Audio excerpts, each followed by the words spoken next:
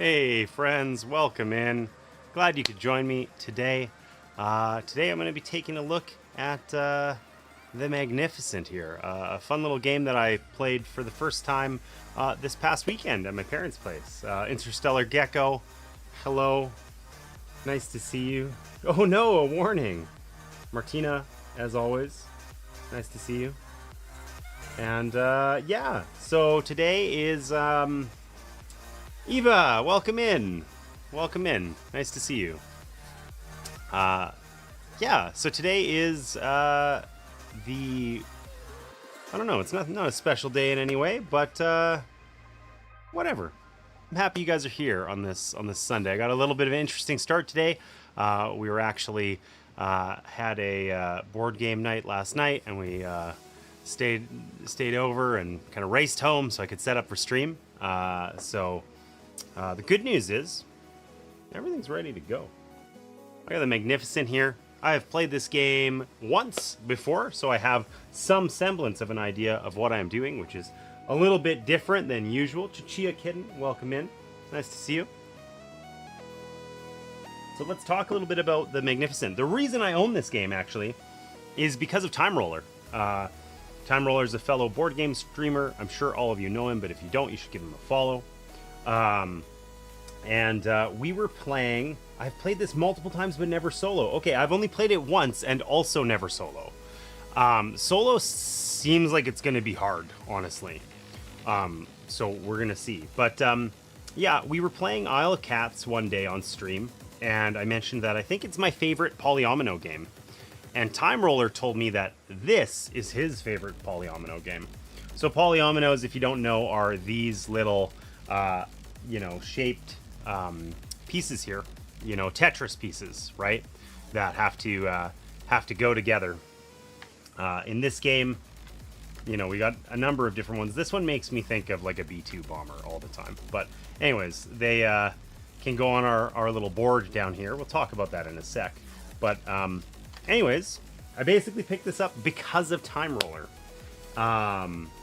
And oh, Allison, welcome in. Nice to see you. I played for like a quarter of one game. That's true, Interstellar Gecko. You're right. So basically, in this game, you are like a traveling circus, and we're going to be taking turns. During those turns, we're going to be drafting dice that are here on the board. Okay, there's various colors. There's orange, purple. I say that's pink, but the color is purple in the game. Okay, and green. And then there's also these clear dice. And the color matters most of the time, okay? As does the value. So we're going to be drafting those dice in order to take actions, in order to... Oh, I didn't flip these out. In order to both build up our camp over here, okay? So we have a little camp board. This has... this is where we're going to be placing these little polyomino pieces. And we're going to need to, as we cover over areas on the board here, we're going to earn some resources. Additionally, this area is divided into like 9 smaller areas. And if we cover those up, at the end of the game, we earn some points. So we want to do a pretty good job kind of Tetrising some of these pieces together over here. And that's our camp, okay? As we do that, we're going to be building tents and structures in our camp that represent the things shown on these posters here. Okay, these represent the various performers, and we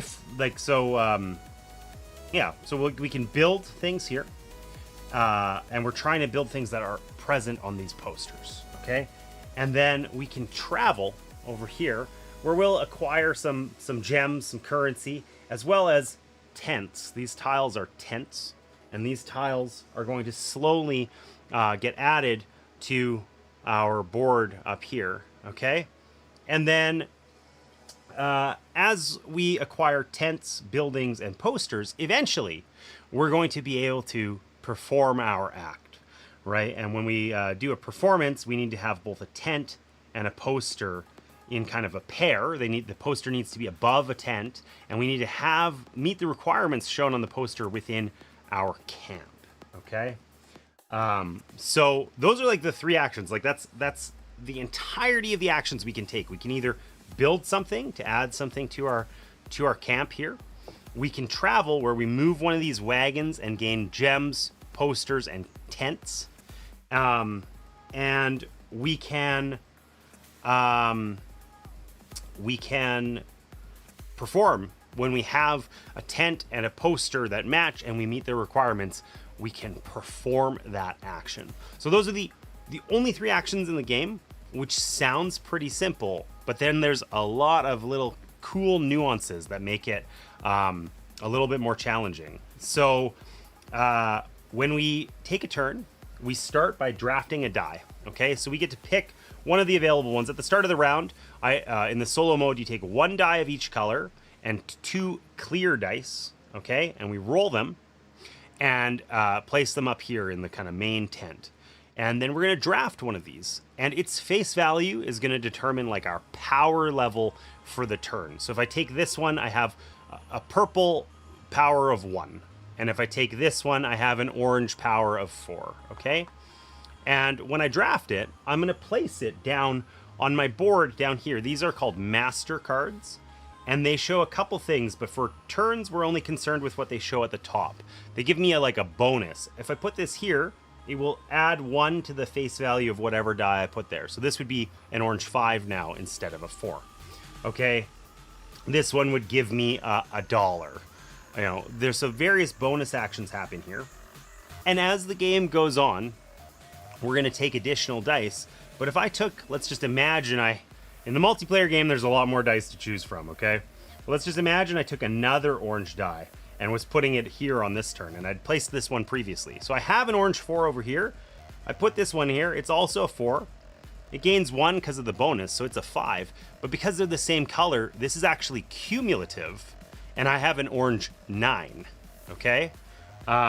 So I really do need to pay attention to the colors of dice, because like something like a 4 doesn't actually get me very far. So like for instance, this little column here shows me all of the build action things.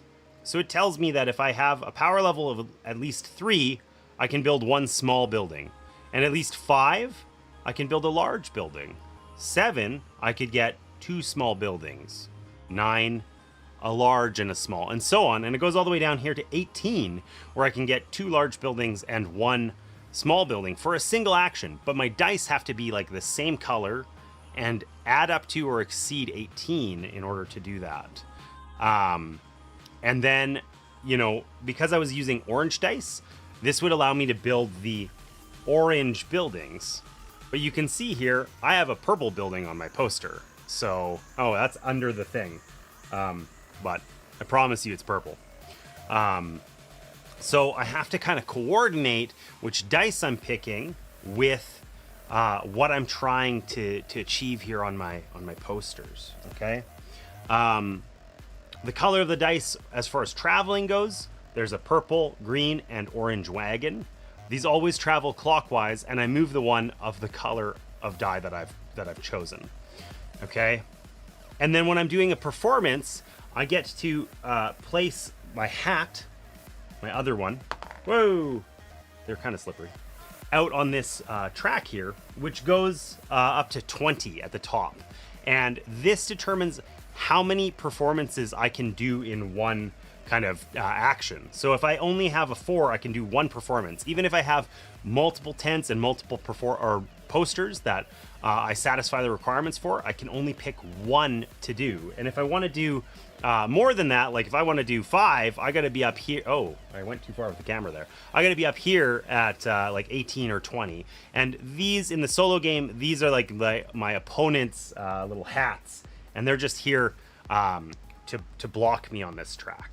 Okay, so my power level has to be quite high if I want to do multiple performances.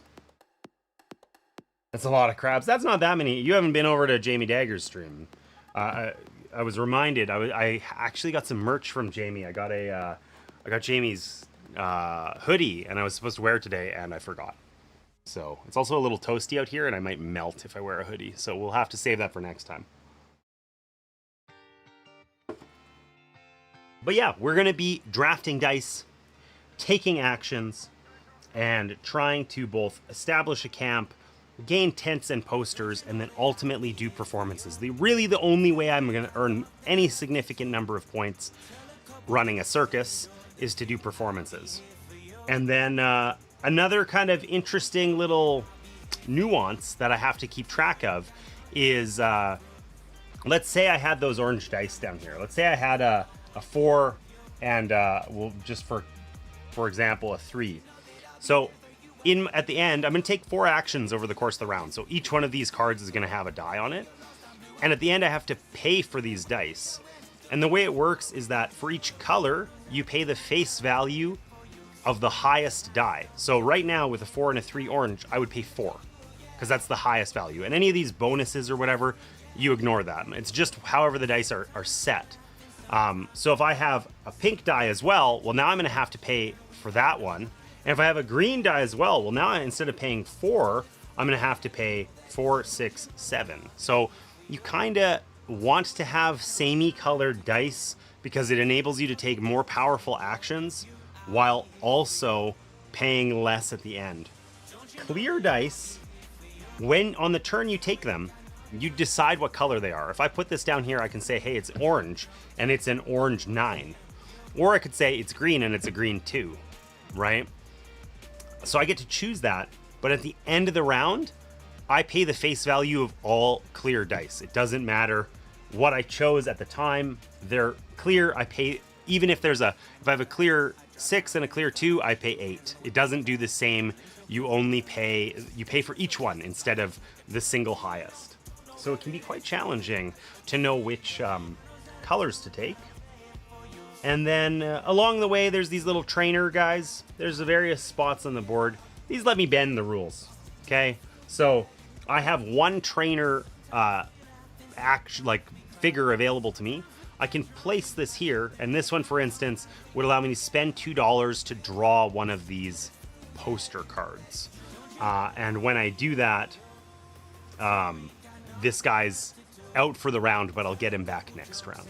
And I can have a supply of 8 of them, but I only start with 1 available. So eventually I can get quite a few trainers and kind of bend the rules and get a little bit more done. They're like, the rule book, it's funny. It says in it like 10 times, like, trainers are really important. Don't neglect trainers. They're really important. And having played it once, I would agree. They're going to be the difference between you hate your life because of the dice and you can make a cool move. So you have to spend them really wisely, especially in this first round, because we only have 1 to begin with. So let's give this a go. Let's get started here on the Magnificent. So one thing that's different in the solo mode, in the multiplayer game, I don't know if you guys can read it. Probably not. Almost for sure not. There's a little chart here. Basically, if you have 4 players, you have 19 dice, and you have kind of a couple fewer, maybe 4 fewer with each decreasing player count. So we only have 5 dice and only 1 of each color, which makes it seems like, oh my god, like we're just going to be paying through the nose every round. We're going to have like a million dice down here of different colors, 3 dice or 3 colors every round, and we're going to pay handsomely for that. But the solo game has one important difference, which is that at the start of each turn, we can discard 1 poster from the display here and take a matching die of that color, roll it, and add it to the pool. So I think I started with, I need a large purple camp, and I want to build some stuff in here in order to get some of these rewards. Like, there's some trainers available here. I'd like to get those. So I think we should probably start with trying to build, and I think that for this round, that means as much as possible, we're going to focus on purple. So I'm going to take this and discard this purple poster. It gets replaced, and that means we get to add 1 purple die to the pool. It's a 4, okay? And I just want to check one thing. There's one other thing that happens at the end of the round in the solo mode. What is it? Something.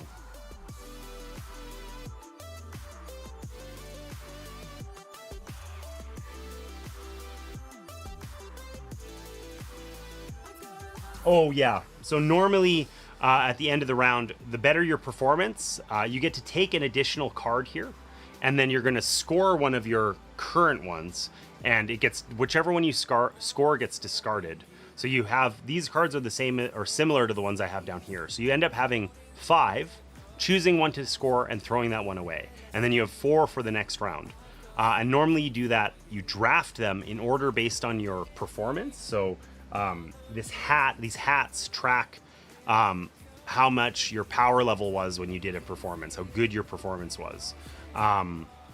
So in the multiplayer game, or sorry, in the solo game rather, these do not move, and I just have fewer options based on like if I do a performance and I'm right here, I have to discard half of the cards over here. Whoever's above me, I just throw those cards away, and I have fewer choices about what stuff I get to take, which is pretty important. Okay, so let's get into it.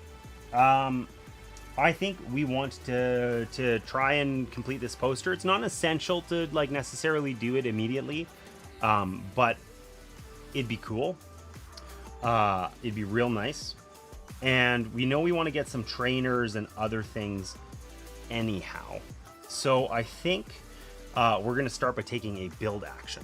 So if we want to build this large building, which I can't think of a compelling reason why we wouldn't, we need to have a at least a 5 on our dice. Okay. Oh, I should get rid of these guys, these example ones. So we're actually like in luck, because we can probably just take that 4 that we just rolled. We can put it down here. It gains +1. It's now a 5. So we get to take a purple action with a value of 5. We're going to choose to take a build action, which means we get 1 large tile. So we're going to take a large purple tile. It has to match the color of the die we're using. There is a trainer over here that lets us bend that rule, but we want purple anyway. Okay, and the first tile, we get to put it anywhere we want in our camp. Okay, and then every other subsequent tile has to be adjacent to existing ones in our camp. And we really want to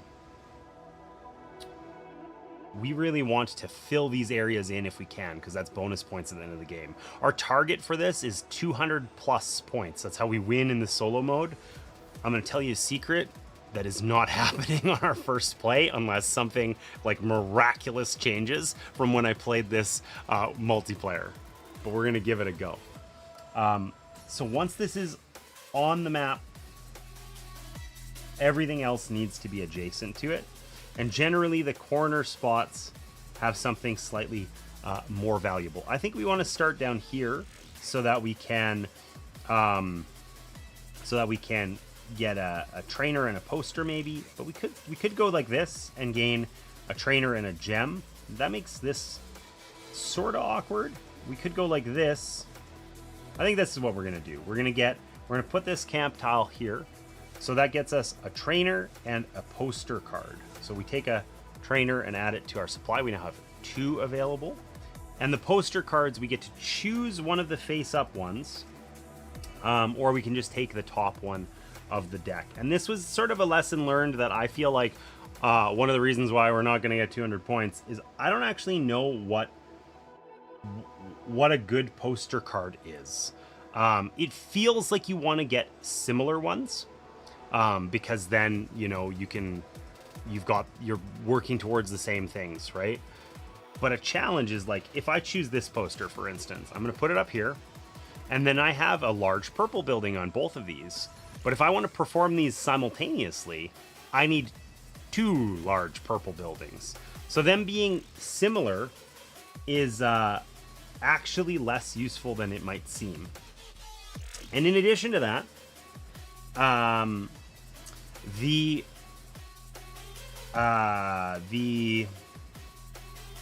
of them have gems that you got to pay as well. Like this one costs me 1 gem of every color, but it gets me tons of points and some money. So I think, despite what I just said, I think we're going to take this one, because if I'm playing the polyomino game, I like the way these pieces are going to fit in here. And we can easily get another large purple if we want. So I think we're going to go with that one. Now we can put this anywhere we want up here. But when we cover these spaces up with tents, we get to earn a bonus. And we have to have them. We can't move these cards once we've placed them, other than after we've done a performance. So we kind of want to make a good choice. Do we want... We're going to end up taking a bonus at some point. Do we want that to be money? Or do we want that to be another trainer?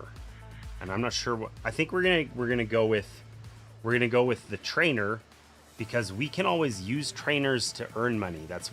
Everyone has a couple special trainers that are reserved just for them, and that's what ours happens to be.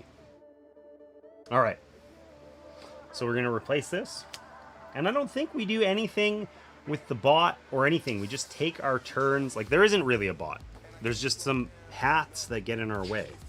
But let me just make sure that I don't mess this up. Yeah, only at the end of the round does it work a little bit differently. And otherwise, we're just taking our actions and doing whatever we like. So we probably want to discard another poster in order to get another purple die, I think. If we can live the dream here, we want to build... Maybe we don't need a purple die just yet. I don't know. We want to build 2 large buildings next. A green one and a purple one. We can use a trainer to cheat on the color, but we need to get 12 power. We're probably not getting 12 power on our next die. But let's add a purple one anyway. So we'll discard this purple poster. We got a 4 again. And another purple poster. That's great. And then... we probably don't want to take a build action, but what do we want to do? Getting a tent sometime soon gives us another poster. It also lets us perform and complete both of these. I want to try and complete both of these this round. Is that good or bad play? I have no idea, but we're going to try and give it a whirl. So that means I need a second tent. I need to take a build action with both, that's at least a 12, okay? And then we would need to take a perform action. So we basically, that's our strategy here. We're gonna travel to get a tent, we're gonna build the things we need, and then our final action, our 4th action, will be to perform. And we're gonna just hope that that works out. So I think our dice costs aren't going to be too bad, and we can get some with trainers. So I don't think we need to freak out about it. So I think we probably want to try and take a tent that's going to earn us some additional points, because 200 seems horrific. The way that travel works here is whatever our power level, that's how far we move in a clockwise direction. Every thing that isn't a tent that we pass over, we get to take. If we want a tent, we have to stop on it. Okay, so if I take, for instance, this this purple one, that's going to not cost us any additional money at the end of the round. We already have a purple 4, but it would give us 5 power to move this. We could go 1, 2, 3, 4, 5. So we could either get 3 gems and no tent, 2 gems and this tent, or 1 gem and this tent. Neither that's not amazing, but it's not horrible.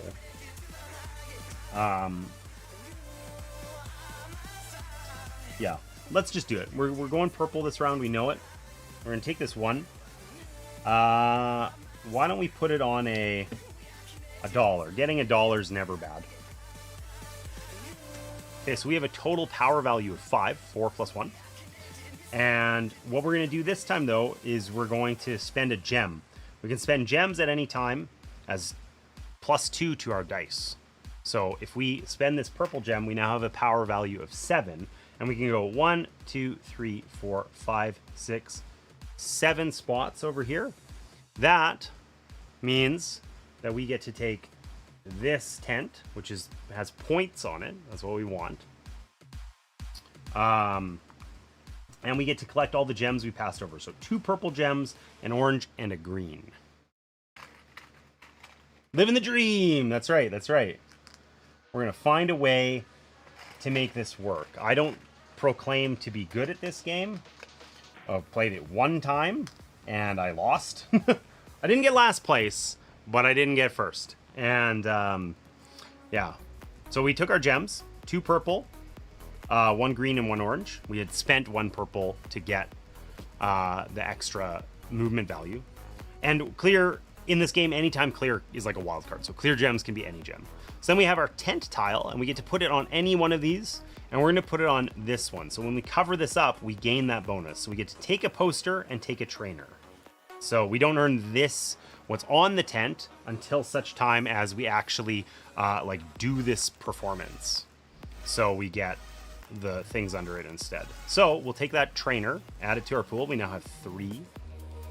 And we get to take a poster. So I think we want to diversify a little. We know we're not going to be performing this one this round as well. This one's easy for us to do. We're going to have 2 of the requirements, but we need a lot of gems. But it's tons of points. So that one's a standout. This one might also be pretty okay for us down here, because this one requires 2 small green and a small purple. We don't have any of that. And some gems, mind you. But we do have this guy here, which as a bonus action, we can spend a trainer to get a small green camp for free. And some later time, when we score it, it scores points for having small green camps. They're also they're just a square. They're really easy to Tetris in because I suck at spatial games. So I think we're going to take this one and we're just going to put it right there. And we don't much care where it goes because we'll have an opportunity to rearrange them later. If you didn't die, it was a success. I literally don't think you can die in this game, so it was a success. All right, so that was our second turn, right? We first built a camp, and then we did some traveling, acquired a nice, gorgeous new tent.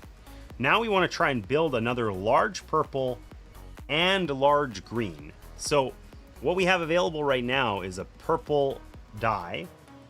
Irrespective of where we put this, we're going to have 9. We need to get at least 12. So we could make up the difference with 2 gems. We have them, right? It's an option.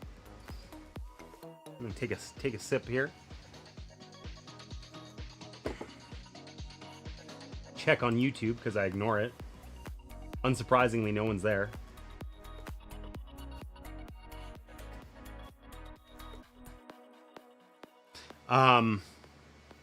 So we would have 9, which 9 isn't 12, right? But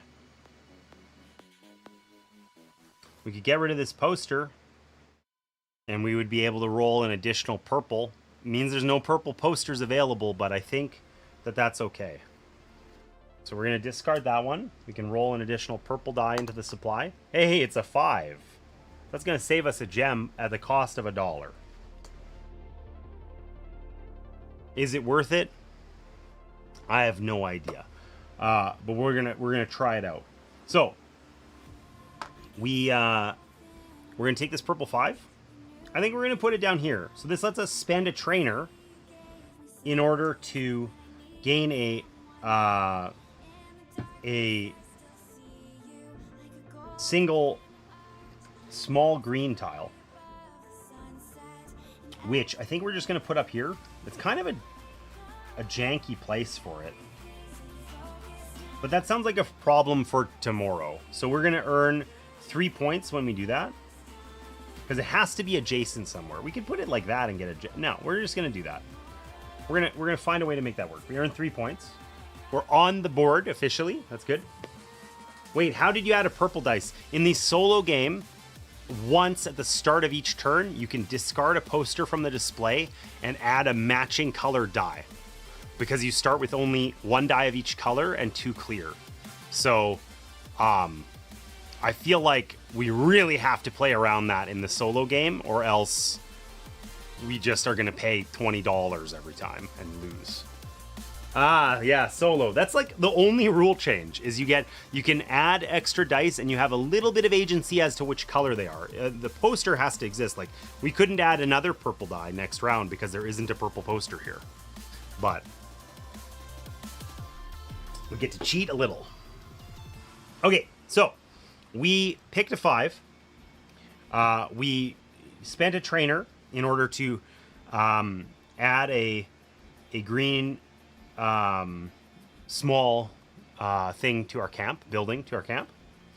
Okay, and we're gonna spend a purple gem because we know we need 12, right? So we have 4, 9, 10 plus 2 from our gem. That's 12. That allows us to build 2 large buildings. Okay, and we want 1 purple and 1 green. So normally we would get 2 purple buildings, but we're gonna spend a trainer over here.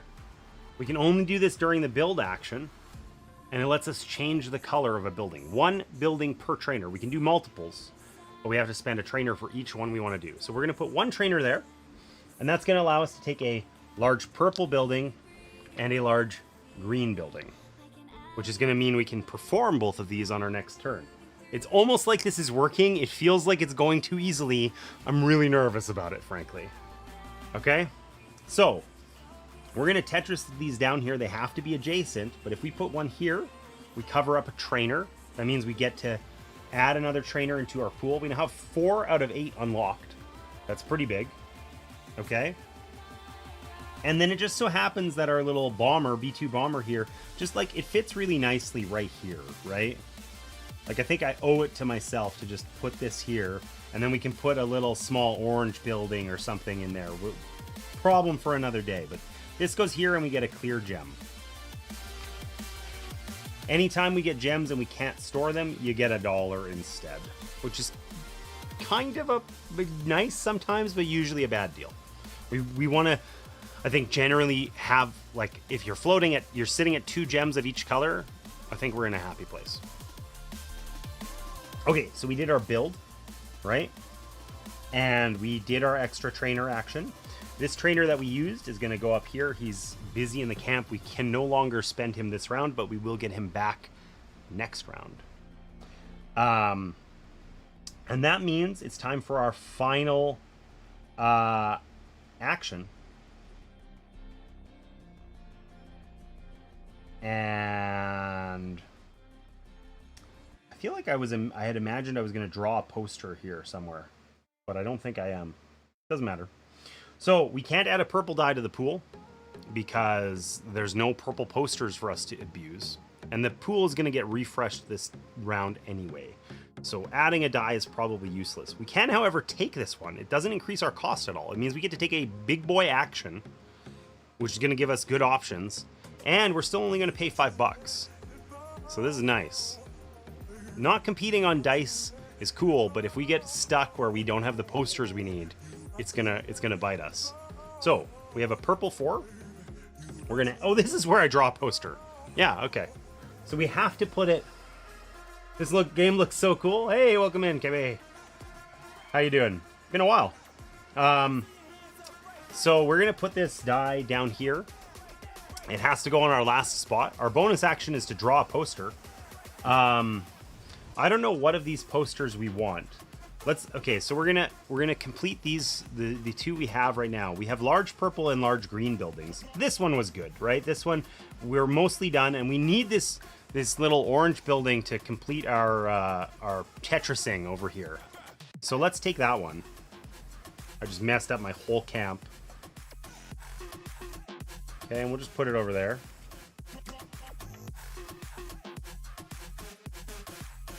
Hello, just setting things up on my TV. Oh, nice. Awesome. I read an interesting stat the other day about, like, a surprisingly high percentage of YouTube traffic is actually watched on TVs, like smart TVs and stuff, is like a majority of devices, which seems weird, at least for long form content.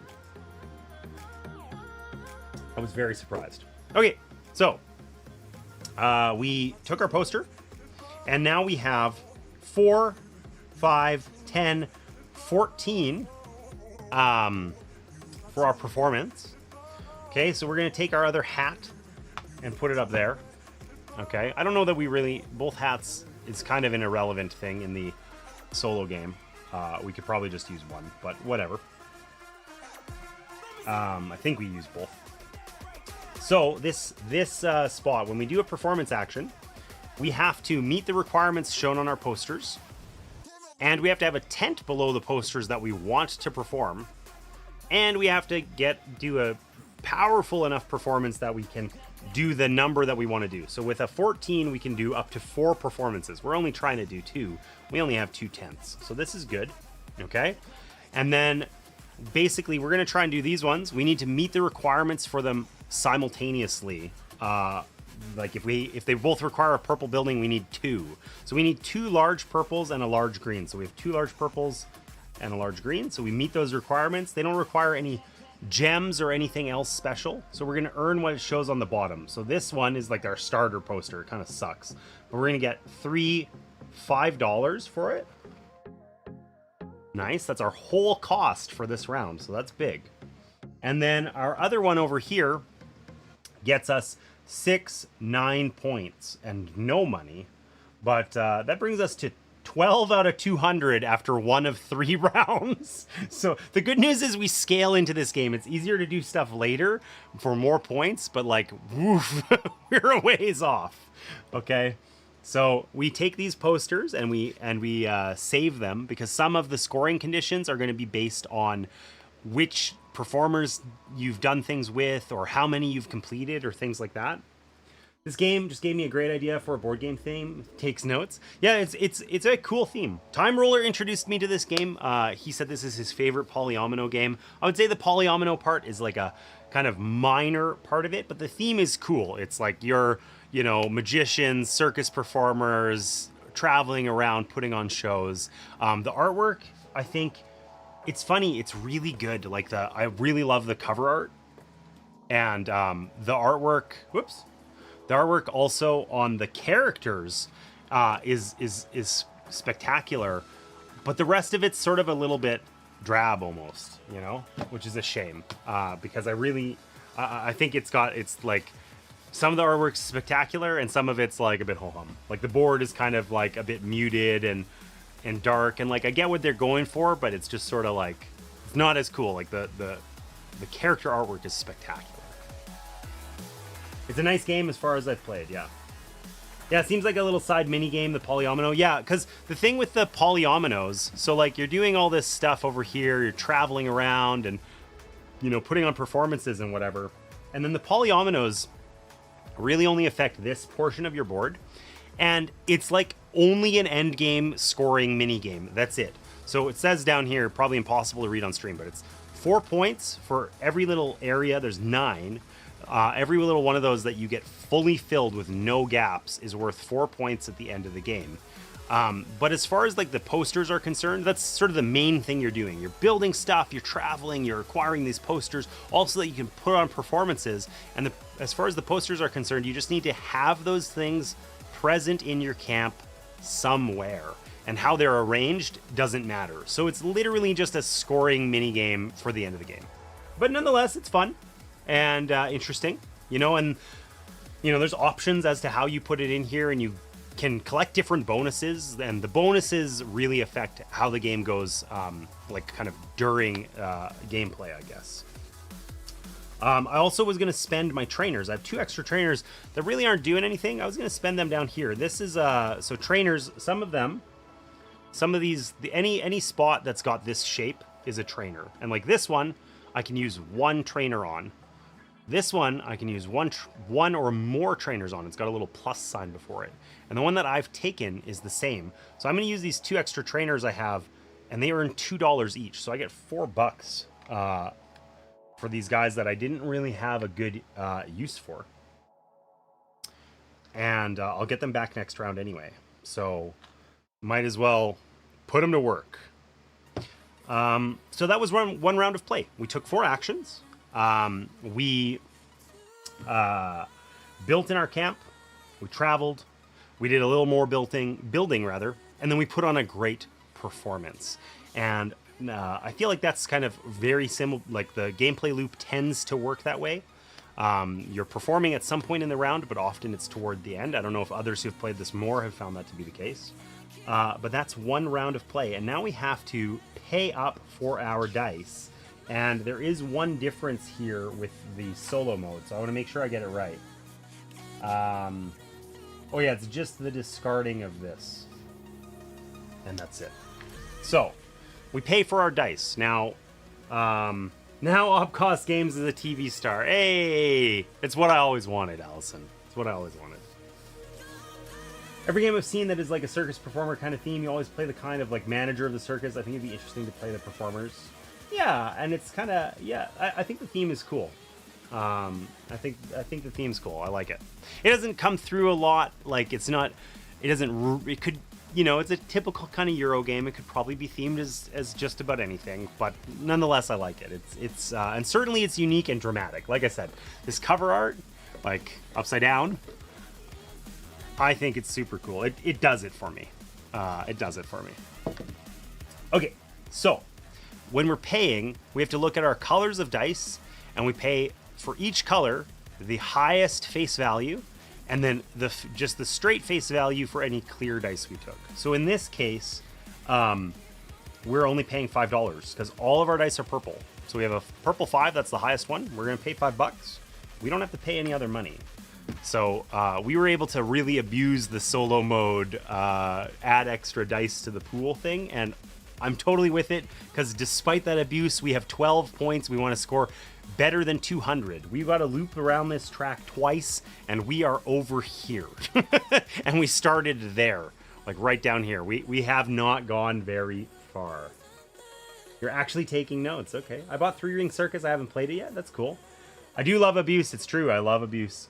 I feel like, what other circus kind of themed games or performance kind of games do I have? I have Meeple Circus, which I actually have the big like wooden edition, and I haven't ever played it. I feel like I talked about that with Eva, but it might have been someone else. It was a while ago. A long while. Or maybe it was you. Yeah. I have Meeple Circus. It's like the polar opposite of this from an artwork perspective. It's very kind of cheeky and like, you know, kid-like, you know. This is very much more like a serious vibe.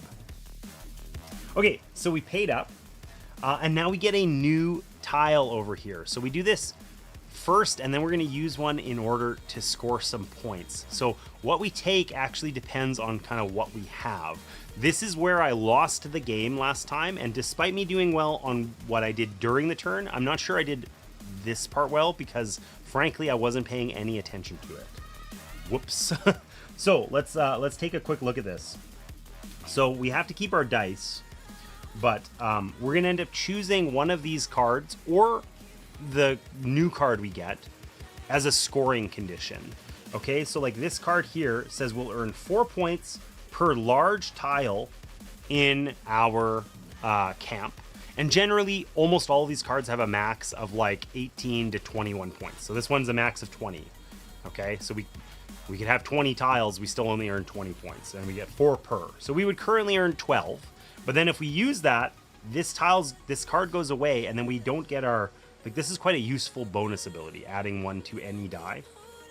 Okay, this one we want to save for later. It's 4 points per green small in our camp, and we can use this. We have lots of trainers. We can use this to do additional builds. That lets us cover up more area. That's worth more points, and eventually we could score like maybe 20 points with that. So we don't want to score this one. This is 5 points per performance we've done where the performer is the same, I believe. Let me double check that that's what this is. Yeah, choose one character and get 5 points per poster you have that has that character on it. So we have 2 different characters. So these are both the same scoring condition, and they would only be worth 5 points to us. So we want to be trying to score basically 20 points here each time. So in our current setup, our best option would be to get rid of this. It would earn us 12 points, and that's that. Now, the good news is The wooden big one? Ooh, yeah. Meeple Circus has like they have like a big like wooden collector's edition that's in a I could grab it later, maybe after I finish this playthrough. It's in a wooden box that's like this big, right? It's huge. You know, I bought it at some point. They kickstarted it. I didn't kickstart it. I bought it from a retailer here in Canada, Board Game Bliss. Eva, you'd be familiar with them. For, you know, several $100s, and it's sat over in the corner there unplayed. So, oops. But I have all the other like big box games that they've published. They did Takanoko, they did Meeple Circus, they did River Dragons, and there's at least one I'm forgetting about, I think. But I quite like them. I like this, like the physical. There's a reason I don't play games on Board Game Arena on stream very often. It's because I love physical components, the bits and moving them around and stuff. That's a special thing, especially these days where everything's digital and staring at glass. I don't want to stare at glass anymore. I do enough of that all day long. I want to move physical components. So the big collector's editions, I'm an absolute sucker for stuff like that.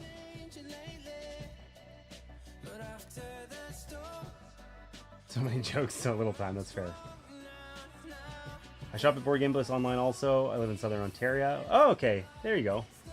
Clickety clacks. That's a good. The bits and bobs. The clickety clacks. Yeah. Yeah. I don't love the admin portion. Like, there are games that I actively dislike because they have too much, like, bookkeeping. But I just like the kinesthesia, like, physical components that look like... Something I think about a lot is not that it actually affects how I play games, because I play games almost always with like groups of players that I know that I've played games with a lot in the past. But I often think about this idea of like table presence. Does a game look inviting on the table? If somebody was walking by, would they be curious about what it is or want to play? And I think that that's like, even though it's very like, it doesn't affect my experience. Like I take games to my groups and I almost always am teaching them. And it's not that well, I try and pick games the groups would like, or I'll bring lots and they'll pick within them or whatever. I'm not, you know, force feeding them games or anything. But it's not a casual walk by, ooh, what's that? That doesn't happen for me literally ever, but I still think about it as an important kind of way of summarizing what I like. Table presence, you know?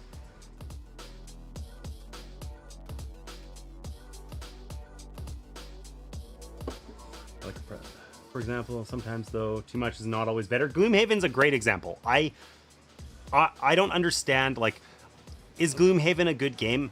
Yes. Is it like the best game I've ever played? No. And is it meaningfully better than most other campaign games in that style? I don't think it is. Interchangeable is what it feels like. It doesn't feel any better. I haven't ever played like that style of game where it was like, this is the one, I really want to play this more than other games in that vein. Never happened, and I don't think Gloomhaven's it. It's not that special. And yeah, too many pieces and I don't know. I'm selling my copy of Gloomhaven and my copy of Frosthaven, actually, and I've only barely dipped my toe into them. So doesn't matter. It's still appealing to the players when they are learning. If the game isn't appealing, they're less excited. It's true. It's totally true. And apparently, you know, I've been told many times by Martina, Lady Opcost, that I think I do a competent job teaching games, but despite that, teaching games or learning a game is her least favorite part, going through the motions of learning the rules. I mean, we do that probably a disproportionate amount because I do kind of try and get my groups to play new games probably more frequently than other groups do. I like games. I play new ones all the time. But hey, Team Martina! Welcome in, Legends. Nice to see you. I called my Gloomhaven as well. It was not for me. I don't like the card combat system. Feels too punishing to exhaust the cards. That's fair. It's totally fair. Cosmic Beat. Time Roller, welcome in. Time Roller! I've mentioned you... Oh, that was a raid? My raid alerts don't work anymore. I'm so sorry. Time Roller, thank you for the raid. Here, let's give you a shout out. I am sorry that I missed that. I don't know why this is so hard to reach my laptop. I put it too far away. The Magnificent is a favorite game. Okay, so Time Roller, thank you so much for that raid. Sorry I missed it. I'm in the midst of getting rid of stream elements, and I forgot entirely I don't get raid alerts anymore. So, whoops. I totally missed that raid. Thanks so much. Welcome in, raiders. If you don't know me, I'm James, Opcost. We play board games here. We were in the middle of talking about why it's so satisfying to play physical games on the table instead of like digital games or things like that. So we were kind of talking a little bit about the nuance of that. Sorry I missed the raid. I gotta fix my alerts, but it's like one of the many things I've been changing around here, and I didn't, that's one of the things I didn't get to yet. So welcome in. The Magnificent. I'm so happy you rated in particular Time Roller, because I have this game because of you, because we were playing Isle of Cats on stream here, and I mentioned it was my favorite polyomino game, and you said that the Magnificent was better and you prefer it, and that's why I have it. I also have hiding over here the somewhat hard to find expansion, which I have not yet played, the Magnificent Snow. Did I miss Legends stream again? Let's not talk about it, Gecko. Let's not talk about it. But yeah, welcome in, guys. Love that box art. Yeah, me too. My youngest daughter is a figure skater, and the Magnificent Snow has a weird, like, ethereal, icy figure skater as the box art. It's kind of cool. I like it. So, but I haven't played this one yet. I mean, when you play Everdell in person, the tree is a presence. Sure, it's fast on Steam, but it's not the same. It's true. It's true. And Everdell, like, the berries are like rubbery and silicone-y, and like, I don't know, in those little intangible, they're not intangible, but those little things, they're actually explicitly tangible. Anyways, they add to the experience for me, you know? So, oh, do you not have Snow, Time Roller? Because I know you mentioned it and it being hard to find, and I got a copy when I was just on the lookout for it, and I did only ever find one, and I like immediately snagged it because you had mentioned that it was hard to find. That's a shame. What did I miss again? Oh, I totally missed Legends stream. I miss Legends stream every week. It just the timing doesn't work for me. I'm sorry, Legends. I feel badly. I've caught like 2 streams ever. It's a tactile thing. I get it. Totally. Okay, so where the heck were we? We paid our $5 because we managed the solo mode. We get to cheat a little bit, and we managed, no, not cheat, but we managed to do pretty well and get exactly all purple dice. So we only paid $5, which I'm pretty happy with. None of our cards are great for scoring, so we want to take a look and see if we can pick up a card that might be better for scoring, or will, if we have to, we're going to score this card, and we want something that's going to give us a decent bonus action. So let's take a look over here at what we've got for bonus cards. So this top this top card that you guys can't see anyway, it gets discarded because on the performance track here, we had one person above us. So in the solo mode, that just means this top option, it's gone. It's out. You can't choose it. Okay? So we get to pick from these 3, and we could either use these to score this round, or they will become available. They would be the replacement for the card that we do score, right? It's been a really good game. We played this multiplayer on Friday night, and now I'm trying it solo, and I'm enjoying it so far. We're 1 round of 3 in. I have 12 points. In order to win this solo mode, you're supposed to beat 200. I don't have high hopes. Okay, so this card would give us $1 when we use it as a bonus action, and it scores 3 points per small building in our camp. We don't have very many of those. That one sucks. Now we do get to take this tile beside it, which lets us turn a trainer into a white gem. That could be situationally very useful. This one, $2 as a bonus action. If we score it, it's just a flat 10 points The trainer that we get lets us use 2 trainers to double the bonus on one of the tents. So when we put a tent, say here, instead of getting $2, we would get 4, or we'd get 4 white gems. You can't even keep that many. Or we'd get 8 points. So that's like not a terrible one. There is one that doubles bonuses on your camp. That one's really nice. And then this one here, we gain $1 as a bonus action. It's the same scoring condition as the one we thought we might do. So it would be 12 points. And this trainer, when we're performing, we earn 1 point per performance. So we would have earned a bonus 2 points that last turn. So this is probably like an extra, you know, I don't know. We're probably going to do 2 or 3 more performances. Like this is probably an extra like 6 or 8 points over the course of the game. And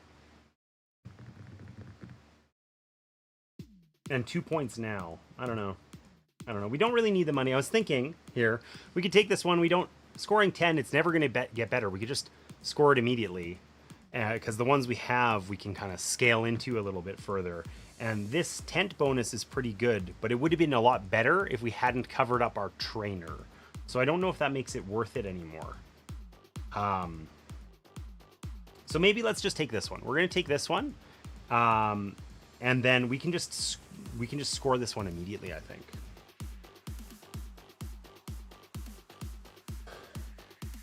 I bought 2 board games yesterday and played them yesterday, and bought a board game today. Which 2 did you play, Legends?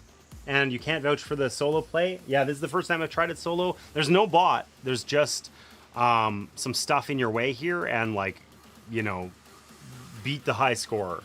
And 1 rules change that lets you kind of manipulate the dice a little bit. So it's very easy to play solo, but I'm not sure whether that means it's good.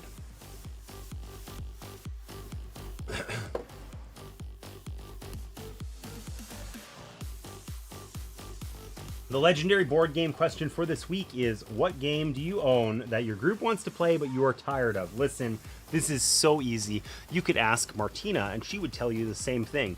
The game that everybody always wants to play that I'm so tired of is Quacks of Quedlinburg. Shoot me in the face before I play that game again. We have it. We have the expansions.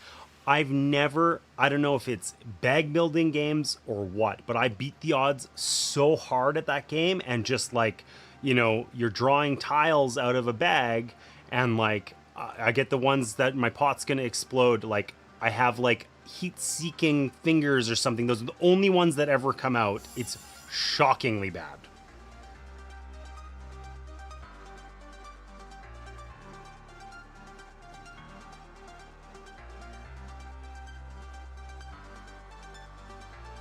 Veil of Eternity and Mycelia.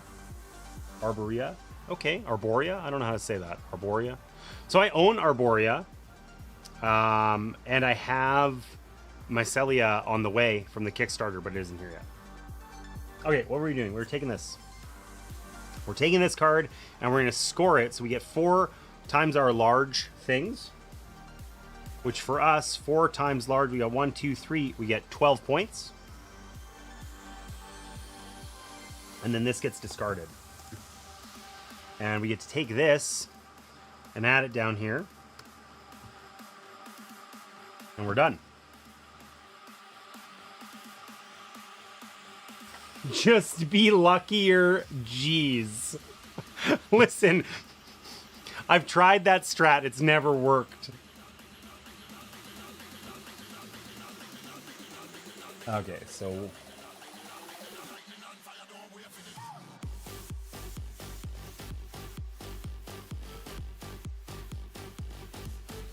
we discard this one that we don't take? I don't know. Let's see.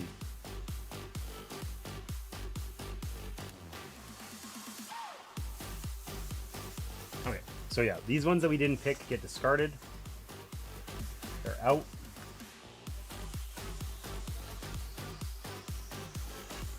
We're gonna replenish them all. Oops, whatever. This one lets us, as a bonus action, get +1 to any colored dice. This is +2, but only if it's purple. That just gets us a white gem. So let's spend 3 gems for a small orange, which seems exceptionally expensive.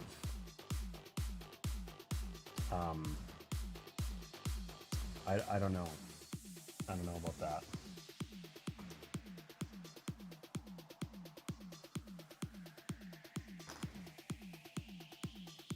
Put out these other trainers. These are going to let us... Oh, this is the one I was talking about. 2 trainers, and you get to double your reward from 1 tile when you take a build action. So the rewards, whatever you cover up, you get double that, but at the cost of 2 trainers, which is a lot, you know? Play a few games of Can't Stop on VGA before, get the bad luck out of your system. Yeah, listen, there was a while, like, I don't know, quite a while ago, a year ago maybe, I just decided I was going to stream a few times and I was going to play Can't Stop in arena mode, like, until I was, like, good.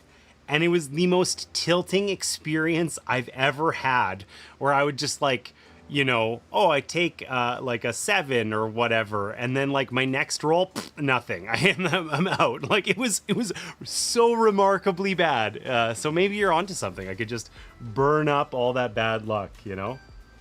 I don't know. Before a game like Quacks. Yeah, totally. I think that's a great idea, actually. I think that's a great idea. Okay, so we're gonna re-roll one die of every color, plus 2 clear dice, and we know that purple's not gonna be our jam this round, because the way the solo mode works is we can discard a poster in order to add a die of that color to the main area here after each, before each turn. So we can do that, and there are no purple posters, so we won't be going for purple this turn. I mean, we got some money. We could just pay and take less good actions. You know, that's a thing that might happen. Also, I forgot, after doing a performance, you're allowed to reposition your posters in any way you want. So I think we want to put this guy over here, because we'd like to try and complete this one this time. We just need a small orange camp. That maybe is a good place to start. And because I don't have anywhere else that's good to put it, why don't I just put that one there? We're not very close to completing that one, but we could get there. We could get there, you know? Then no, he hasn't. He just loses anyways. Oh, thanks for the vote of confidence there, Interstellar Gecko. Nice, nice, nice. I just lose.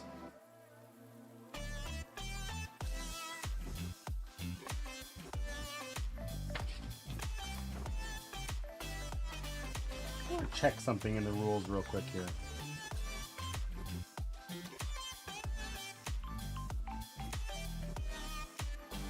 No, never mind. I'm not gonna check. That wouldn't make sense.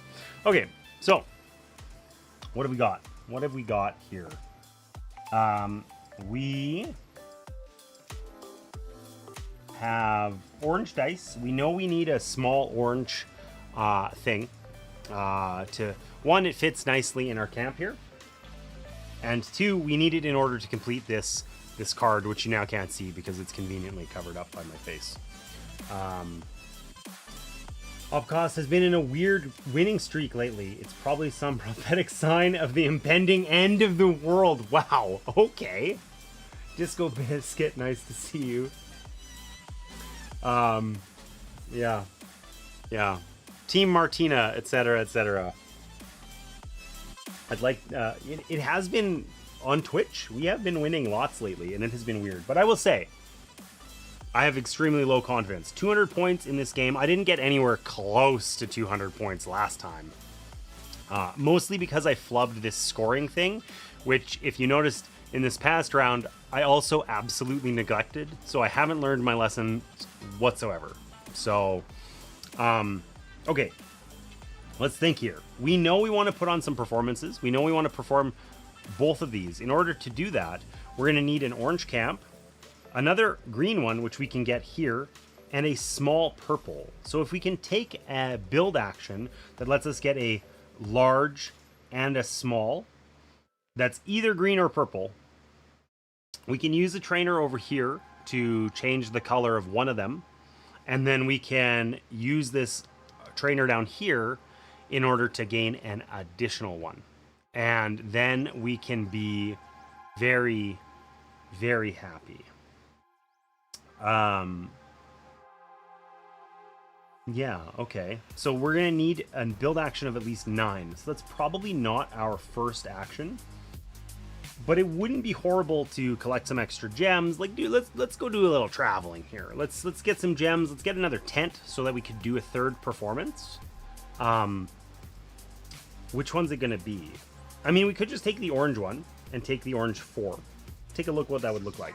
If we did that, we're traveling on this one, and we can travel up to 4 distance. So we have to stop on this tent. We get an orange and a green gem, and we'd be done. Alternatively, we could spend an orange gem to travel further to this tent, and we get a little bit more, and we'd actually get that orange gem back anyway. So that's not a terrible idea. But this tent has money on it. And we really, really, really, we want to get points. We want to get points. You've been too nice lately. It's true. You single-handedly kept me going in that South Tigris stream. That was a tough game. I loved it. I thought about playing it again today. All right. So we want to get tents with points on them. I think it's time to get one of these clear gem tents. That's either the purple one down here, or one of these ones. I don't want to travel one on the green. I mean, there is a green one there, but that seems insulting. We can use a trainer to travel counterclockwise to get there, but that's also sucky. So I think we probably just want to try and get this one. We need a purple 5 though. That could be this 2 on our bonus. That's 3 plus a purple gem. That's 5. That would get us we'd get our purple gems back anyway, and we would get the tent that we want. Right? That sounds good. Let's do that.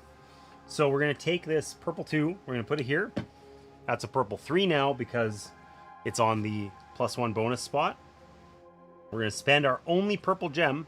That makes it 5 because each gem is +2. And over here, if this would work, we're going to travel 5 spots. 1, 2, 3, 4, 5. We get to take this tent, and we gain 2 purple gems and an orange gem for our trouble. So we're almost maxed out on gems anyway. And then we get to take this tent, and we get to put it on one of these remaining spots. So, $2, 2 clear gems, which we could only fit 1, so it'd be 1 clear gem and $1. So probably not that one, or 4 points. I don't think, we know we're not taking the tent bonus double trainer because we threw it out. So I think we just take the 4 points. Actually, yeah, whatever. Let's just take the 4 points. We need the points. We've reached 1/4 of the way around one time. That's big. Trombone, welcome in. Thanks for that lurk. Appreciate you. All right.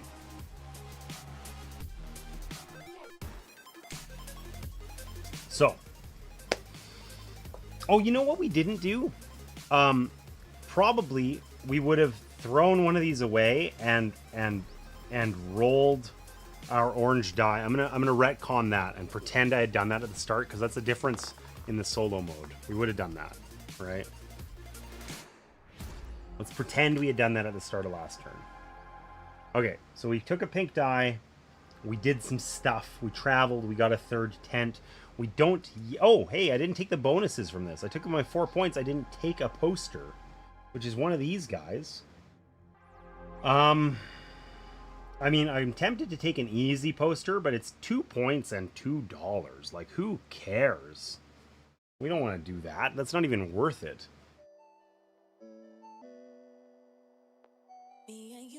So what's something else that, like, I don't know, that's achievable? None of these are achievable. I think we knew we wanted to go for orange, so we want to leave this one here so that we can potentially use it to gain orange dice. So we don't want to take this one. This one's only incrementally more points than the other one. Let's just take this one, because even if we don't complete it now and we complete it later, it will still be, like, it'll still be valuable to us at least. I was going to wander away with the original lurk and then decided to wander with the phone. Nice. That's not even worth it. You know what? You're worth it. Wow. Trombone being nice? What have I done to earn that? I don't know what it is, but I like it. All right. So, we've taken one action. We know we got to do some building and then we're going to perform. But do we think we're going to perform this one? I don't think we're going to perform this one this round, so we're just going to put it over here for storage. Okay. And then now it's our second turn. So, something that I kind of like glossed over and didn't think about at all is the fact that, oh, hey, we took this pink die, or purple die rather, for traveling, but then of course that doesn't help us actually do the build action that we want to do, because we need a high value build action. We need at least a 9 to get a large and a small. And if I recall, we need a large green and a small orange. So we need either a green or an orange die. So any one other than the one we took. Whoops. So either we're taking a big boy die and using some gems to make it a 9, which we could do, or I don't know. Why don't we add an extra orange die to the pool like we said we were going to do? We'll discard this. This is the solo mode thing. We get to, before our turn, we got a 2. That's not super helpful. But we know we need to build at least this orange, small. And do we need an orange and a purple small? And I just am an idiot? Yes, we do. We don't need a large one at all. We have the large ones here. This one doesn't have any large ones on it. What was I thinking? Okay, so we need 2 smalls. We need at least a 7. Well, that's a lot more achievable. We also don't have to do that now.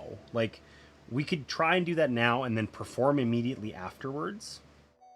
Or we could try and save our performance for when we have more dice and get more out of it, which I think might be a better move. This is where, I don't know, I'm not actually sure. You know, we could also plan to take 2 build actions and just, like, we could use this, 2 trainers on this, and we could get, like, a ton built this turn, and then have some big performances, like, next round, maybe. Maybe 1 big performance this round, and then 2 next round, or something like that. That's an option. I remembered to activate the bot. I did, and I thought about you specifically when I did it, Trombone. I missed that comment earlier, but, you know. Okay, so we can't perform. We placed this where we're not going to be able to do it, which maybe we're going to regret later. We can always spend a trainer and $2 to gain another poster anyway.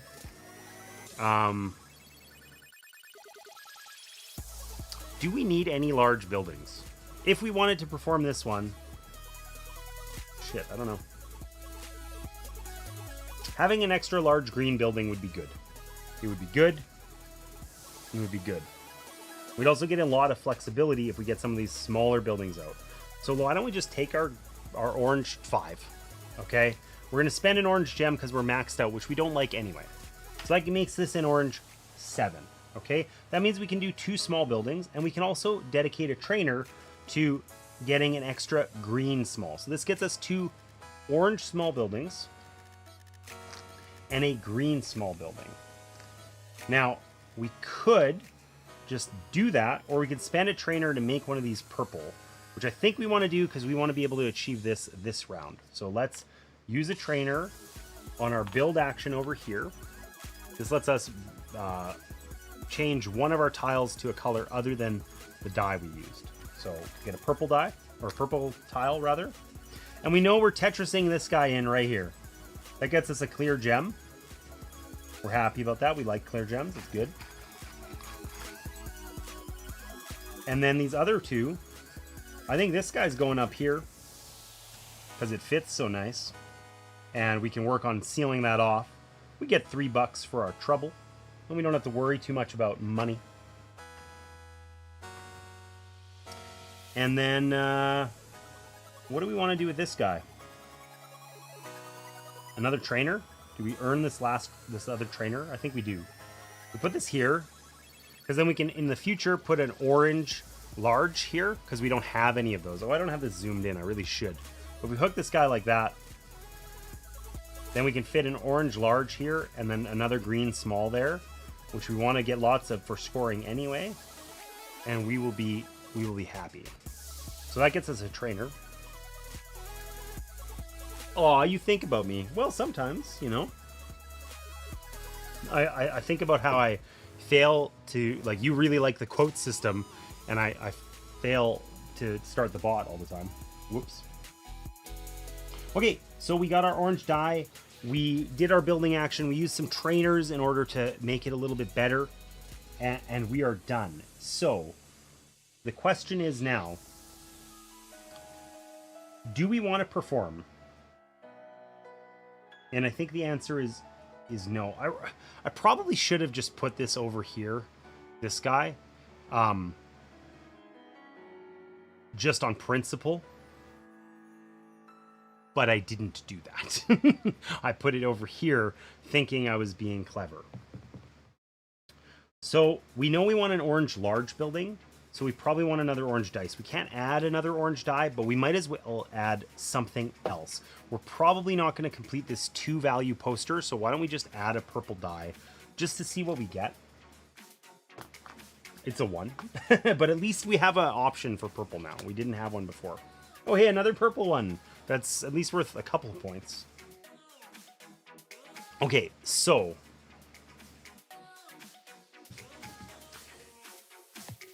we want to do another build action, and we want it to be orange.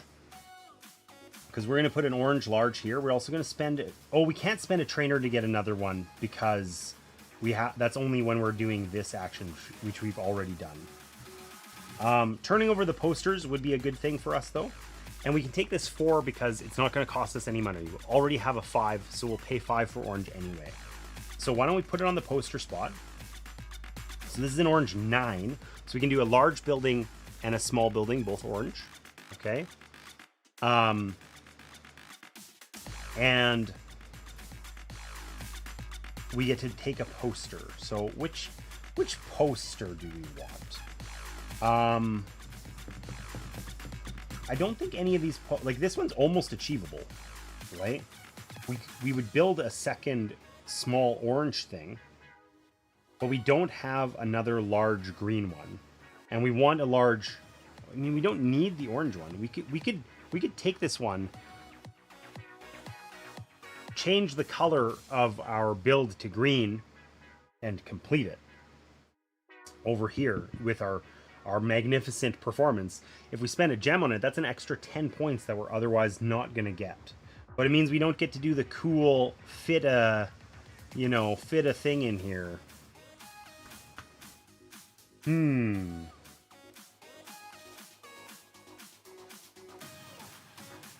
I mean, we're also only one large purple away from doing this, which is 5 points and $3. That's not a horrible one to take either. Or we can just roll the dice and see what we get. I feel like having an opportunity to do a third performance is probably worth it, even though it kind of goes against our plans a little bit.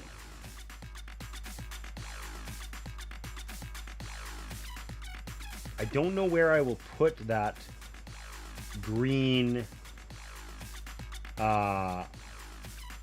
thing. It would probably go over here. It's kind of mucks everything up, honestly. Our beautiful mini game will get kind of screwed by it, but it's probably worth doing. I should have just put this one over there. I didn't. Let's make up for it. We'll take this poster, we'll put it in that slot as our bonus from that. We'll flip out a way better poster that I would prefer to complete, but too late. Okay. And we have an orange 9. So an orange 9 will let us build a large orange and a small orange. So this is the hard part of the game, I think, where it's really easy to get, like, you need everything simultaneously. and it's easy to get messed up. So we need 2 small green and a small purple. So we've got those. We need a large green, a large purple, and a small orange. So we've got those. And then we need a large green and a large or small orange, which we don't have either of. So if we do this 9 build, we build this small orange that we get naturally, and we use a trainer to turn the large into green. And then we can get it all. So we'll take this trainer, we'll put it on the switchy thing. So we get a orange and a large green. Now we have to find a way of putting these down here that doesn't suck. And it was going to go so neatly down here with the big orange one and a green one down there. We don't really want to draw those cards yet anyway. We don't have space for them. So I think we want to avoid placing these in the bottom left. And instead, we want to like put these over here. They have to be adjacent to something. You know, if we put this one up here somewhere, it leaves it so that we can just put another large green one in there. We're very stuck having to do that. And oh, this is disgusting. Okay, we'll put that there. We know the other large green is going to seal the deal there, and that gets us $2.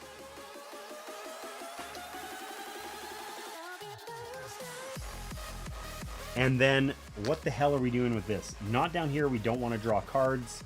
Do we just put it like this? No, because we can't cover up that spot. So we're just sloughing this off somewhere. How do we put it in the least damaging way? This would require another orange one here. We're just getting suckered into building a million orange ones, I think. Because we know that this is going to get filled. And I don't want to put this something like, you know, ugh. I mean, we were going to put a big orange and a small green here. That would get us $2 now, and we can deal with suffer the consequences later. It's a classic way to, you know, succeed. Or we can, yeah, there's no good way to cover this without we're stuck adding more orange later. No matter where we put this, we're putting more orange. We'll just put it there. We'll take our white gem. Oh, we can't fit a white gem, so we'll put it like this instead. Okay. I'm sorry for that. I apologize. God, that was painful. Apparently the polyomino minigame is a big deal, and I suck at it. Okay, so we did our build action. We get 1 action left, and we want to perform 3 things. This guy, and this guy. We have all of them. We have all the gems we need. We can get a ton of points. We can use a trainer to get 3 bonus points for doing this. So we definitely want to make that happen. But in order to perform 3, we need a value of at least 12. So we currently have 9. If we take this 2, that gets us 11. So we're going to have to put out a gem in order to get to 12. Because we can't roll an additional die. And, I mean, yeah. I mean, we could take the white die, and then we could just make it orange. It means we're paying $3 extra, and we're saving a gem. Do we need the gem? Not really. Let's just spend the gem. Let's take the orange. So we get $1 from our bonus here. Okay. And then we're going to take our orange gem in order to make this 2, 6, 11, 13. So our performance is up here. That lets us do at least 3. Okay, and we won't be able to pick this top thing from the board here at the end of the round, but we'll be able to pick any of the other 3. So that's pretty good. And let's get to this performance. So we need to meet all the requirements here. So we need on this one, we need a green and a purple gem, and we need to have green, green, purple, all small. So we got those here, 1, 2, 3. Okay. We can't perform this one because we do not have a tent under it. So we will not be doing that one. But then these ones over here, We need a large green, a large purple, and a small orange. That's these guys here. 1, 2, 3. They're none of the ones we used already. We also need a gem of every color. I wonder if I should use one of my white gems just so that I'm not maxing out on white gems. Let's do that. And then, or wait, I'll use one of my white gems over here. Okay. And then to do this one, we don't need any gems up here, but we do need a gem for our tent. And then we need a large green that we didn't use and a small orange that we didn't use. So we have all the requirements met. We get all the benefits and rewards from our 3 different performances here. So for this one, we're going to earn 8 points and $4. Oh, also, we're going to spend a trainer down here where we get an additional point per performance. Let's do that after. Okay, 8 points and $4. 36, $4. Money is 5 to 1 at the end for points, so it's not super useful to stockpile. Okay. This one, we're going to get 15 points and $2.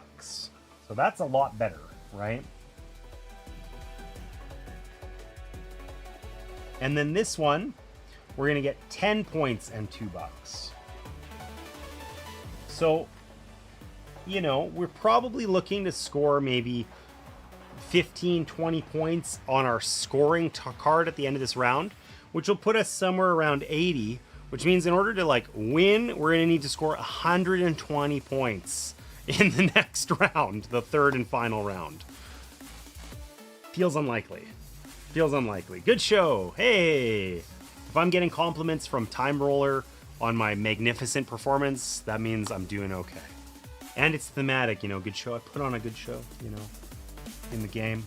All right, we did it. So let's discard these gems that we spent. And we'll take these 3 and set them off to the side. Now we do get to rearrange our posters. So we can put this one wherever we want. Now, we meet the requirements for this one already. Getting green gems not hard. It's decently high point value, and I don't think we have the luxury of picking up 10 posters next turn. So I think we put it here where we can put it on our tent that can score us an additional 7 points, and we just assume we're going to complete it next round. It wasn't a disaster. Hey! All right. So, because we've reached the end of the round, we got to pay up. So we have to pay our highest of each color. So orange, we pay 5. Purple, we pay 2. So we're going to pay a total of $7. But we got lots of money to spare.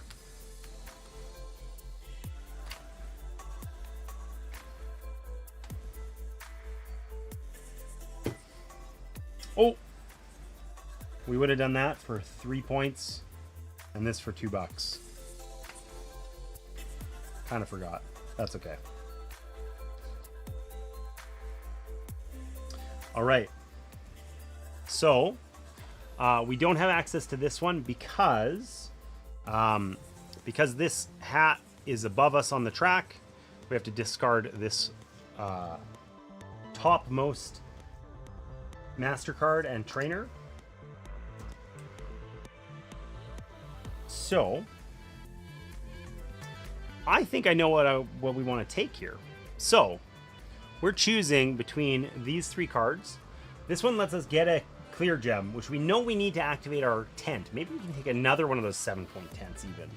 Okay, it's 4 points per different performer. Do we have a lot of different performers? We got 3, so already it's not terrible, even if we don't get any other ones. But this one, two trainers to double our thing. That basically would let us, we could use that on our board over here. Like if we use that on an orange square that we drop here, we're gonna get 7 points just for that tile. So that feels pretty strong when we're trying to get 200.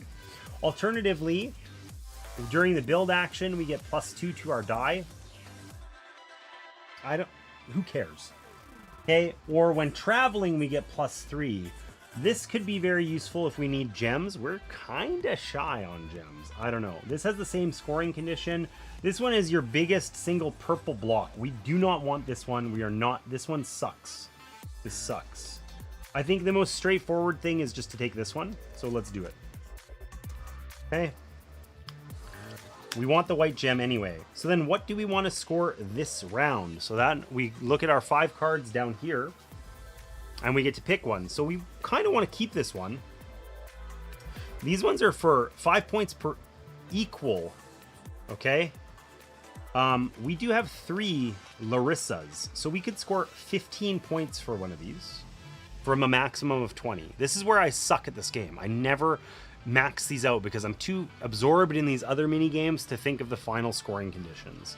This one is points for having small green. I don't think we're ever going to actually achieve this, but we are going to earn points for those anyway just by having areas filled. So it's kind of, this thing's kind of handy to have as a bonus condition.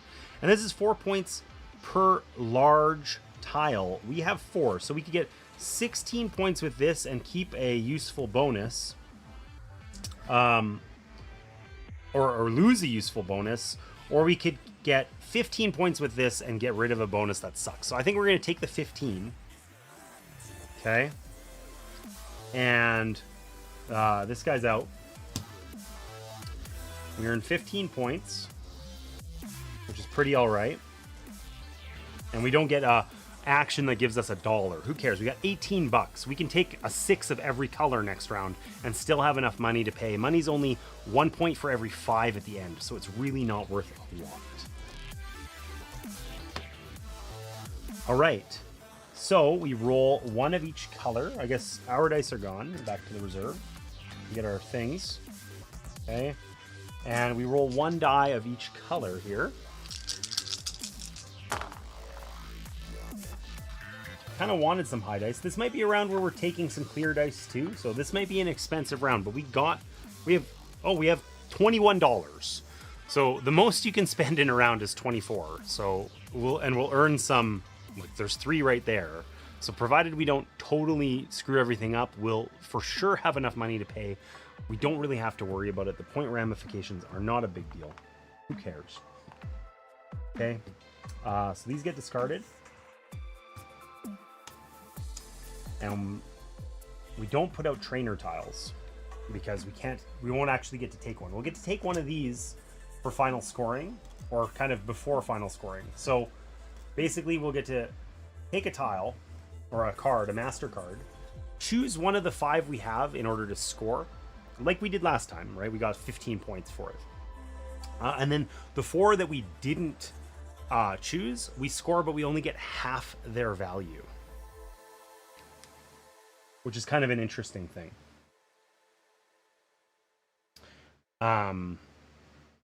So that's it, right? We refreshed the cards.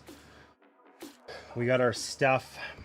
I think we know we need posters and we need an additional 10. We want to perform. We want to do one of 2 things. We either want to do multiple small performances, which we're not really set up to do. Like, if we could use this 7 tent a number of times, that'd be cool. But we're really not set up to do that. So we probably want to do like 1 big performance with 4 or 5 tents. Okay, so that probably 4 if we're realistic. So that means we need to go get another tent. And ideally, it has to be a tent that earns us points. Okay, so this is the other 7-point tent. We have enough white gems to use them twice, and we get another white gem here. So getting another 7-point tent would be really good. I think this is the only one. It is. That kind of sucks. Because the other thing we want to do is we want to get some gems, right? Gems allow us to add to our dice rolls. They let us at the end of the game, we can use them to fill in any areas on our camp before scoring for do we have it all covered. So it's nice to have a stockpile of gems. They're like singletons that we can fit into weird areas where I failed at Tetris. So they're nice to have at the end of the game anyway. But if we want a thing that gives us points down here, the only one on this track We also need posters. We only have one performance to do, which isn't very much. We'll pick up a poster here, and we'll pick up one from a tent. So we'll have 3, and we can find a way to get a 4th one. That's not going to be too hard, I guess. We don't have to go out of our way to get posters. But if we do, we could get posters here, for instance. If we travel on this purple track and go over this spot, we get a poster. So, how can we make this work? We do have a purple 6 available to us. Now, it always goes clockwise, so that would let us get a tent here, and we get, 4 gems. That could work. We could also spend a trainer over here to make it go counterclockwise. That would let us go to here. If we spend a gem, one of our wildcard gems, we could get this tent, and we get more gems that way, plus a poster. So that could work. I think that's probably the way to do it. It's that, or we travel later once we've gotten, like, we don't have to travel now per se. Okay, let's think about what we want to do. Gotta have that poster. Yeah, the posters are important. Oh my god. Hydrate, hydrate, hydrate. Posture check. Oh my gosh. You know what? While we're doing this, actually, I'm gonna hit the be right back screen for like 30 seconds. I'm gonna go close my door. There's like a little draft coming in, and I'm getting a little cold, so I'll be right back.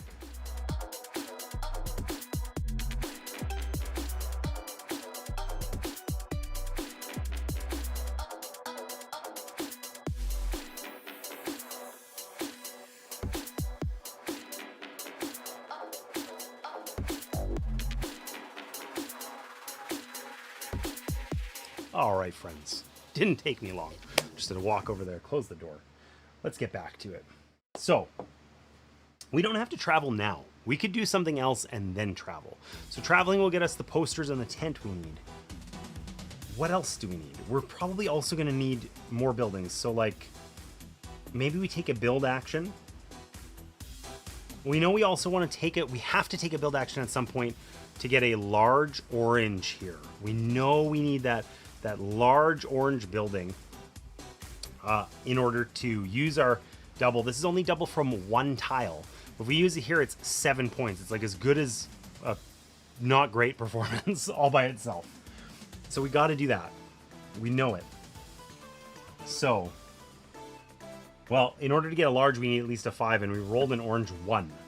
So that's unlikely to help us either.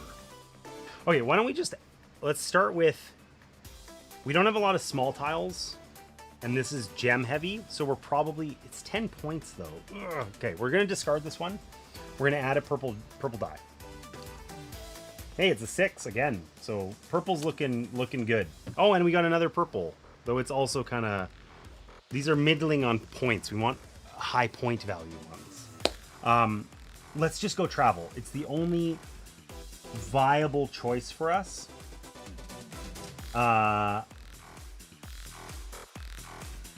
I think we have to travel on purple because we need to get a poster and we need to end up on a tent. Okay? So what are our options? We would take a 6. That would get us 1, 2, 3, 4, 5, 6. That doesn't get us a ton of gems, and we don't get a poster. We would need to go. Oof, okay. You know what? We're just gonna do this. We're gonna put this 6 right here. It's now a 7. Okay, it's a 7 purple because that's the bonus we have here.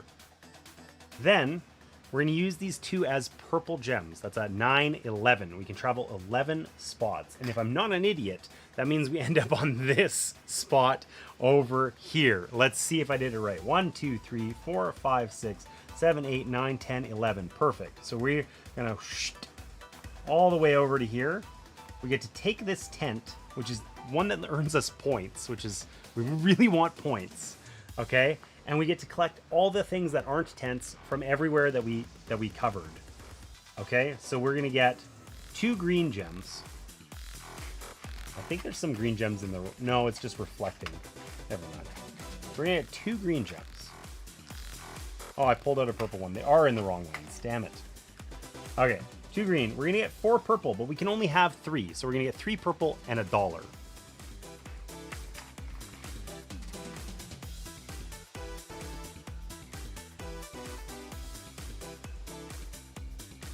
Can anyone else see them? The only reason they're there is because I was trying to redeem them and it still hasn't updated or said I bought them in chat or anything. Well, I see it. I didn't see it for a while because I was kind of head down trying to figure out what the heck I'm doing with my life. But you know. Okay, we get 1 orange gem.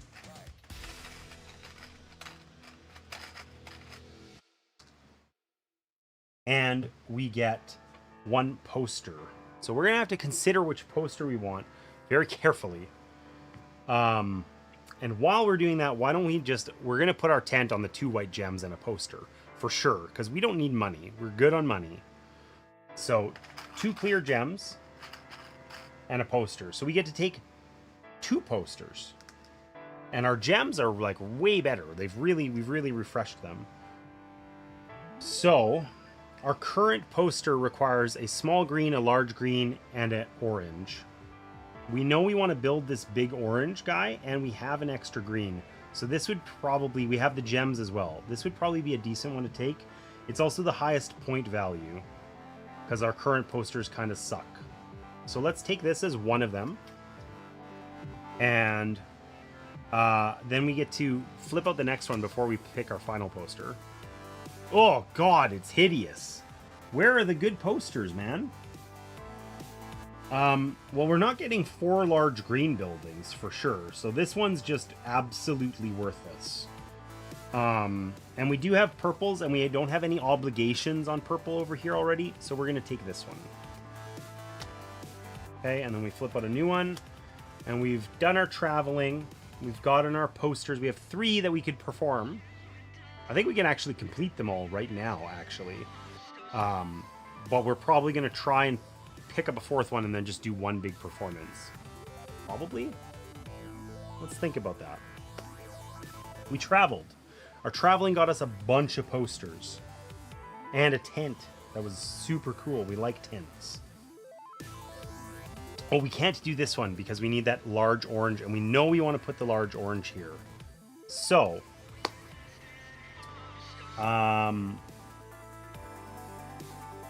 probably we want to build. I think we want to just take more purple dice because they actually work down here, and we need a fairly healthy build action, and there's only an orange one. So why don't we put an extra purple die up here? We'll throw this one away. We'll roll purple. We roll the 1. It's what we want to see. There's a thing here to flip it, so we could make that a 6. Okay.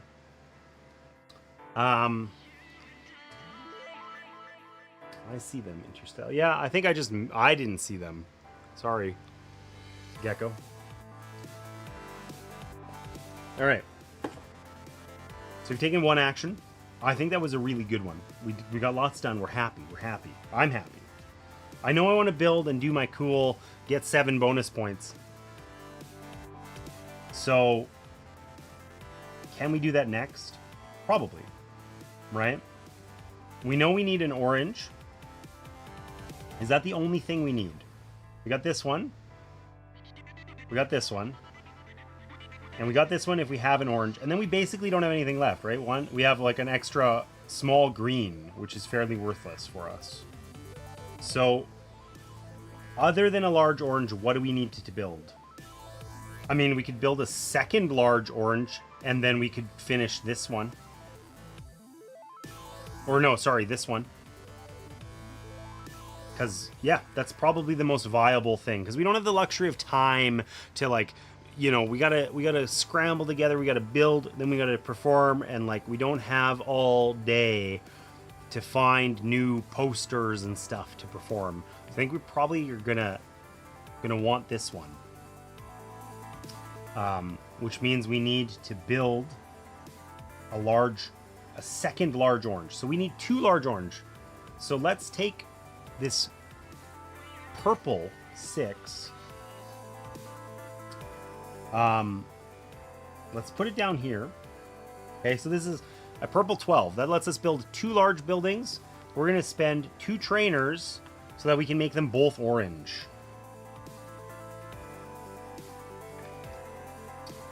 Now, I had previously wanted to put one down here, but we just aren't going to be able to do that anymore because we can't just drop this over here.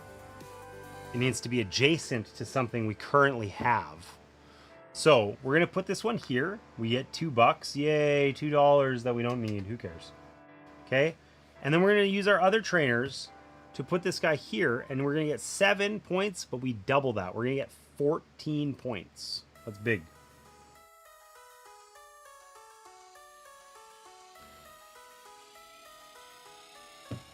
I don't think we're ever getting our nice green thing that we wanted to put here, but with just 3 gems, we can complete that area anyway. 2 gems down here, even if we do no future building. Because, yeah, if we had wanted to get another building, it would have cost us, like, we would have had to do, like, all of our purple gems, for instance. I don't think that that's worth it for one building. It's like 4 points. No. Okay. So, we did our big build action. We got a couple bucks. We got a whole bunch of points. We don't have that 4th poster, but we'll get it when we take this action. So even if we perform, we can get the action immediately. This was the poster we wanted. What we would really like to see here is a purple die.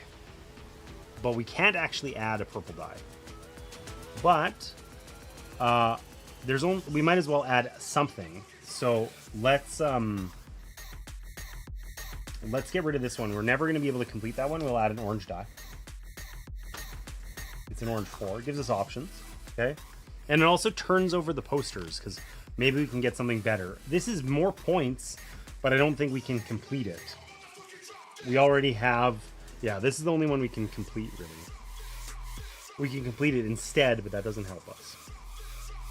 Okay, so in order to complete 4 posters, we need to be up here on the performance track. We need to be up at like 14 minimum. So that means we are taking a clear die or this purple die. The easiest thing to do is just take the purple die. It's a 1. We could flip it, but I don't think we need to.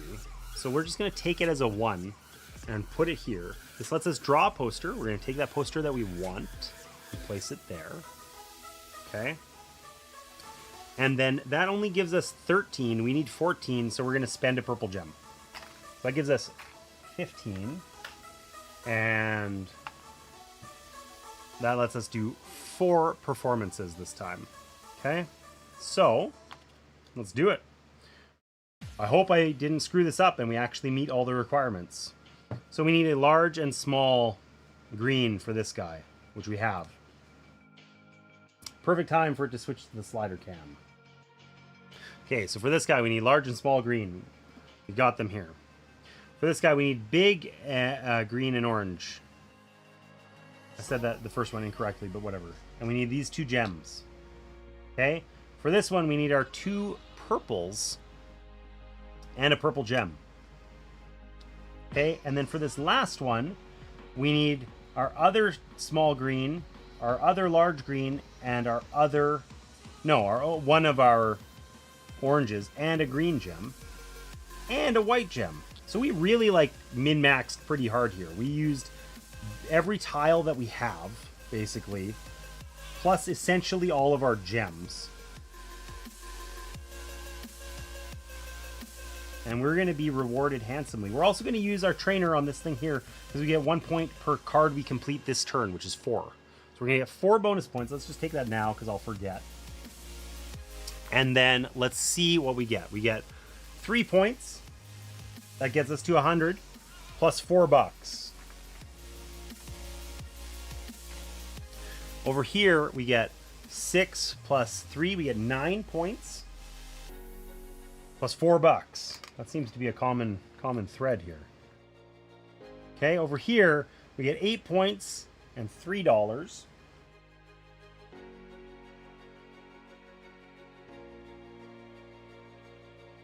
And then over here we get 13 points and $3.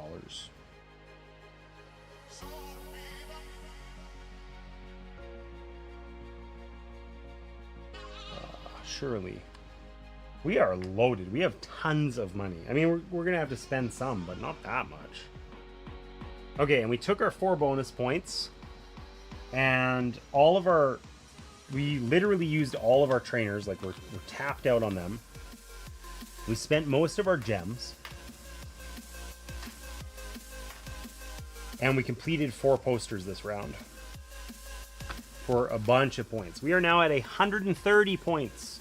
Our goal is 200. We will get to score one of our cards and score half for the rest, plus the mini game for having things filled in down here. And we do have 1 remaining action.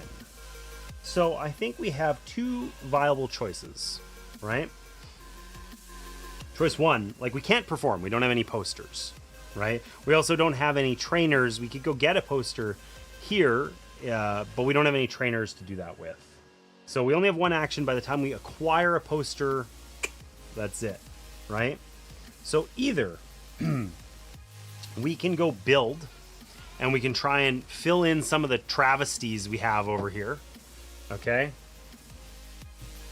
Each time we fill in a section, it's worth 4 points. So, like, if we put a large green building here, for instance, then that would, you know, and a gem would end up over there. That's going to end up getting us 8 points. Like, that's pretty good. Unfortunately, there's no way we're actually building a green building there. We're stuck building purple or nothing, right? So we could try and cover up some of these areas. We could do any of the build actions because we can take a clear gem as though it was purple and we would have 19. So we could do 2 large and a small, or a large and 2 small, or anything like that, okay? I think we could cover up 1, 2,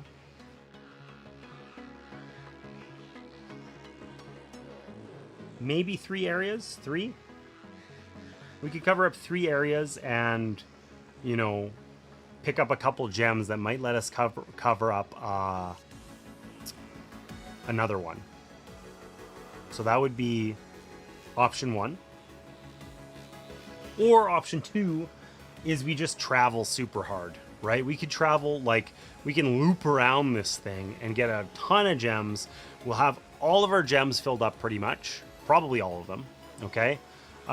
Which, other than maybe 1 clear gem, which means we can fill in any 12 spaces we want.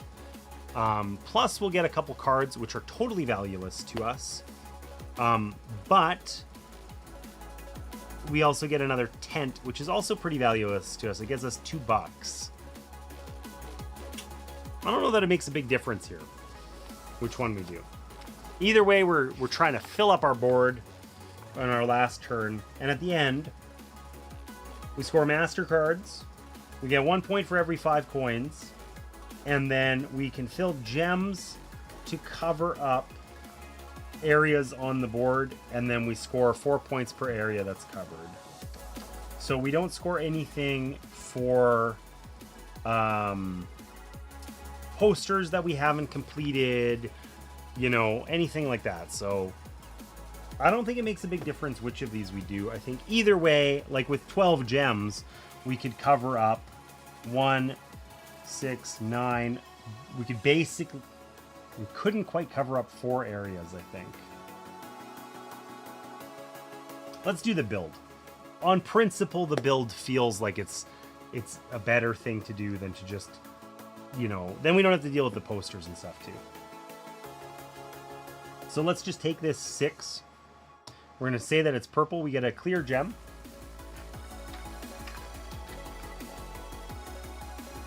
Okay. And then we can either do 2 large purple or 1 large purple and 2 small. I don't know which is going to be better. I'm just going to grab the tiles and we're going to try and figure it out. I think for sure we want a small tile here that gets us a clear gem, because it also completes an area. Every area that we complete is 4 points. And then I don't think we can do better than to cover up this area right there. We get another clear gem, but there are no more left. So that gets us a point, or $1 rather. And then we can use this either down here or up here. And in either case, I mean, I guess if we do it this way, we finish that, and then we have enough gems to finish off this area. So we'll end up finishing 4 different areas this way. And yeah, if I put it up here, we'll also finish 4, just a different 4. And there's no way for us to build anything extra or do any other shenanigans, or generally, like, it doesn't help us to get $2 or a card or any of that stuff. So I think we just put this here, and I'm pretty happy with how our Tetrising went here. Actually, it went pretty good. It's a lot more full of a camp than I had last time. I should have zoomed in when I was doing that, but I didn't. Are we winning yet? I think we did pretty good. This is the last turn of the game. Okay. So I do need to still pay up. I'm going to pay $12 this round. Okay. And then we can't take this top scoring card, but we can take any other one that we want. So this one gets us points for our biggest orange area. We are going to score all the cards we have. We just score half for cards that aren't the one we pick. So we actually have a decent square orange area. It's 12 out of a possible 20. We would earn 6 points for that. This is 3 points per colored gem. We only have 1. So this one super sucks. And this is 4 points per purple performance we did. 1, 2. So probably, I mean, that would still be 8. Yeah, 8 instead of 12. So we want to take this one. This is the best one we can get. Okay, and here's where I fail at this game so hard, right? We're doing our final scoring, and I always neglect the scoring conditions. So, what do we got? We've got, we choose 1 to do. Okay? This is 5 points per large tile. We have more than 5, so we would, or sorry, 4 points per large tile. So we would earn 20 points for this. So that'd be a good one to pick. That's the max, right? I don't think this one we might maybe also max. It has to be the same performer name. We have Larissa 4 times. So we would max this one also. So either one of these would work. So let's just choose this, okay? So this is the tile we're gonna score. 4 points per large thing in our camp. We have 1, 2, 3, 4, 5, 6, 7, but we can score no more than 5. So we get 20 points. Of course, Twitch runs an ad while I'm doing this scoring because, you know, that's not an important moment or anything in the game. Well, let's just keep going because it's going to take a little while anyway. Okay. So then we get to score these 4, but we only earn half for them. So this one, we get 4 points per small green. We only have 2. I thought we were going to get lots more, honestly. So that would be 8 points, but we get half. We get 4 points. Okay, and this one, we know we counted, we have 4 Larissas. So we would get 20, but instead we get 10. This one is for having different ones. So Bronson. Is that it? Larissa's, Bronson. Yeah. So we have 4 different ones. Hey, not the time for the slider cam. We have 4 different ones. We get 4 points per different one. So we would normally get 16, but because it's the end, we get 8. Okay. We're at 171. I think we might have done it, actually. Okay. And then over here, we get points for our largest orange square area. So we have a 2x6 area. So that's 12, but we only earn half. So we get 6 points for that. We're at 177. Okay. And it's after we've scored all of our master cards. So now we score for money. Okay. 5 to 1. So we have 26 bucks. So we're going to get 5 points for that. Okay. And then we score our polyomino. Did we Tetris effectively? Now, before we score this, we can fill in the blank with any gems we have. So we can fill in these spots with our 3 gems, and then we have this extra gem that doesn't really matter, but we'll put it there so that it feels good. Okay? And then it's probably easier to count the spots that we don't have covered. We did a really good job on this time, actually. We have 2 areas that aren't covered, which means we're going to score 7 of them, 4 points each. So we're going to earn 28 points for that. So that gets us to 190 plus 20. 210 is our final score. 210. 200 was our goal. We got 210. The winning streak continues. I don't understand what's happening here. GG. Let's get some GGs in chat. That was unexpected. I thought that was a loss for sure. Like, we play 3 rounds. To be clear, in round 1, we had 12 points at the end of round 1. It was looking pretty bleak. And the end is nigh. Yeah, exactly. We've continued our unprecedented James plays a game and actually wins streak. I don't know what the hell's going on with that. It makes me feel weird. It's a little uncomfortable, actually. I don't know, man. I don't know. So, that was the Magnificent. I like this game. I like this game a lot. I think there's some interesting, clever choices. The only thing that I would say I don't love about this is there are some times where when you're trying to consider the totality of your posters, you have like 5 posters. Do I have all the pieces I need? Do I have the gems I need? It's just a lot. There's no good way to kind of indicate or mark which ones you're kind of committing to, and it makes it a little bit difficult. But that happens like once or twice per game. Who cares? And other than that, it's awesome. I've really enjoyed it. I love the theme and the vibe is super cool. Yeah. So I think I might play this again.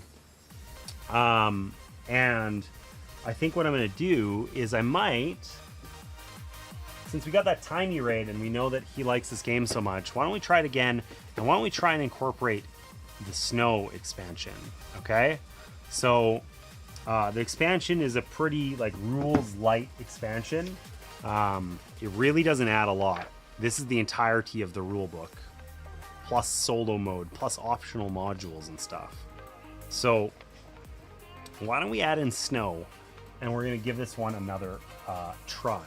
But before I do that, I'm going to take like a 5-minute break. I'm going to go refresh my coffee here. Yeah, I do have the expansion. I kept an eye out for it because Timey told me about this game, said it was great, and said the expansion was really hard to come by. So I kept an eye out for it and picked it up somewhere. I don't know.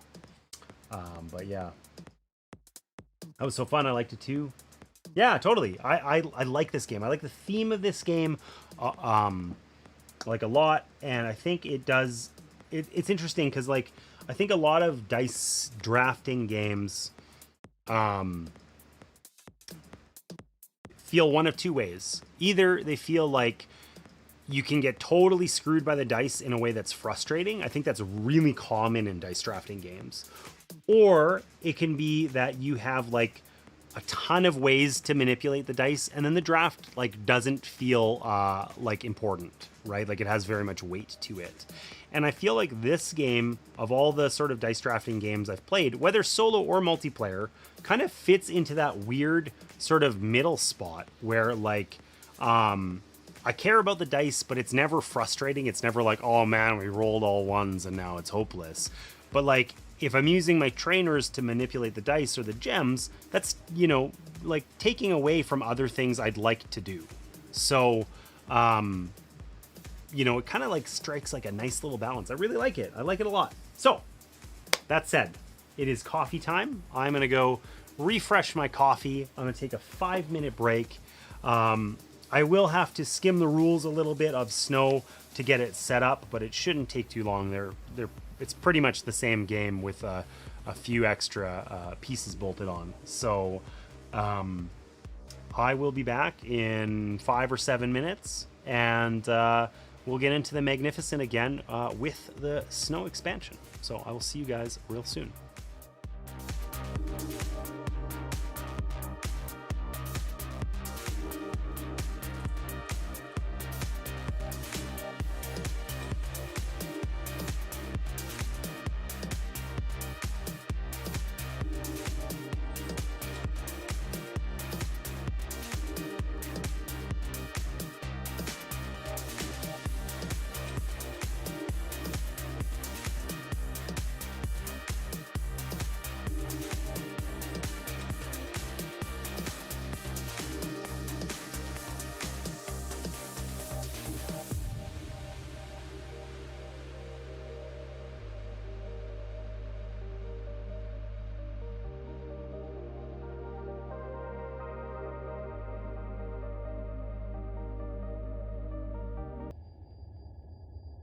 Welcome to the Oblivion.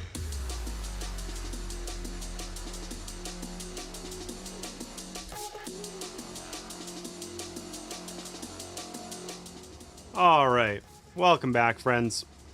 Thanks for bearing with me on that break. It was a little longer than usual. Got a new coffee, got all refreshed and ready to go. So that feels good. And it was getting a little chilly in here. So I both closed the door and put on my Jamie Daggers. I watched Jamie Daggers stream and all I got was these crabs. My new merch. So Jamie Daggers, friend of the stream. I don't think she's in chat because she is traveling this weekend, but you should check her out if you don't already. I'm sure most of you do. All right, so we're gonna try this guy, the rare snow expansion. I probably have to do a little bit of punching out to set this up because we did not play this. I haven't played the snow expansion at all so far. Oh, excuse me. I have read the rules. They're very simple. They add just a little bit, but I haven't otherwise gone through it at all. So let's take a look, see what's in here. Let's take a look, see, and we'll get it set up. So there's a nice little appendix about what gets added. My copy is in English and French. I don't know if that's all the copies or just mine. And yeah. Oh, okay, it's all sorted. Never mind. Martina must have beat me to the punch. It is most definitely punched out and sorted, and for that I am thankful. So sweet. Let's just maybe I gotta clean up all this existing stuff, and then we can try out the snow expansion. Kind of can't have a board rather full of these polyominoes and actually be ready to play the game. So I gotta say I did a lot better on this than I had anticipated. The last time we played, I feel like none of us actually did well on the polyomino aspect. I feel like we had quite vacant camps with that were half empty. I think maybe one of us had scored 20 points for having 5 completed sections, and the rest of us scored for 4 or 3 of them. Like, we really did a bad job on the polyominoes last time. But this time I did well. I was pleasantly surprised because spatial games, I think I'm actually okay at them, but it's just that Martina's really good at spatial reasoning, and I just feel like she kicks my butt all the time. She'll say otherwise, but she's lying. Don't believe her. All right. Just about got this all sorted out. I guess there are beginner posters that we start with. I'll have to separate those out probably. I think there's only... They didn't get shuffled in, so I'll just have to find where I put the rest of them. In the solo game, in the multiplayer game, you have like a set group of master cards that you generally start with, or you can do a draft. And in the solo game, you get a number of them, and then you get to draft from those. So, bring on the snow. Exactly. Yeah, I'm excited to try this out. So, I suppose I should look at the snow rule book. Oh, and I need these discarded posters too. I can't forget about those.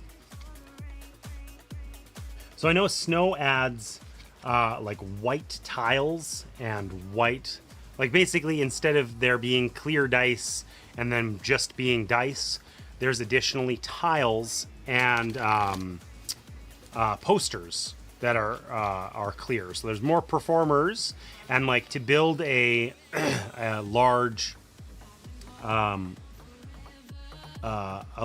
like in your camp, if you want to build a building that's one of the clear ones, you need to use the white dice in order to do it, or use the, change colors to white. So I think that's pretty good because you're fairly actively disincentivized from taking the white dice, the clear dice in the base game, right? You pay more for them and they can quickly become quite expensive, actually. Gosh, I'm gonna take a sec here. I got a tickle in my throat that just won't go away. I'll be right back.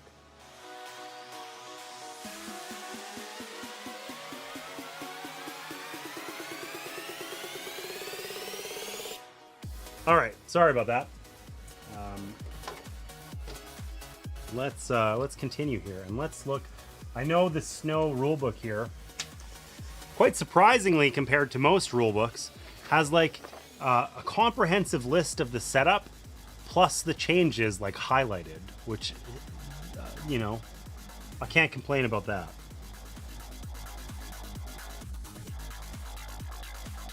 Okay, so there's extra gems. I think we can just add those into the base ones here. Whatever. We're not going to run out. Okay, so we've got these. Oh, okay. So the white camp tiles are they're 5 size, so they're like exactly in between the existing sizes. So in the polyomino bit, all the small camps are 4 and all the large ones are 6, and these are like a cross, so they're 5 size. The count is a large, sort of. The count is large for building, but we don't get to use them on cards that score large tiles generally. So that's kind of interesting. I'm struggling here. I just want to line these up, and they disagree. Ugh. It didn't really work, and it was shockingly hard to do. I don't know why, but okay, we got those.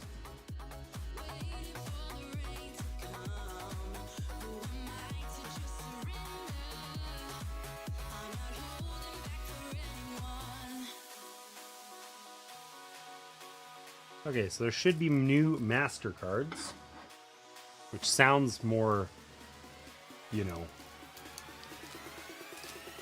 like a spending spree than it is, but that's okay. All right. I don't know why I got this tickle. It's really pissing me off. What do we got here? aportagames.com. Is it the publisher? I guess so.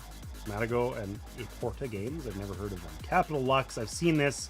I don't own it. I've never tried it.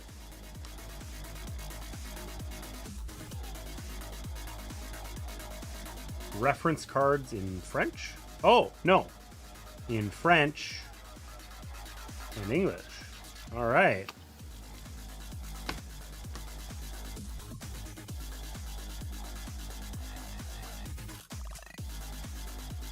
We got white poster cards. And we got additional master cards. Ooh, I didn't think there were that many.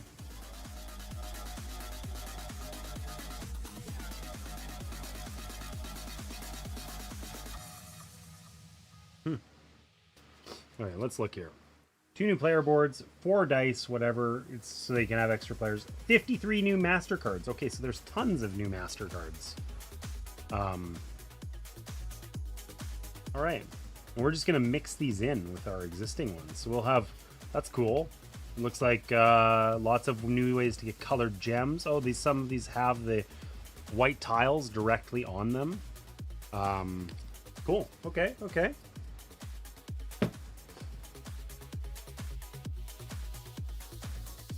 Something that I wasn't clear about in the solo game is that they do have master cards that have like a Roman numeral on them, and that's like your starting set in each game, and it's like a little bit asynchronous. Like they're not all the same, not asynchronous, asymmetric. They're not all the same. But it wasn't clear whether I should include them or not. I included them last time. I think I'll include them this time. I don't know that it's of consequence really. So it worked fine last time. We'll just keep them in. So I gotta shuffle these huge decks because we basically doubled the number of master cards, and then we only actually we see 4 each round, but we end up taking 1. Like we're gonna use 7 of these 120 cards in this game basically. So lots of extra.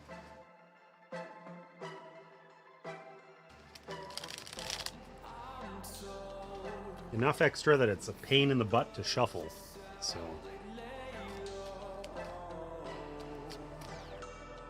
I'm gonna keep working on that as we go. We also get new trainer tiles. Let's take a look at some of these. These just get mixed in.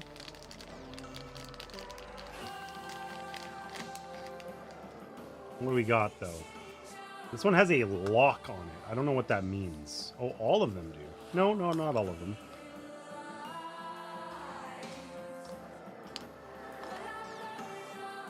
Okay. What the hell does the lock icon mean? This is on during a build action, pay $2 to place an additional small building. That's super cool. During a performance, you can do a performance without a tent. Also super cool. This looks like swapping posters and exchanging dice, maybe on like an existing card or something. I don't know. So oh wait, there's an appendix here. There's a little reference sheet. What does the lock mean? For each trainer, you get a permanent +1 on that die color. Oh, okay. Oh, wow.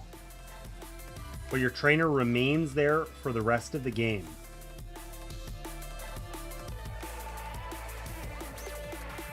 And you do not pay this additional value at the end of the game, at the end of the round. Ooh, that's cool.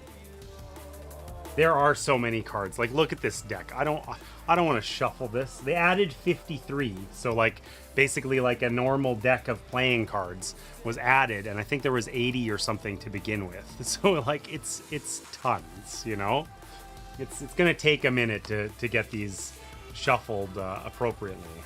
But these new trainer tiles are super cool. These ones in particular seem interesting, where you put a trainer on them and it's just on them permanently, but gives you a permanent bonus without kind of spending that trainer each round. Interesting. Risk reward there for sure. Excuse me.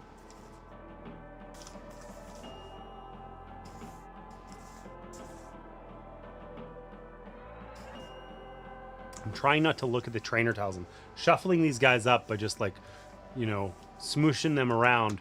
But there's a like fairly visible difference in the backs, and I don't want to accidentally inadvertently pick ones that I know to be from the new thing. I'm trying to not look as I shuffle them, but they're kind of oddly shaped, frankly. Okay. Oh, that's a huge stack now too. All right, so we got new trainer cards. We got new master cards, lots of them, which I have. Oh my god, you could hear my failed shuffle there. I don't think I can shuffle this many cards at once competently, so I'm just gonna split them up a bit. What else do we have to do during setup here? The wagons go in their same place. We add the new tents, which I don't think I took out of the bag yet. No, I did not.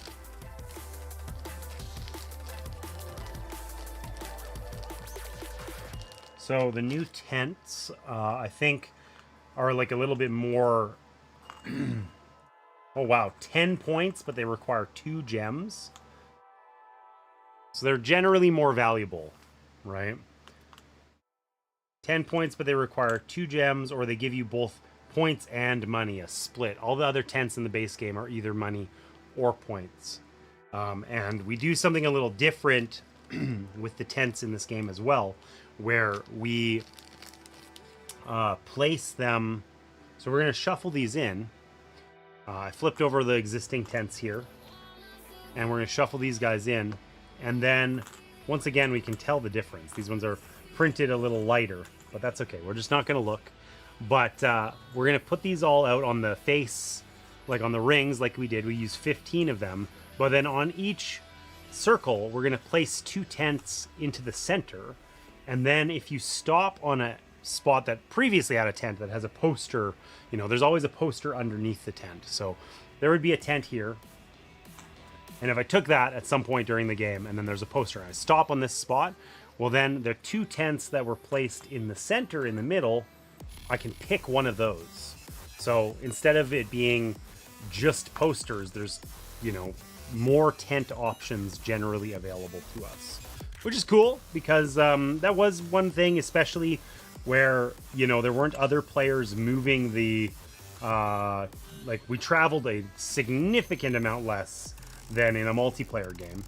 And as a result, we were kind of just stuck with whatever was there. So having a few more, or a way to get a few more options should be pretty nice for us as a solo game.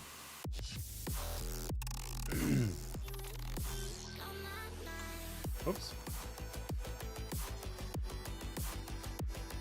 Oh, and I forgot to mix this one into the stack over here. Whoops.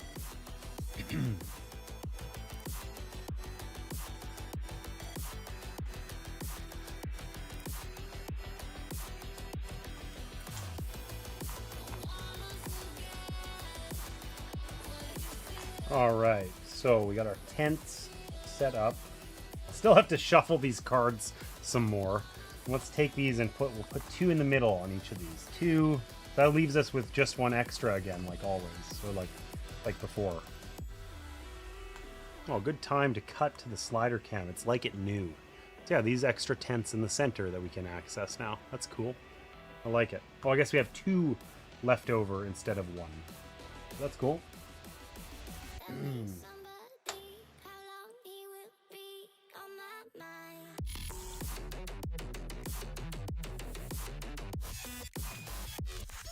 Okay, so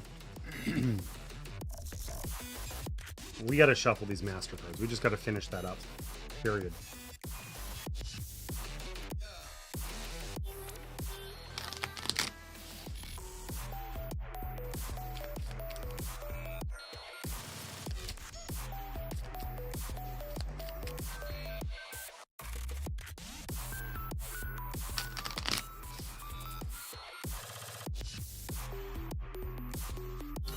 Okay, so tons of new master cards, tons of new tents that have like higher or more mixed value, like cash and points. Those are both cool.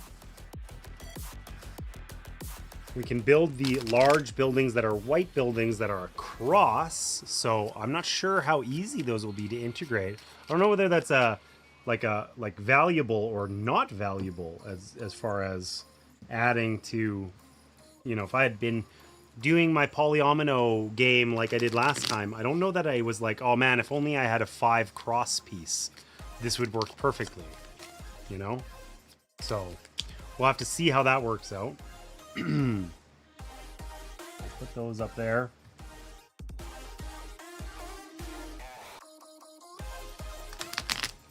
Oh my god, that was a failed shuffle. And I don't even have the excuse of having lots of cards in my hand. Just it sucked. My riffling skills are poor, I suppose. All right. So we get 6 of these. 1, 2, 3, 4, 5, 6. We're going to pick 4, and the other 2, in theory, get shuffled back in, but we're just going to put them at the bottom of the deck because I'm never shuffling that again. We also get 2 of these trainers, and we're going to pick 1 to take. So we'll do that after we finish setup. We also do not start with $25. We start with $6. So that's a shame. Would have been nice. And then we can have these starting posters. We only get 1. We'll take that one. It's the box art guy. Suhail, I think is his name. Cool name. And he juggles fire. What's not to like? These are player order cards, which we will not need for the solo game, so I will set those aside. And I think we're just about set up. There is the one optional thing, which adds an additional turn to each round, which is kind of weird. The master board module. Do we want to try that out? Do we want to play with the like, you know, the full shebang? Let's do it. We'll add this. Why play snow if we're only going to add a couple camp tiles or whatever, you know? So, we get these master tiles now. Where did I put them? Oh, they're right in front of me. Hiding in plain sight, my favorite thing. Love that for me. Okay, so these are like little like actions that we can do, right? So we're gonna shuffle these guys up. So shuffle the master tiles.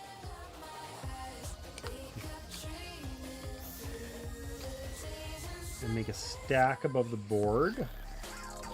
I'm shuffling them on the instructions I'm trying to read. It's probably not the smartest thing I've ever done.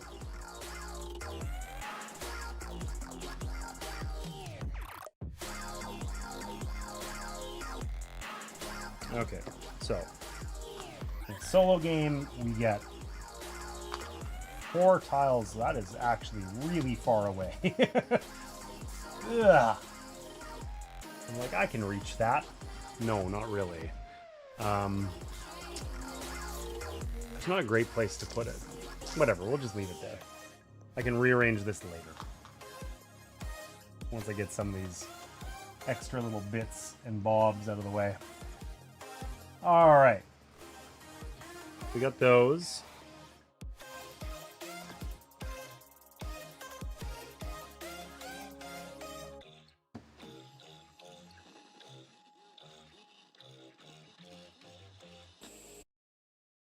Oh wow, and then we put a bunch of other random stuff on this board. So I need to shuffle these posters, because I don't think I did that last time, or so far.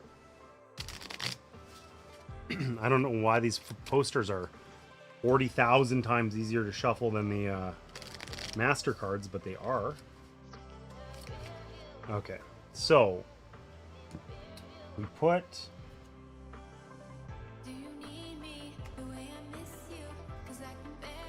2 random tents, 2 random trainer tiles, 2 random master cards, and 2 random poster cards face up beside this. So these are the posters. Oh, so there needs to be space like above and like a little bit more space. You know, maybe we'll put this here and we'll try this. We'll figure this out somehow. I mean, we don't really need all these dice everywhere either. We hardly use any of the extra ones.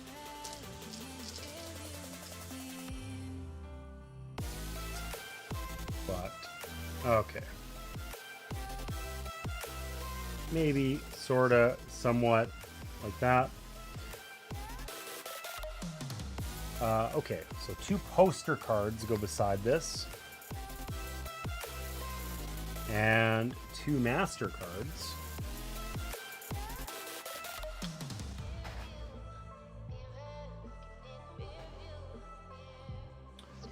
2 trainers.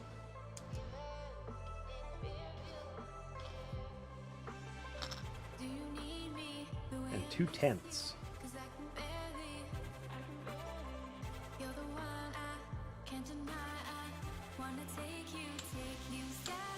Oh, they're both the same. Lame. That is funny. This board is slightly bowed, and it just like it really wants to turn on me. Jerks. Hey.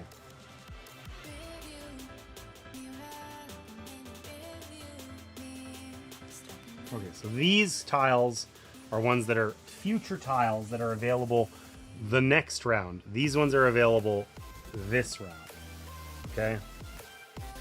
And we have to take 5 turns, and one of them, we spend our whole tile to take one of these master tiles from the board. It goes in front of us, and we either do its action or pass, in which case we just don't get to benefit from it. So it's not a lot of extra bandwidth to add. We're going to take 5 actions, 5 turns. One is do a thing on one of these tiles. That's it. So pretty straightforward. And I think that means we're basically set up here, other than me having to flip some of these things out. So we need posters available. There's Suhail. Oh my gosh. What a showing. Ooh, I don't know where the white posters go. Did we do that yet?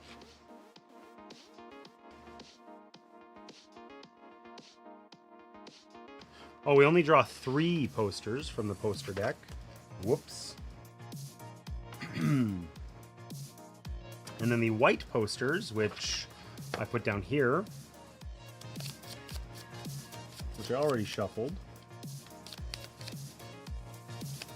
Ah, okay. So the white poster, we have 1 white poster, which shows snow from the box art.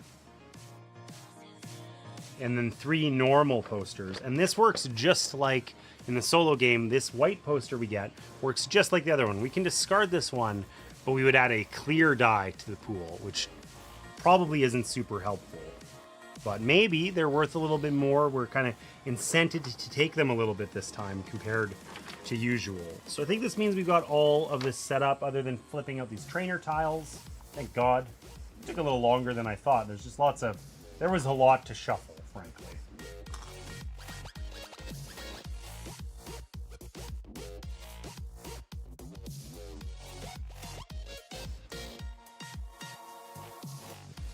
We got our new, our set of master cards.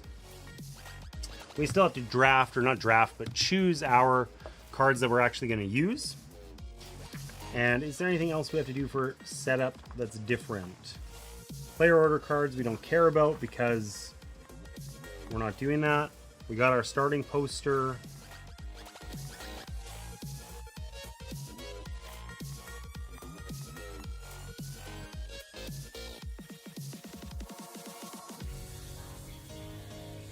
Well, I guess I kept my card the same here.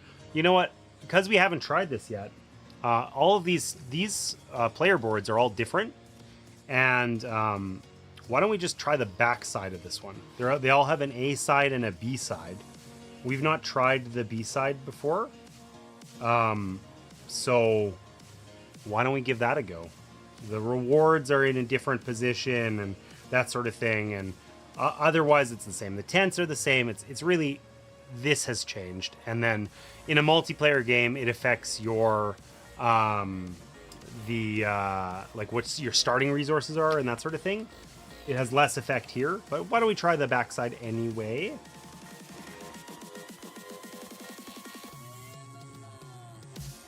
And then I think I've made enough space here so that we can actually fit our cards. Not quite. Okay, let me just move this around a little bit more. We'll just keep the resources up here. I'll have to stretch for them. It'll be fine. Only do that the whole time we're playing, you know?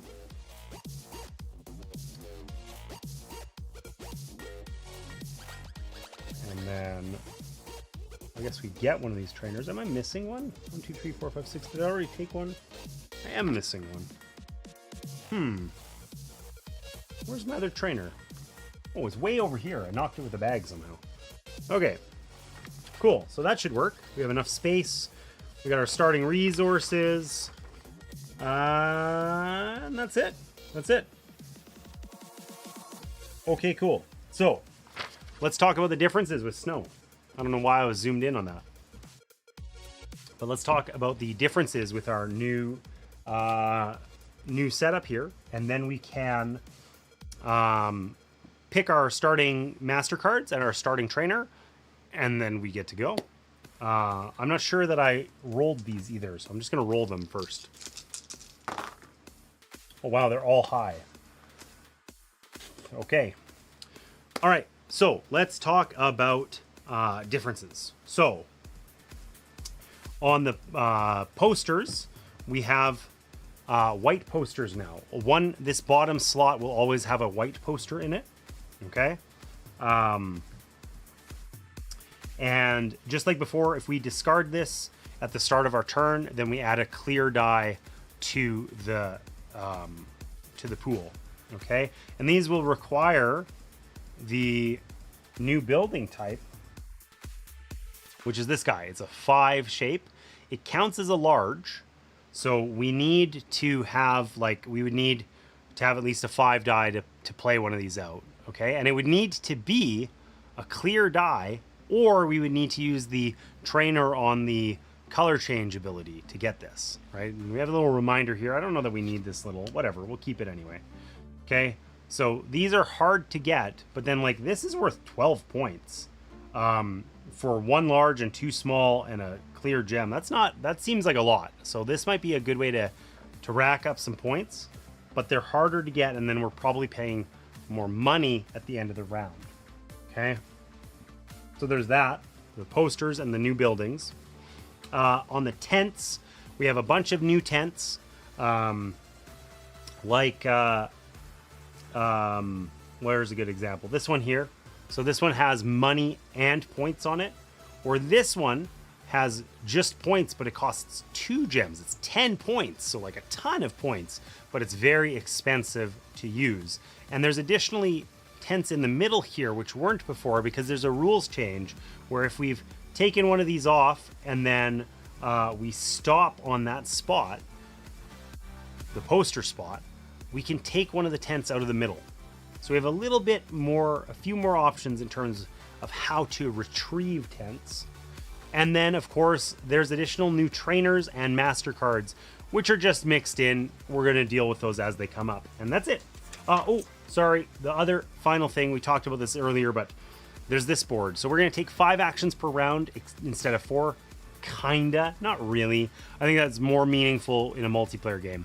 But at one point, we are going to pick one of these tiles and either do what it says or just do nothing with it. And we're going to do that once every round. So 3 times per game. And then these ones will become available to us the following turn. So we have a little bit of, foreshadowing, but basically we could spend $3 to get a tent, it looks like, which is kind of cool, or spend 2 orange gems to get a large orange tile. And that would be our whole turn. We would take that, and that's our whole turn. We can only do it once per round. We have to do it once per round. If we can't satisfy the requirements or we don't want to, we simply pass. Yeah, what is that? What is that, a tent? Is that a tent? I think so. Gain 1 tent. Oh, it's one of the ones on the board here. That's why it shows the little kind of silvery icon around it. Okay, so there's some master cards, posters, tents, and trainers set aside, and potentially we can access them with those actions. Okay, so it's basically business as usual here. We do have to pick our starting cards. So in the solo game, we gain 4 of these cards, and 6 of them, and we pick 4. Okay. So let's take a look-see here. Some of these are definitely new, not all of them, but let's slide them over a little. Okay, so this guy, our bonus is we just get to choose the value of the die. So this can be really useful. And the scoring is 1 point per the face value of all, like of one color of die plus your white dice, I think. Maybe it's all your dice. Anyways, it can be like the face value of your dice. It's nice. Your most valuable dice color plus any clear dice. So this, you know, could be a maximum of 24 points, but it probably won't be. But this would be one that we could actually score decently on early in the game if we have high valued dice. Whereas often, like, you know, remember we took like 12 points the first round because we suck. This one lets us pay $2 to gain a trainer, and we can score 3 points per trainer as a scoring condition to a maximum of 21. This is a super valuable card. We're keeping that for sure. This one gives us +2 to the face value of our die, but only if it is orange. And we get 3 points for any orange tiles on our board. It's kind of cool. This one gives us an orange gem, same scoring condition as that one. 3 points per orange tile to a maximum of 21. And this is like the green equivalent, so +2, but only if it's a green die. 5 points per large green. I feel like this is a bait card. It's going to be hard to actually score that. And I didn't like having these when we played previously. These felt restrictive. I felt like you either don't, like even a $1 bonus is useful. This, I have to take green or it's worthless, right? And then you feel obligated to take dice that maybe aren't what you want. So I'm tempted to just lose both of these, to be honest. And then this one here is 1 green gem. And what's this? We get 3 points per green tile shown on posters, presumably ones that we've completed. But I'm not sure. I think this might be one of the snow cards. It is. Let's see.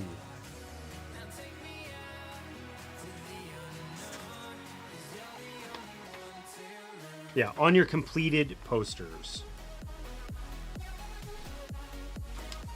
That's kind of interesting. So yeah, let's get rid of these. I don't like these. I don't want to feel obligated to take both orange and green dice. If I could pick up the card, it'd be better, but I can't. Okay, so we'll just toss those aside. In theory, we shuffle them in. We're not doing that. Why don't I just move this over? We don't need to put anything to the left of it. Then it's a little bit more on camera. Sorta. Okay. So now we just got to pick a trainer tile and then we're good to go. Now I know one of these is from the new one because the printing is different. Like I said, it's a little bit, this is like a kind of like a cream color on the original printing, and it's a little paler on the snow printing. So we either have the card, the one that we had last time, which earns us points per performance we make. So like when we do a performance, if we complete multiples, like say 2, then we would score 2 points. If we did 3 performances simultaneously, we'd earn 3 points. I feel like this one is hard to use effectively. Like, it's bonus points, sure, but you know, we're probably, maybe it's 10 points over the course of the game. That's not bad, don't get me wrong, but it's not very flexible. This guy, is that a flip? I don't know what that is. Let's check the snow like reference card here. Where did I put it? Is it hiding in plain sight? Oh, I tucked it under the box, because that's the thing that makes it easy to grab. Anytime during your turn, swap a die placed on one of your master cards with one from the main tent.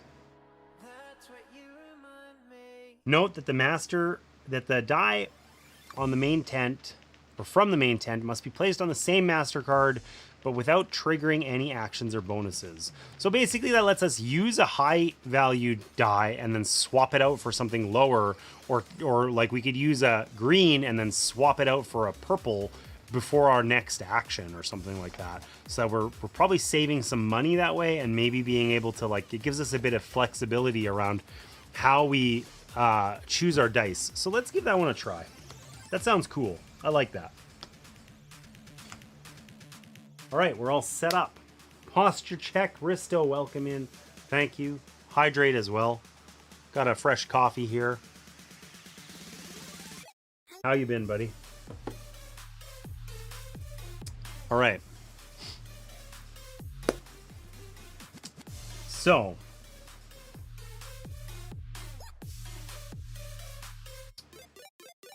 let's figure out how are we going to do this. We're still, our goal is 200 points again. That has not changed at all.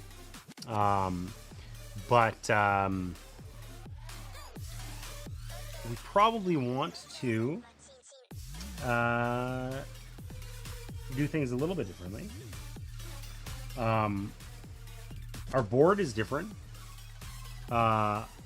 Things are a little bit more spread out generally. Like before, they were kind of clustered. There was cards in the bottom, points in the top. This board has stuff a little bit all over the place. I think a good idea, just like last time, I'm a big fan of trying to start with some trainers, right? We want to get the trainers are super flexible and very important. So I think it's going to be a little harder for us to collect them this time because they're down here and kind of all over the place. But maybe I need one of each gem. I want to start the game. But maybe a build action to get some of these things might not be terrible. Get a trainer or whatever. Why don't we try traveling first? Let's go pick up some gems, get a tent, and then our second die can be a little bit more powerful, so we're not just building like a small building, you know? So, let's do that. Let's do that. What do we got? We have a 4-4 or a 4 as far as, you know, colors are concerned. And we got lots of orange over here, which is somewhat useful for us, but also a little bit too samey, you know? We don't have any scoring conditions that give us points for having either the same or different performers, so I don't think we really need to worry too much about that. So I think maybe let's throw out one of these orange cards and add an extra orange die to the pool. And let's throw out this 12-pointer because it's big and scary. And I don't think we're likely to do it soon. Right? Yeah, let's throw out this one. Let's throw out this one. Okay, so we'll add an orange die to the pool. Solo rules. Okay, we got a 3. We still won't have a lot of variety. Oh, look, more orange. Okay, so if we go traveling, we want to pick up a tent, right? We know we for sure want to pick up a tent.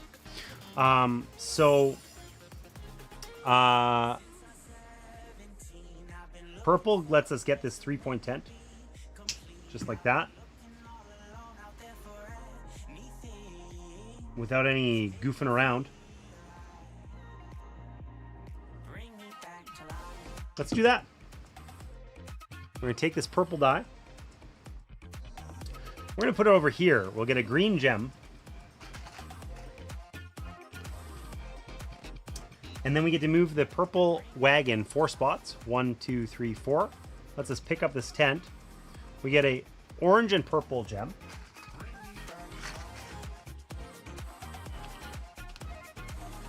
Mind you, in traveling on this one, we're not going to be able to...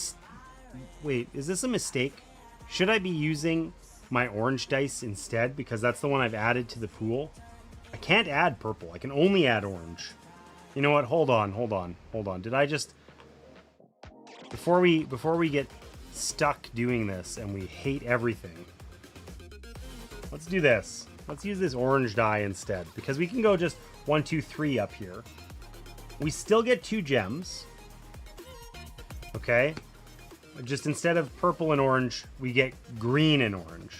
So we'd have 2 green gems because we took the green one. We're full on green gems, and we got this guy. We got 2 green gems, an orange gem, and a tent. We stopped one kind of short. I guess strictly speaking, we could have used the orange 3 for this. Does it make a difference? Probably not at this point. Just pretend I did that. Where do we want this? Do we want money, points? No, we want a trainer. We know we want a trainer. We're going to hate it if the double... Oh, this is the double value for tent. But we would have to put on a big performance this round. I don't think we're likely to get that. That's a good one to start with. Let's just take this. Let's just take our trainer. Call it a day. Okay, we traveled. We got a cool new tent. We get to take a poster as well. So what poster do we want? It's orange, orange, or orange. Or white. This is a large building. It uses the same building as the one we need. It's worth 12 points. But I think if we're targeting this, we're going to need some way of getting money, which we don't really have yet. So I don't know if we go for it or not. You know what? Sure. Screw it. Let's go big or go home. Let's get some points. We'll just put it on that other tent. I don't know if we're going to be able to do that this round. But we'll see. Oof. That one's a lot more expensive. 3 large and a orange gem. Yikes. Okay, so that was our first action.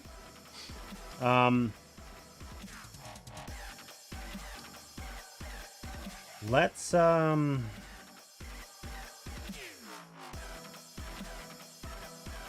continue. We probably want to build, right? Get another trainer. I like having those out early. We can use them each round. They're very flexible.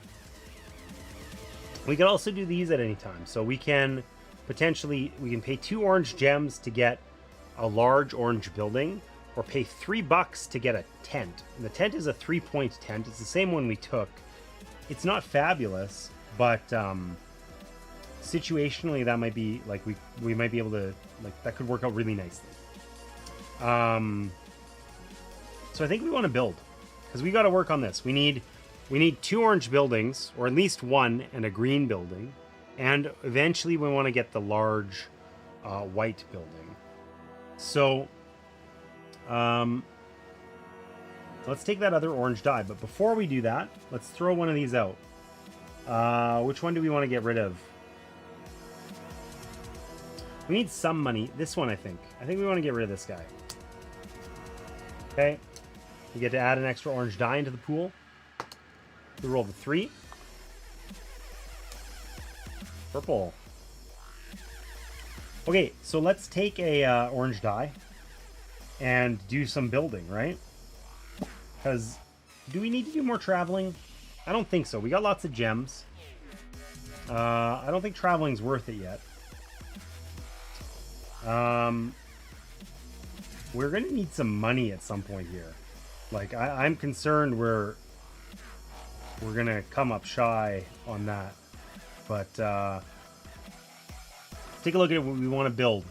We want to build, I think we should try and get the large white and the small orange to work towards this round. So we could use the color changer to get the orange one, or sorry, the white one. That costs us one of our trainers. And we need orange dice. But we are going to need at least a 9 in order to do that. What else are we going to need to do this round? We're going to need to perform. We're going to need to build. Are we going to build twice? Could we build twice? Could we just build once, do whatever, and then build again and go for the large ones? I think that's what we can do. We can plan to build twice and then maybe perform. Let's give that a try. I don't know what the hell I'm doing. Let's go for it. So,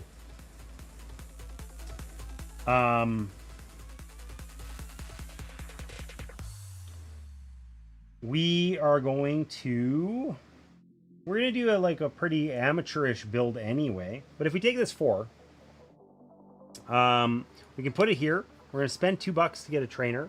I hope I don't regret that later. If I need that $2 back.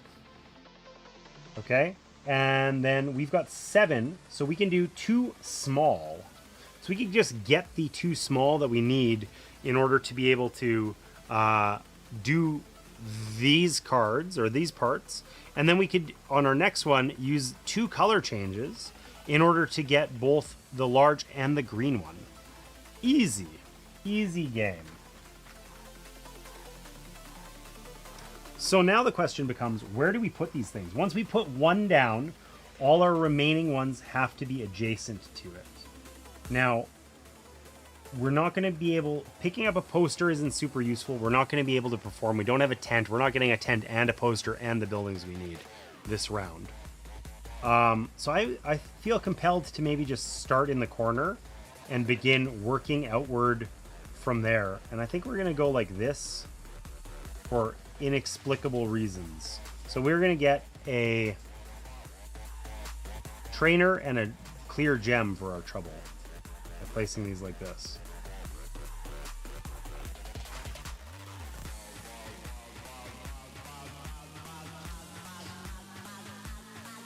I think that's all right.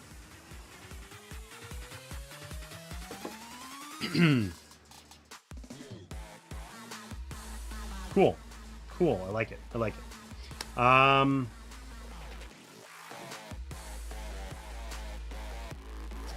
Let's add an extra gem to the pool before our next turn. I actually kind of like this card, and I think we want to keep it. But I think we want to get rid of one of these orange ones and add an orange die. So let's do that. Let's just huck this one out. We're the furthest away from that one. Oh, we got a 6. All right. So, what does 6 get us? We could put 2 large buildings, but we don't need large. We need 2 large, or sorry, a large and a small in order to complete this. We know we're going to perform next turn. So let's think about our options here. Like, we have 7. So if we took that 6 and put it here, well, okay. First things, we could take the 3 and put it here. We would have 10. We could just do the 9 action, right? Knowing that we have that 6 just sitting there. This one also lets us just pick a value, right? So we'd be very flexible for like our performance, for instance. So we could just take the low value die and go with it, see what happens. Or if we take the 6, what do we get? We would have 13. So that's 2 large. We could pay a gem to get a large and 2 small. That lets us get 1 additional building out, which I think is going to be super valuable. So let's do that. We'll take the 6, 10, 13, 15. So that's 1 large, 2 small. We're going to use a trainer to make our large one be a white tile. And we're going to let one of our small ones just be an orange one, I think. That's a ton of small orange tiles, but who cares? And we're going to use a trainer to get a green small. I guess the question is, do we want to use... What are we going to use these trainers for? We don't have anything productively to do. We could draw a card with one of them, but it costs us money, which I don't know that we actually have any money to spare. We're not going to earn any money here. We're going to earn $2. We're going to have $6, which is fine. We'll have $0 next turn. Maybe instead of this orange one, let's just spend our 3rd trainer and get a small purple one. Now we have like a little bit of everything, right? So now how the heck do we put these on the board in a way that doesn't suck? These ones, this one in particular, I'm not sure. Right? What do we got? Like this purple one could fit here quite nicely. That would get us $2. We kind of need the $2 real bad. That's too nicely to deny, right? And then this one could fit right here. That gives us another trainer. And we can, like, trainers are super useful. We just want more. We want all the trainers. Then do we set this here and we get nothing for it? I mean, we don't really need a card. I just don't know how do we resolve this later? Are we just, like, how do we put this on the board without just making our board suck, you know? I guess if we do that, we would draw a card now and we can put the purple ones down here after. A little small purple there would fit still. Let's do that, I guess. Because this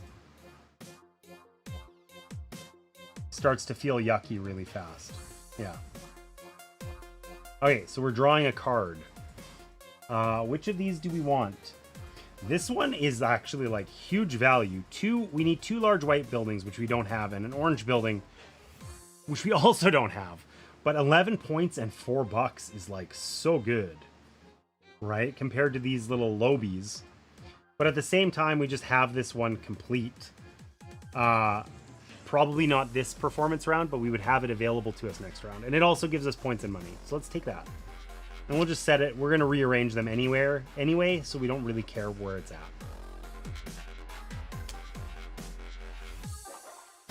Okay. So we did a build action. We abused the hell out of our trainers to get a lot of flexibility in what we built. And we have 2 more things to do. We know we want to perform, and that's going to be a big performance. We're going to get high up the ladder here, even though we're only performing 2 things. And we know we also want or have to do one of these. So the question is, which of these 2 tiles do we want to resolve? Do we want to take 2 orange gems and turn them into a large building? We could put that here and get 5 points. It would seal this off really nicely. It would also mean that we're 1 snow building away from being able to do this, but we would have to use a clear gem to do it. Or do we want to pay $3 for one of these tents? They're just 3 points. I don't think these tents are good enough for us to want to. We also can't really float $3. We might have enough. We might be a little bit short. So let's do the performance and then we'll resolve that. So for our performance, we're going to take this die. We can change it to any face we want because that's the bonus we have here. So we're just going to change it to a 6. Because then we have 12, 16, 19. So we get to go to the top of the track above these guys, meaning we get to pick any one of these that we want, including this one. That's cool. And we could do up to 5 performances, but we only have 2 to perform. So we'll just do our 2. So this is our starter one. It's super easy, right? We have to have a small orange. We got it. We can't do this one because we do not have a tent. And this one, which is under the little thing there, we need a large white, a small orange, which we have our second one, and a small green. So we have all the requirements there. So we'll complete this one. It's 2 points and $2. And we'll complete the other one. It's 15 points. So we're going to get a total of 17 points and $2. The points are like ticket sales. So apparently we sold lots of tickets, but we didn't do a good job on the pricing, I guess. And then we're going to... Oh, and I have to pay a clear gem for this one as well. Let's not forget that. Okay, and we're going to set those guys off to the side. We had a wonderful performance. And now we have to take one of these tiles. When we know we're going to pay $6 at the end of the round, right? So we have $2 extra. We also have 2 trainers that we didn't use. But we could draw a poster with one of them, potentially. But that's really the only thing we can do with it. And we can rearrange this while we're at it. There's no other, like, there's no, like, just sink where we can spend these to do something useful. We could change out one of these dice. That doesn't help us. We have 4 of the same color. It's really useful. So I think, yeah, we want to take the large orange, this one, right? And I don't know whether it's worth it to spend a trainer to draw a poster. We can do that at any time anyway. So probably we just keep the $2. I don't know. Let's do it. So we're going to use a trainer to spend $2. Get a poster. We'll take this one. We'll put it right here. We're close to it. We just need a large white building. And then we're going to do this master tile. So we're going to spend 2 orange gems. We're spending a clear and an orange. And we get a large orange building. So probably we just put it here. It fits too nicely to deny. That gives us 5 additional points. And this part of our board is like looking really good. This thing is yucky. Fitting these in is not fun. But otherwise, this is looking really good. If we're feeling risky, we could put another snow one here and then just plan to fill that with a gem. It's probably what we'll do. It's a lot easier to resolve. Otherwise, it's another small orange and a purple, like a ton of small buildings. Okay. So those are all done. And that's it. I think we're at the end of the round now. So let's just make sure there's nothing else special to do for snow at the end of the round.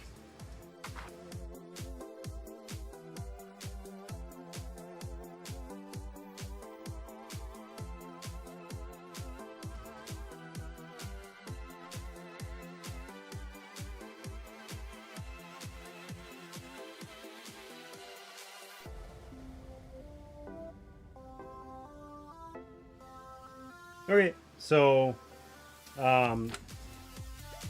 yeah, so we do our round end just like we would normally do. We're still going to score and whatever, and then we're going to do a little bit of extra cleanup up here. So first things first, which of these cards do we want? We're top on the list. Look at us. Look at us. This is us right here. So we get to pick first. That means we get to pick from all of them. There are gain $1. Ooh, this is the lock up your guys permanently, your trainers permanently on here, but it makes the orange dice always have one higher than their face value, and you can put multiple trainers on it. We have like 5 trainers already, so that would mean we could just like lean hard into orange and see what happens. That's interesting. This thing, I don't know what the hell this is. 1 point per something with the new tiles, I imagine. Adjacent things to it, maybe? Choose a space in your camp. Score 1 point for each column, or sorry, each covered space in this. Oh. Okay, so you look at like a cross. Oh, I'm not over the thing. You would like pick this spot, and you would like make a column. You'd score points for all the things in the row and all the things in the column. So you have to have like a really complete camp for that to be very viable from scoring. And it's what, 13? It's a max of 20 as well.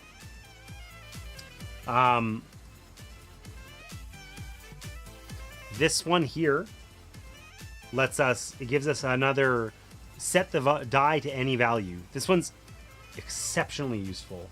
And then the thing is, you just score points equal to your spot on the performance track. So we could potentially take this one and score it right now. That's 18 points. Because we don't really have another one here that's great. We could score our trainer one, but we kind of want to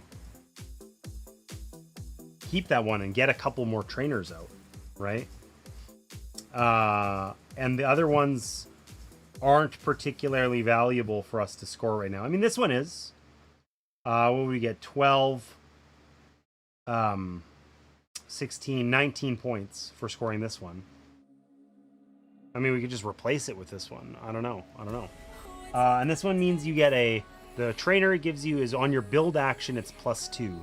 I feel like that one might be like secretly sneaky really good because often for our build action, we want to build initially at the start, but we have like, you know, we can take like a 5 or something, and we want to really get like 7 or 9 or something on our build action. So +2 on our build action could actually be really useful in terms of just like actually getting across the line of getting that large building or whatever we need. This is like a front runner, I think.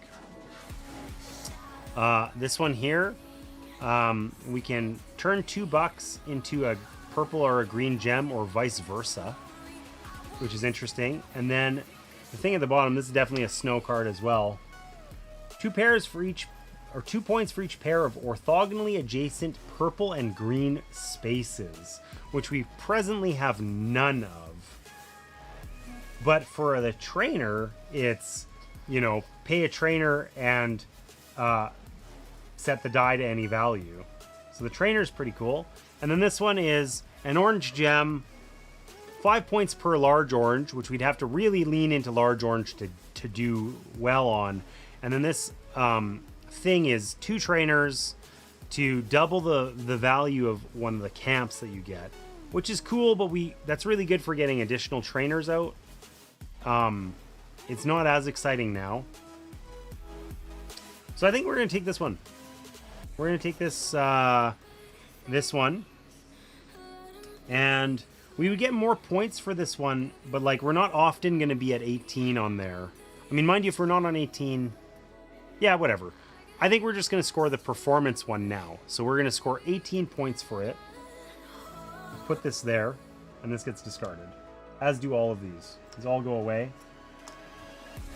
We'll take our 18 points. So we're at 40 points after one round, which like is not where we were at last round, or last time. So that's pretty cool. And then what else do we need to do? We got to put out cards here. The posters don't change. This gets discarded. This master tile thing that we didn't use. These ones are the future ones, so we knew that they were going to be available. We can spend 2 clear gems to get a large tile if we want, or $2 to get 6 points, which is a lot for $2. We got to put out the new ones, which will be available next round, and then those are all the tiles we get the whole game. We also have to pay for our dice, but that's just $6 because we had all orange, and 6 was our highest value. We have $0, which is pretty dangerous place to be. In the second round, for each dollar we're short at the end, we have to lose 2 points. So we really don't want to be short on money.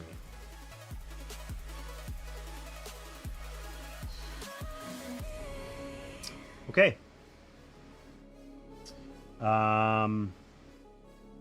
Yeah. Oh, I gotta put these out.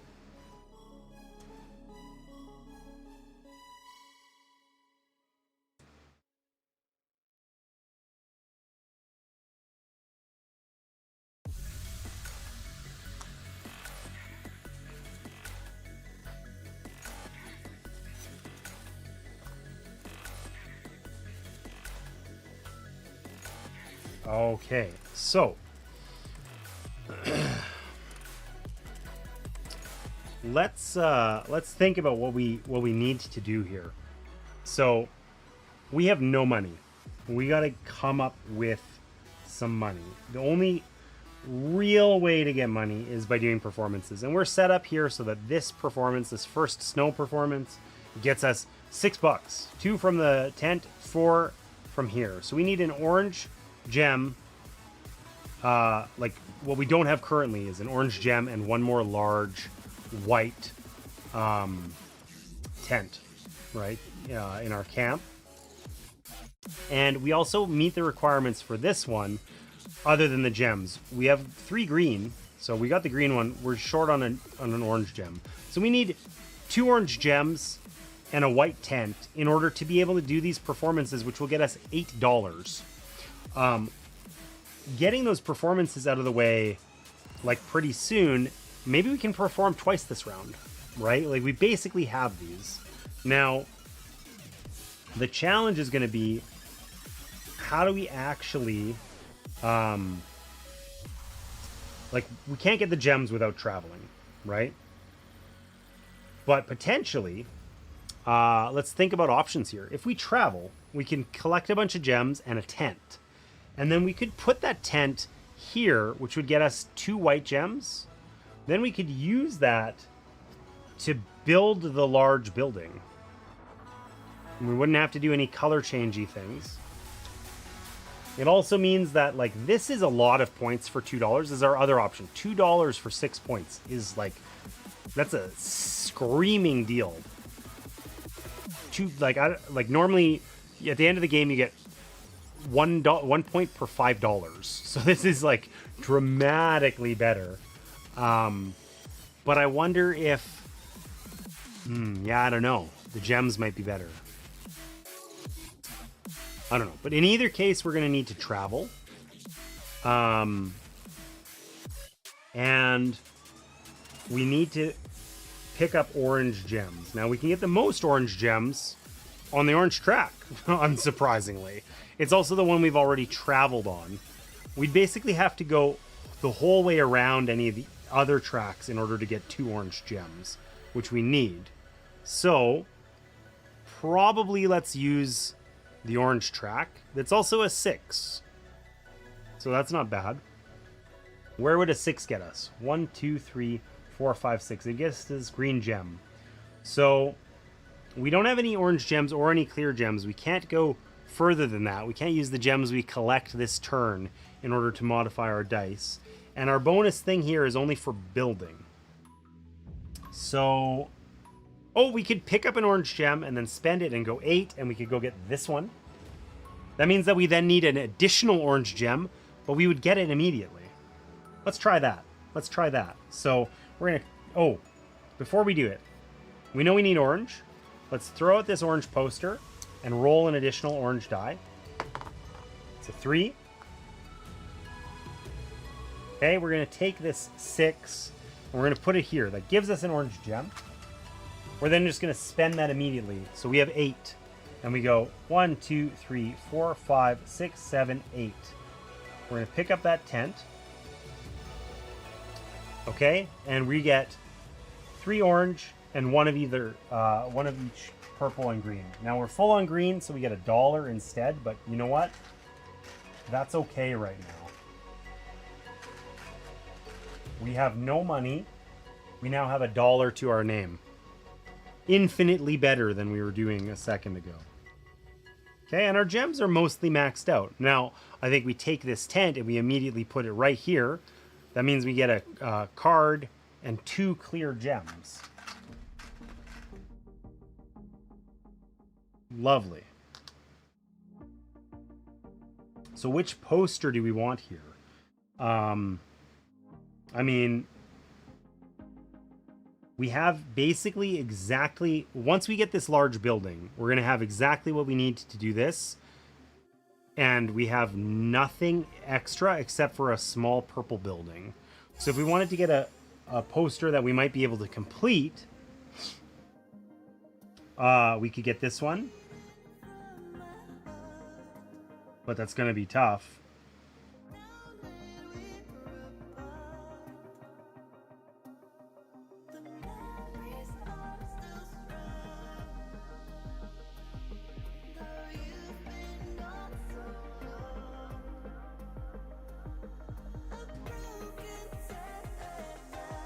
I think we just take this one. I mean, we're not going to perform... We're not going to be able to perform and do this immediately. We were going to take a build action.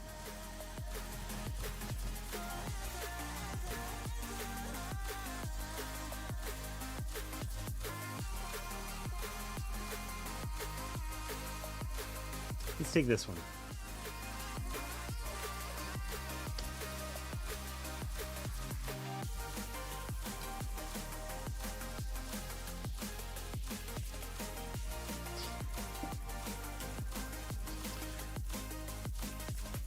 Okay, so we traveled. We got a tent.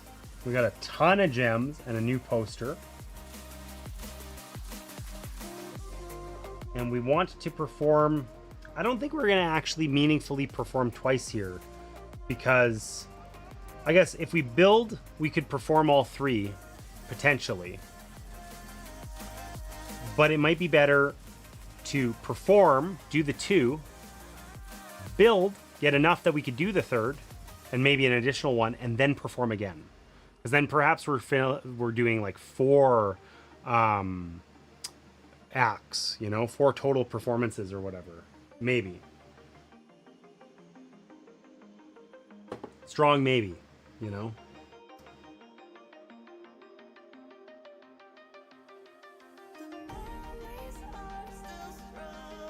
So, yeah, let's do that. Let's perform. So let's burn this. Let's get another orange die out. We need these orange dice. We want samey colors. Oh my god, we got a 1. And purple on the card, so that's not helping us much. So this performance, we need at least to do 2 cards. We need a minimum of an 8. So we're basically stuck using the orange dice or a clear die.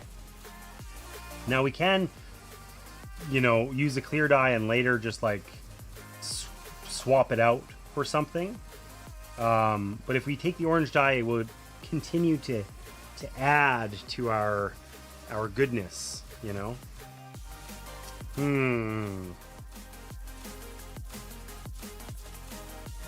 We already have an orange 6. Why don't we just take this orange 1, we'll make it a 6 on this spot here, and then we have a 12. So our performance would allow us to do up to 3. We're only going to do the 2. Okay. Thanks for that hydrate, Martina. Taking care of me. So, oh wait, whoa. I forgot an important thing. If we don't build first, we actually can't complete this one. So, prior to doing this, we're going to do this action. We're going to spend our 2 clear gems, right? In order to build one of these buildings. Which we're just going to drop here and... Or do I put it... Yeah, we're just going to put it here and we'll fill those in with gems later. It'll be fine. Do we get anything? No, we do not. I forgot about that important step. And then we can continue. So we're doing a performance at 12. So we need to pay an orange gem for this one. But we have our 2 large buildings and our large orange. So that one's done. And we got to pay an orange and a green for this one. And we have the requirements here and they're done. So we're going to get 11 points and $6 for our first performance. Thank goodness we're going to have some money.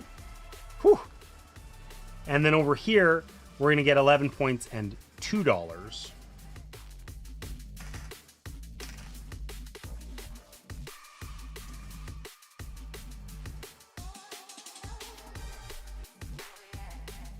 And these ones are done.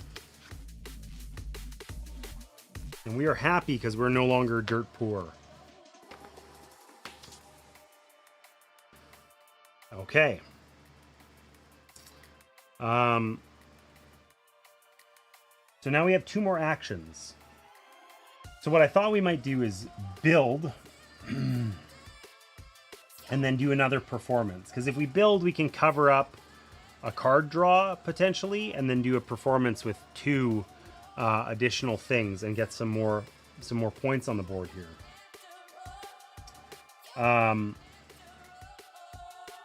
Unfortunately, the things that are out are really unfavorable. The cards kind of suck. Like they're really, it's rough out here. You know, we really don't need. We don't have large. Well, they all require large buildings that we don't have, or like that would be overlapping if we go to build them. So that's really quite challenging, actually. But we can add, like, we're not going to do this one. We have no purple buildings, large purple, and we need a large purple to do that one. So let's throw this one out, and we add in a purple die, and that gives us the benefit, of course, of also rotating these posters, which is one of the reasons why I think this mechanic's in the game, which I think is actually kind of clever. Okay, it gave us a green one that, you know, isn't impossible. At least we have it half done, right? And we have the gems available. So if we wanted to complete these two posters, we would need to build, like, we would need to dig super deep, because we would need to build a small purple, a large purple, and a large green. But I think we can actually do that, right? Like, that's too large and a small is 18, and we have enough dudes to change their colors at will, basically. So we just have to make sure that we actually cover up this card draw spot.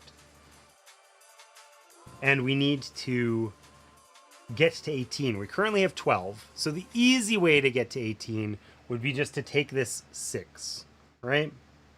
That gets us 18. We don't really have a ton of extra gems to screw around with, I don't think. But paying for this is going to be trouble. But we can probably use our swap to swap it down to a 3 or something like that. So we'll deal with the consequences of our actions later. And we're going to put it here. We gain a green gem.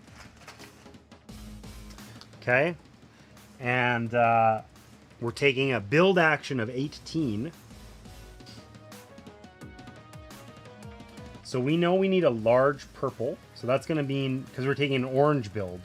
So that's, we got to change color once for our large purple. We need that.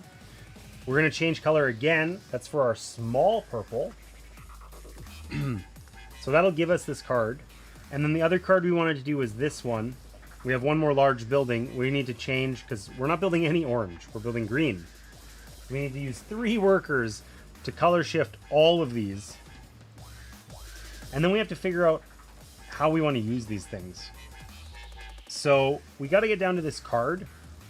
I mean, we could get to this one also, but there aren't really 2 good cards right now on the board.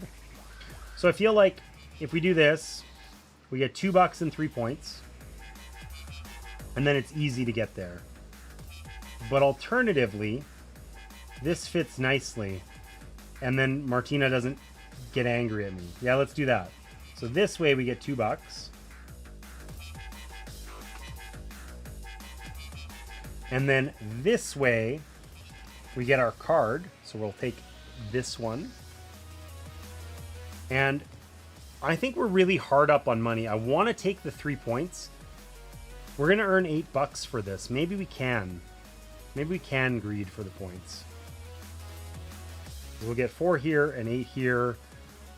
No, we're going to just take the money, and then it's not a concern. And then we got to figure out a good way to use this green monstrosity. I mean, it fits here, but then this is never completable.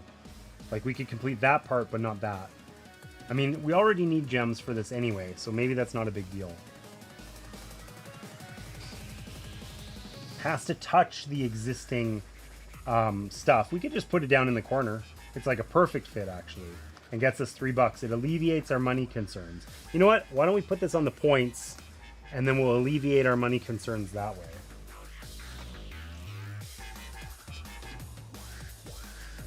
There we go. This actually, like, this is looking remotely competent. And if I used that that scoring that I didn't take, the one that was that grid, I could have done it here and earned maximum points even. But of course it's gone. So that won't be happening. Okay, but we got our buildings in order to complete these. No, we need 2 orange gems though. Crap.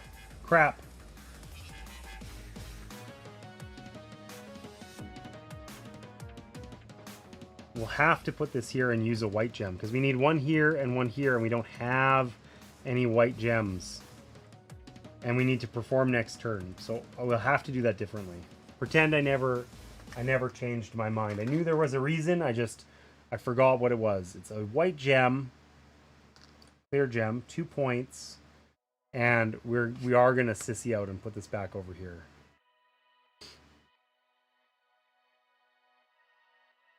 Okay. Well, we know a big green piece fits nicely later at the bottom.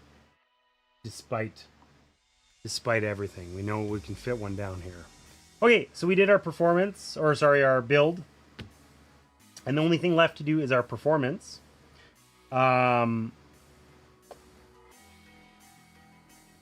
So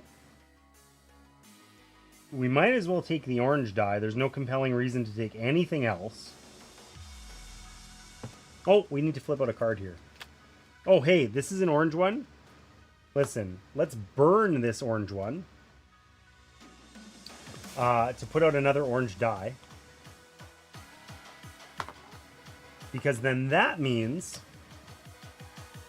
that we can swap this one out for an orange one using our dude here, and we can save $6. That's huge.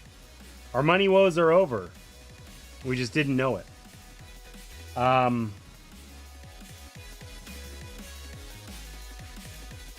I mean, there's no reason not to take the 5. So we have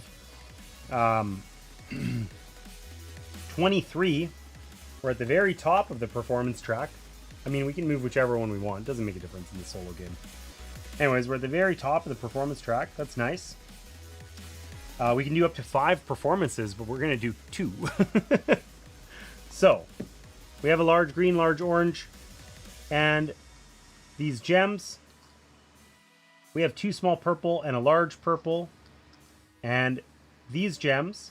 And we're going to use this gem on our tent. We got everything we need. We're also, as part of this action, I don't know if it's resolved before or after. I think we can do these at any part of our turn. So, anyway, we're going to play that way. So, we finish this, we get 6 points and $6.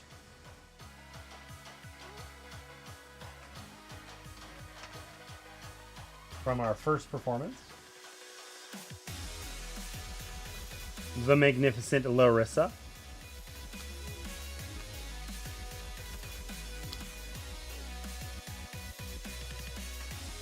And then our friend, the Magnificent Alberic, who is quite expensive to put this performance on. We get 12 points and $4.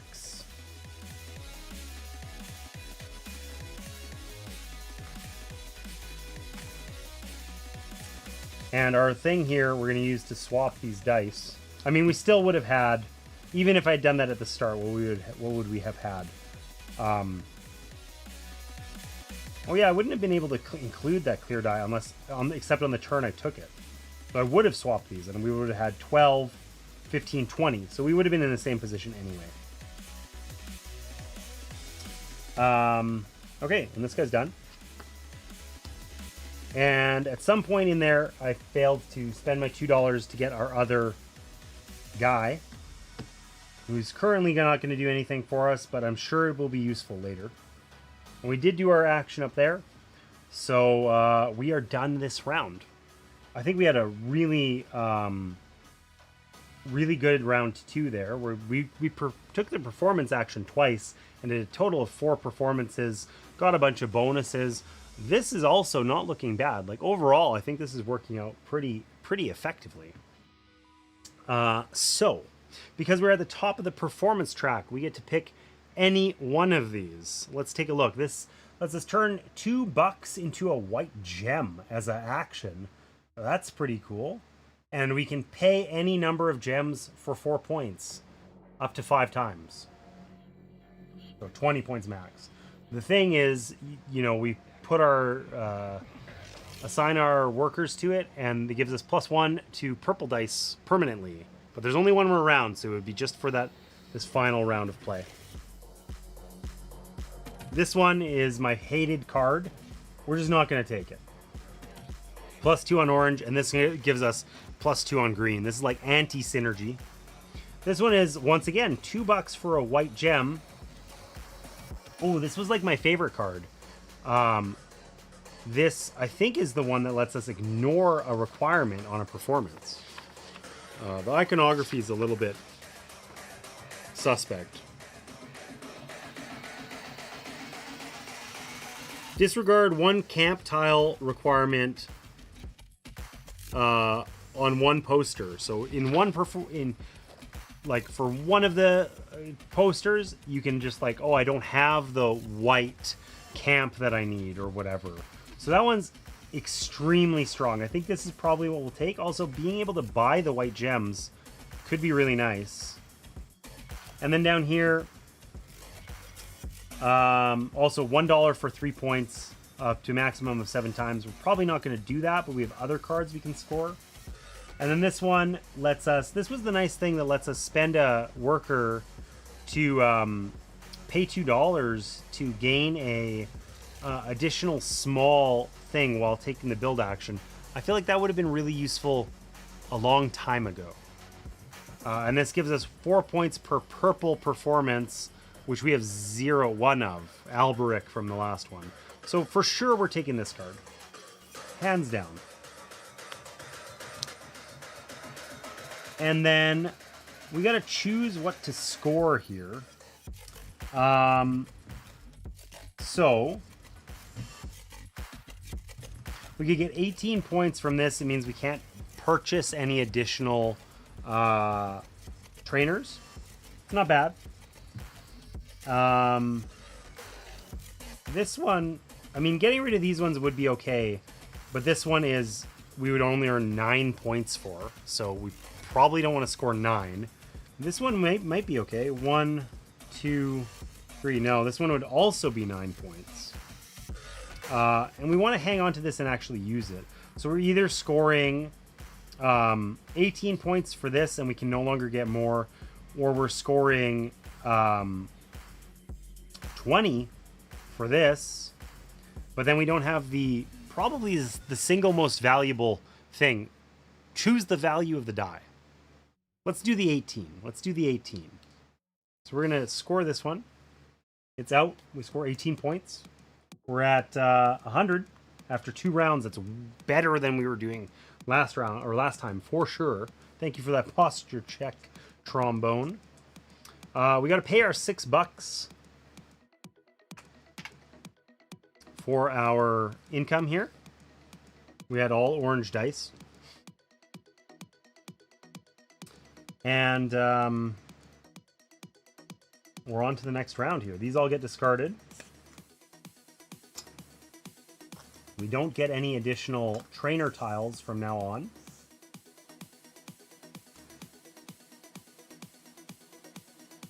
And these will just be, we'll pick one of these as a scoring condition. And that's it. So, what do we need here? We need one of those. We get all these guys back. We gotta roll this. It pains me that we didn't actually use our +2 for building, and I know we did that 18 build. I mean, we had to take the 6 and we swapped it out anyway. So I don't think it matters, but maybe this round is the one. I don't know. Oh, and these are available. So what can these do? We can pay $2 to take a trainer off of here. Does that mean we get a 4th one?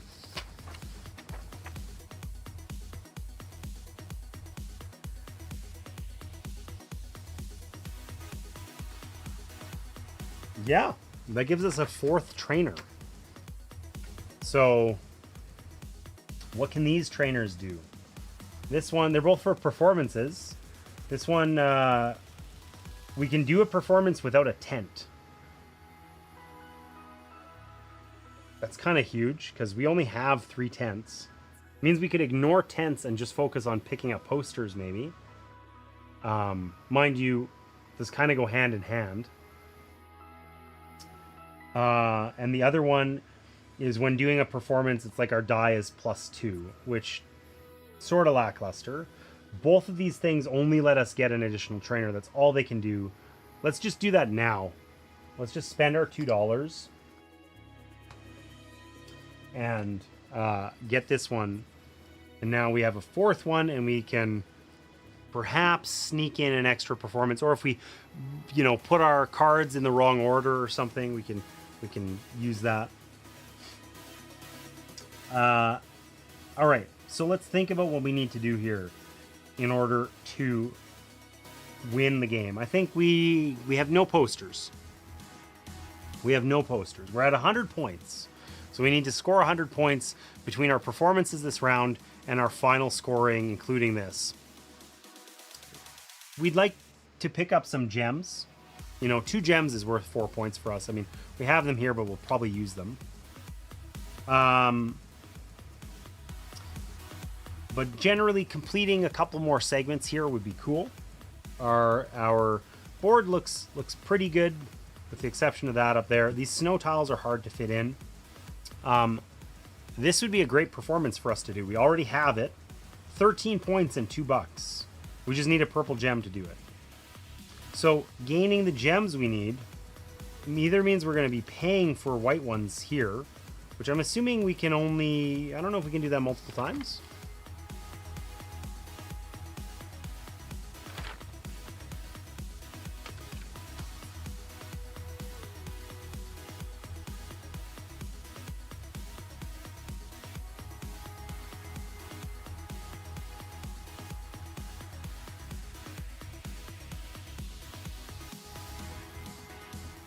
Okay, so we can do the conversion either way, but only once. We can buy a single clear gem. So we're going to need some gems. So at some point, we're going to have to travel, right? No matter what. Which means we could get a tent anyway, making this one probably not super useful, but whatever, here we are. Maybe we don't, strictly speaking, have to stop on a tent. So, if we travel, what does that look like? The best traveling we can do right now is the pink. It's a 6. What would that get us? 1, 2, 3, 4, 5, 6. Like 4 gems. Like, I feel like we need enough gems that we probably want to travel later. Let's stick to the plan. Let's do our build action and get +2 on our build early and find a way to make that work. So we can... the dice we got suck. They're an absolute tragedy. I don't like them. I don't like them one little bit.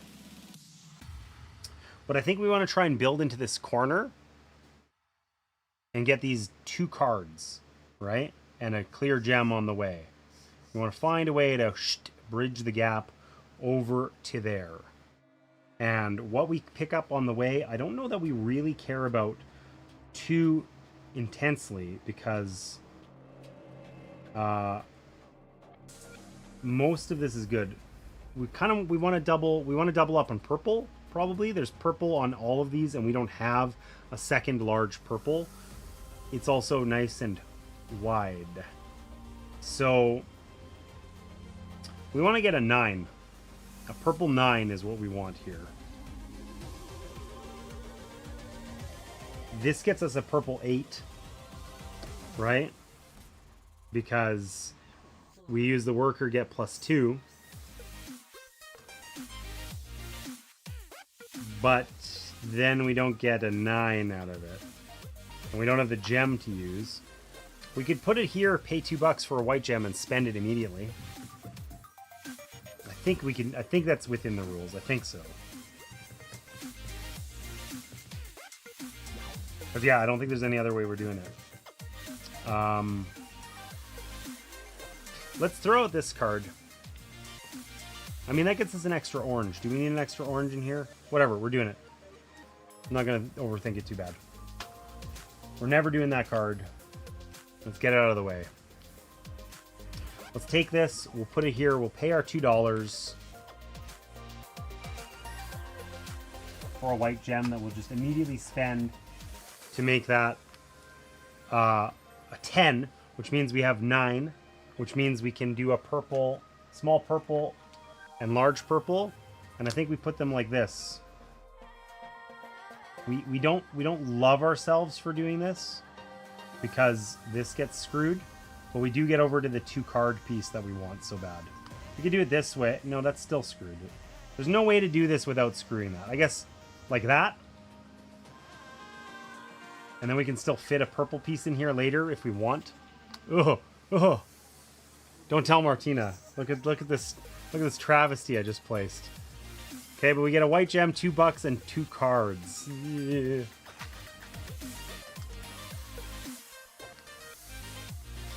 Okay. That is a travesty. You were listening. God. I was hoping you weren't around to see my failure. Listen, we can use gems to fill in the blanks later. It'll be fine. It'll be fine. Okay, which 2 cards do we want? We want the snow card. And, you know, when we take the snow card, we get to replace it immediately, actually, before we take our second card.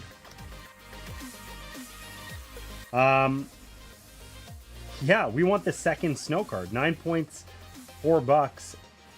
It is gem heavy. We are going to need to go get purple gems. That is a challenge.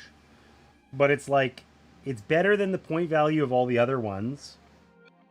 I mean, we can do this one without having to go get gems. Because we have the thing here where we can ignore one of the requirements on it. On 1 card. Right? It's more points than the other ones. And it's more money. But it would require us to go get gems. Let's think about this. If I take this card here, I could put it here. And we could perform immediately without having to go get any gems at all. We have a wild card gem that we could use for that. But then that would be our second turn. And then what are we going to do with our remaining turns? Are we going to go travel, get some posters, and then perform again? Or are we going to, like, I guess I have to decide here. Do I want to do 1 big performance or 2 smaller ones? And I'm not sure.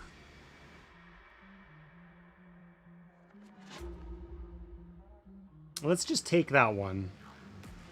We have this low gem requirement, which feels very liberating. And let's see what happens. I can't believe you. Listen. I did good Tetrising down here. It's just up here. It was just... The ends justify the means, okay?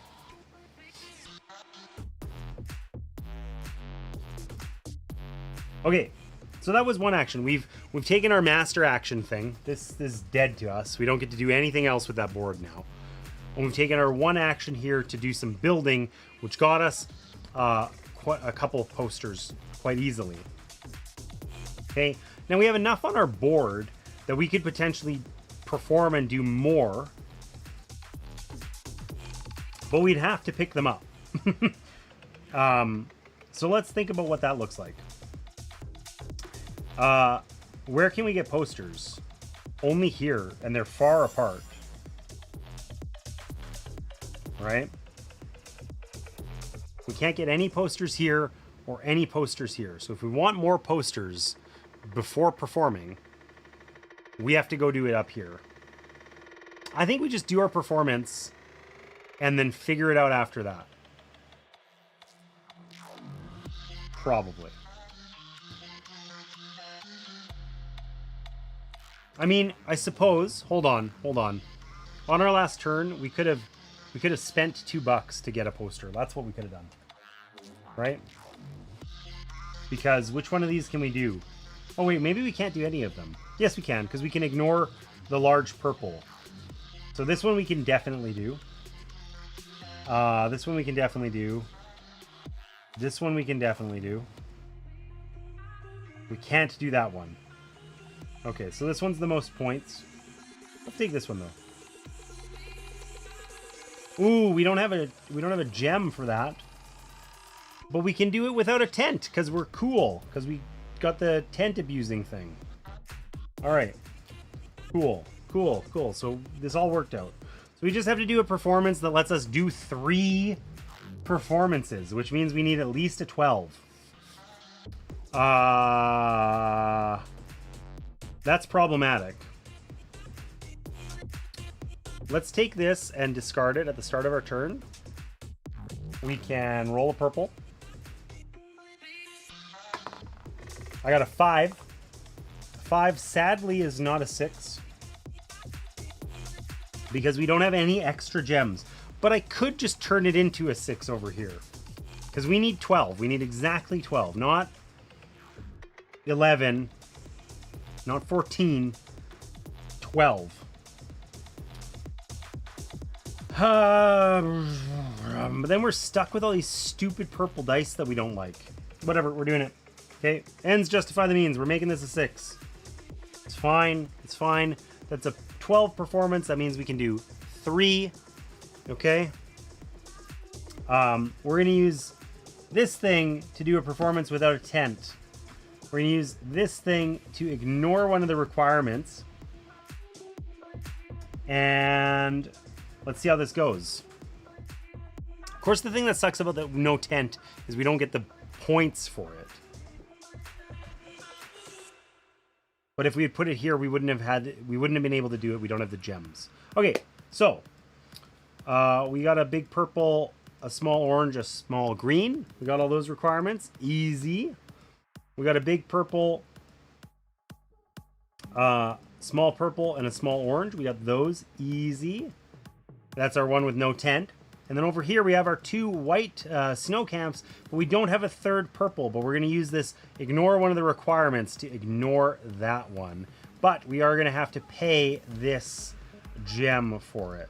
So in total, we're going to get 7, 12, 25, 28 points, and 2, 4, that we don't get, 2, 4, $6. So 28 points and $6. Is what we're going to get. I feel like the number of times I miraculously arrive at the corner in this game is like right on the corner spot. It happens a lot. And then we performed all of these. And we are broke as a joke. We have basically no gems. We have no posters. We have no hope. Okay, so these guys are done. What is our most viable option here? We have 2 turns left. We're going to get a orange and a green gem when we do that. Who cares? Okay? We can come circle, around here and collect a bunch of gems and posters that would allow us to fill in the blanks and undo some of the travesty in our Tetrising, right?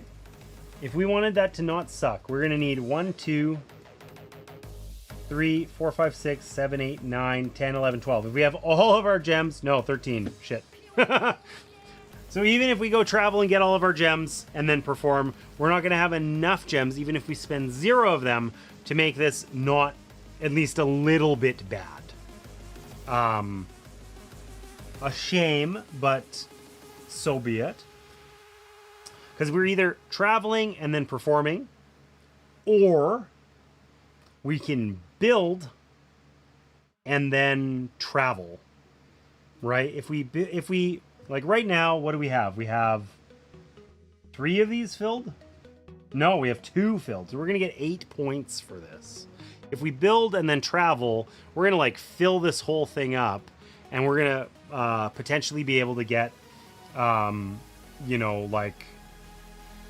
don't know, the most we can get is 36. So we could potentially gain 20, 25 points that way.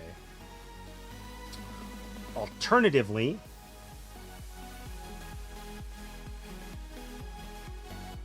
if we perform, this, are we going to get more than 25 points? Probably. But then we have the shame of having failed this so super hard.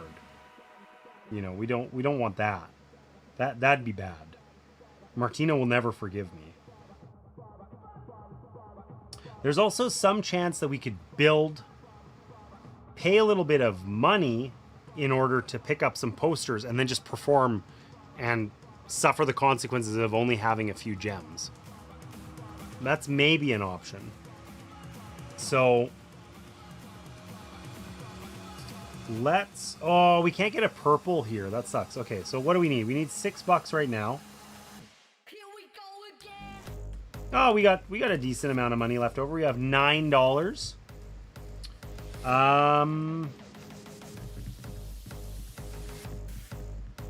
Let's go build. Let's build and try to make some magic happen. Okay, so we're gonna take the white one, and we're gonna use the flip the die over here. And we're gonna put it here so we have an orange gem. So we have a build of 18. That means we get 2 large and 1 small purple. Okay, I wish there was a way for us to score purple, but I don't think there is.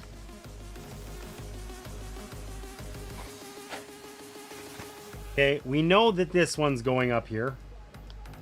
That gets us our second to last trainer. It makes us feel marginally less embarrassed. But these ones kind of suck for fitting in the remaining spots. Maybe we'll spend that trainer to change one of these to green. And we'll put the green down here like we thought we were going to do way back when. That gets us $3. That also takes a little bit of pressure off our, we're definitely fine on money. Okay. And then if we put this guy here, we cover up both of those things. We do not get the gem though, which sucks. And there's no way for us to fit it in there and get the gem. We do get the 3 points though. We do get the 3 points. We like points. Points are good. Points are fabulous. Points are what we're trying to get here. We're at 131. That's not bad. Okay, and we went from having 2 covered to having 1, 2, 3, 4, 5 covered. And we could cover at least 1 more with our current gems. So we gained like 16 points by doing that. Plus the 3 from, like, that was like a 20-point move. That's not bad. That's not bad.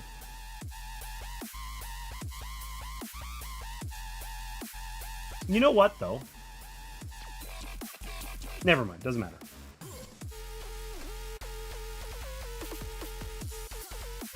I mean, I guess, if nothing else, here. We could have flipped this to a 5. It's cheaper. And we would have still had enough. No, we need to use a guy to do that. Never mind.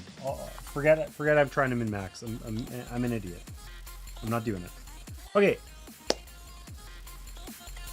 So the question is, do we want to spend some of this money to pick up some cards and then just go perform?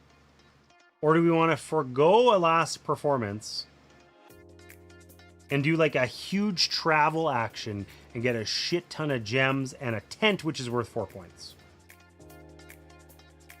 This is the only points we get. We get 4 points, or...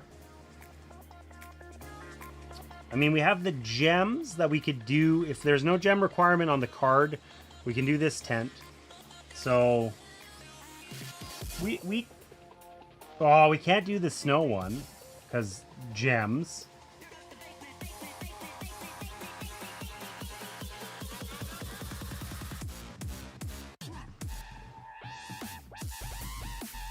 Do they all require gems, all the snow ones? Let's see. Yes. Yes. Yes.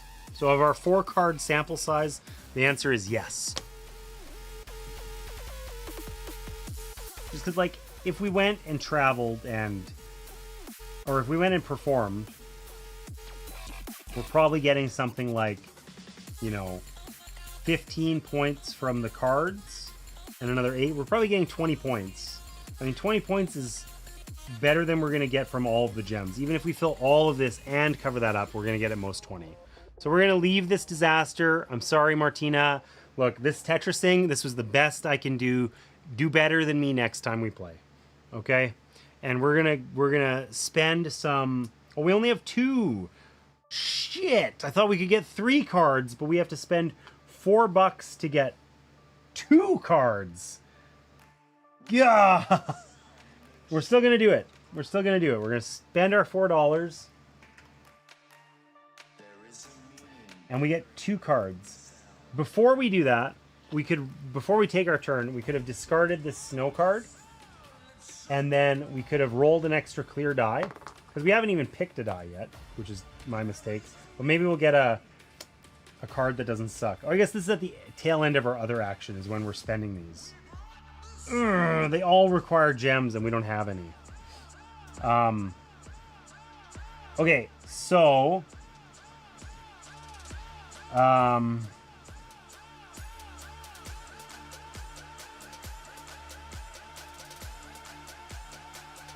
we have to take a white die if we want to do a performance. Oh yeah, we were gonna pick 2 cards. Shit. Which 2 cards are we gonna take? These all suck. We'll take the 6-pointer because we have a large green and a large purple. And are we gonna need the money? Yeah, because we're gonna have 6, 12 that we gotta pay. 2, that's all of our money. We can float a 3, but we'll get some, so we have to pick something with money on it or place it where we get money. Okay, now we can have a 5 gem and still pay for it. And what do we get here? God, these are a tragedy. Where are these terrible things coming from? Okay, we're just gonna roll the dice and take this one and hope that we don't get screwed. It's worth 3 points. It's the lowest valued one here. Well, a shame.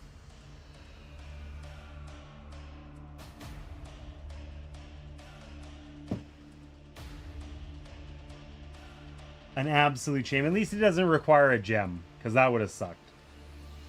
Okay, so we paid our 4. I don't think we need anything. We can just take this and do a 14 performance, because that still gets us 4, right? We get 2 and the 6s. That's 14.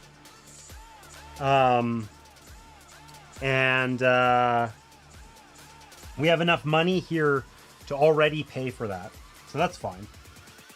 And then there's no extra requirements on these except for we pay our orange gem. We have 2 green large ones, we have a large purple, and we have a small orange. So we're done them. So we get 9 plus 5, 14 points and $4.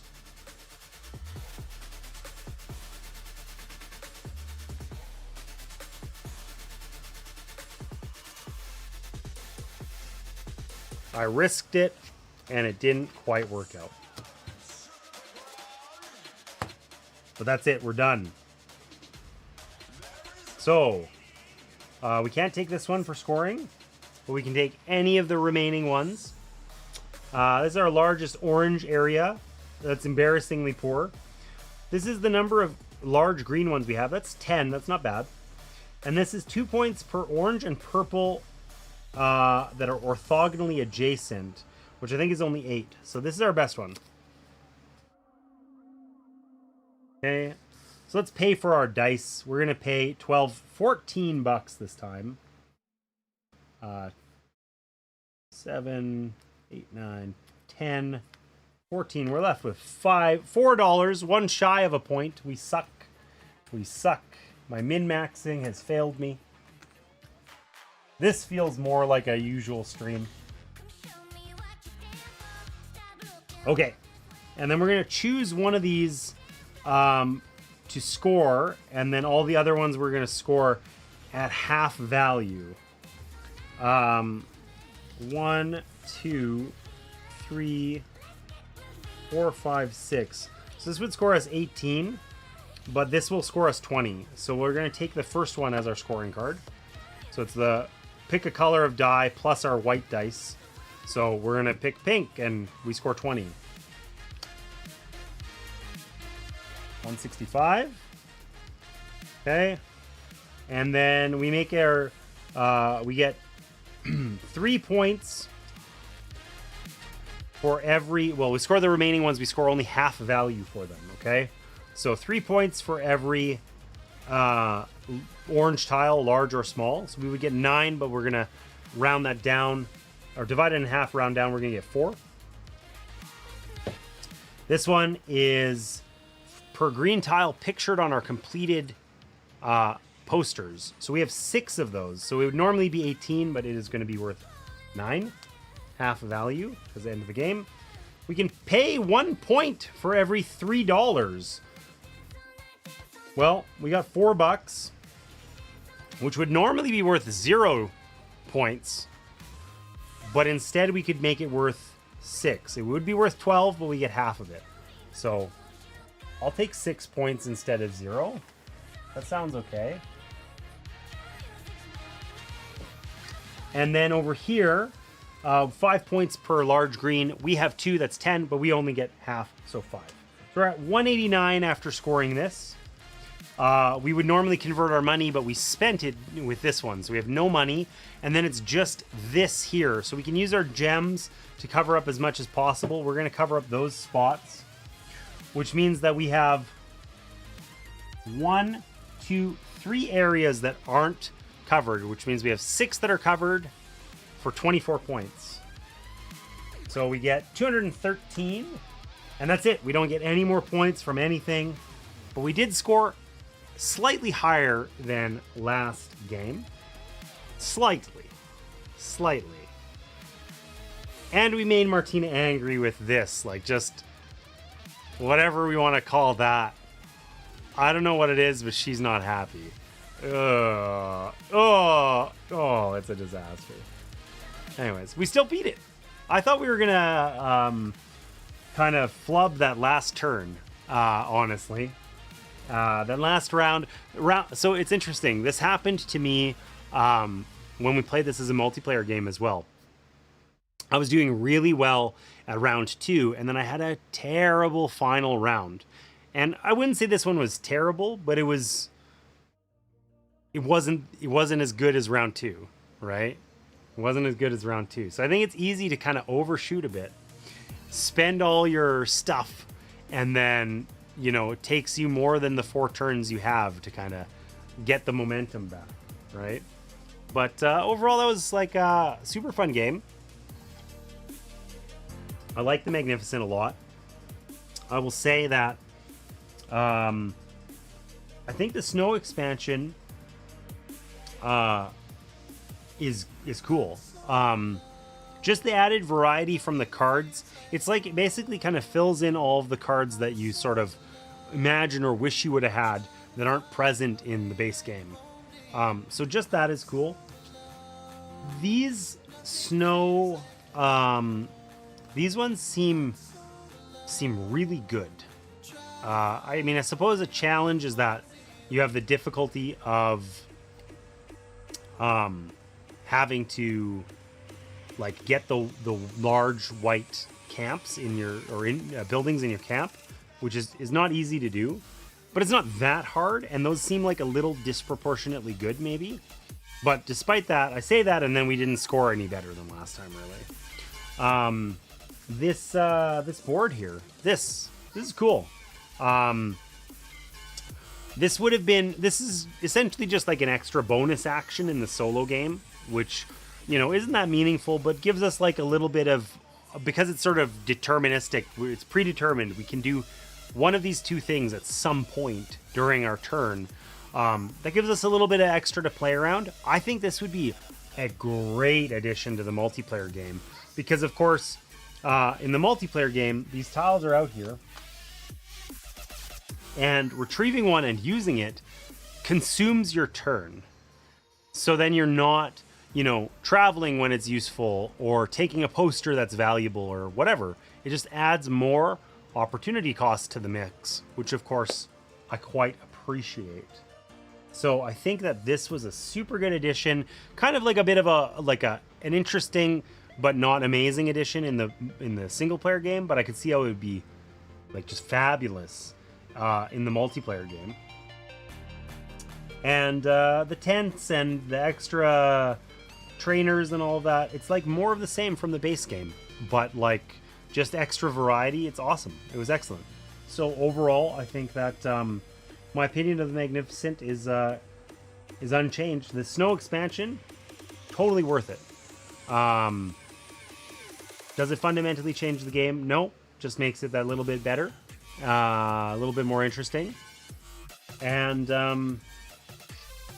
yeah, I'm really glad that Time Roller kind of turned me on to this game, right? Like, it is one that like kind of flew under the radar for me for, well, I don't know what reason. I'm not sure why. I would say I disagree with him. I wouldn't say this is my favorite polyomino game. I don't think that this is a polyomino game, really. Does it feature polyominoes? Yes. But they're almost an afterthought. Like, it's the sum total of what they do is, you know, make a whatever 0 to 36 point difference in your final score. They only matter at the very end of the game. And I think, you know, the difference between placing them well and placing them poorly probably isn't that huge. Whereas something like Isle of Cats, like, the goal is to place your polyominoes well. You have to execute well on that the entirety of the game, or it's a disaster, right? But yeah, super cool game. Love the art style. Wish that's my one other misgiving about it.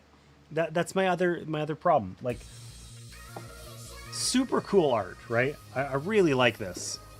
And the character art is just gorgeous. I mean, it's on the box largely as well, you know, or not even largely. All the characters are present on the box, one on each side, and then one on the lid. And then, of course, Snow, the final character, is present here on the lid of the expansion. And this character art is just so cool. I really like it. It's really well done. But then, like, the board, it's got a nice, like, theme to it and whatever. Like, it's cohesive, and the art style is nice. But it just seems so lackluster compared to the character art. And I wish there was more of that cool character art infused here somewhere. Are there cool stylistic tents and stuff? Yeah, but overall, when I look at this board, it looks more gray and just sort of drab than it does super stylistic like the characters, you know? So it's like, it's almost, it's weird. It's like, what a weird criticism. Like, the art's so good that I wish they had done more with it, I guess. Hey, Chichia kitten. But yeah, what a fun game. I think this is one that has a permanent home in our collection, and yeah,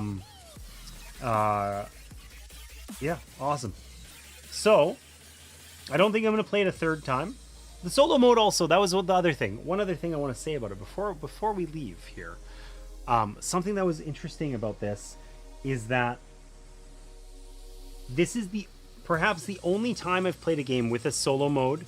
There's no bot per se or anything like that. Like, really, the only thing that exists in the solo mode is these hats that are kind of in your way and you know, limit your kind of scoring choices, but in a way that isn't like, if you don't care about the top choice or whatever, it doesn't matter. Like, it's not deeply impactful. But despite that, this is one of the only times I've played a solo mode where it's just like sort of you versus a score chart, and it's actually been fun anyway.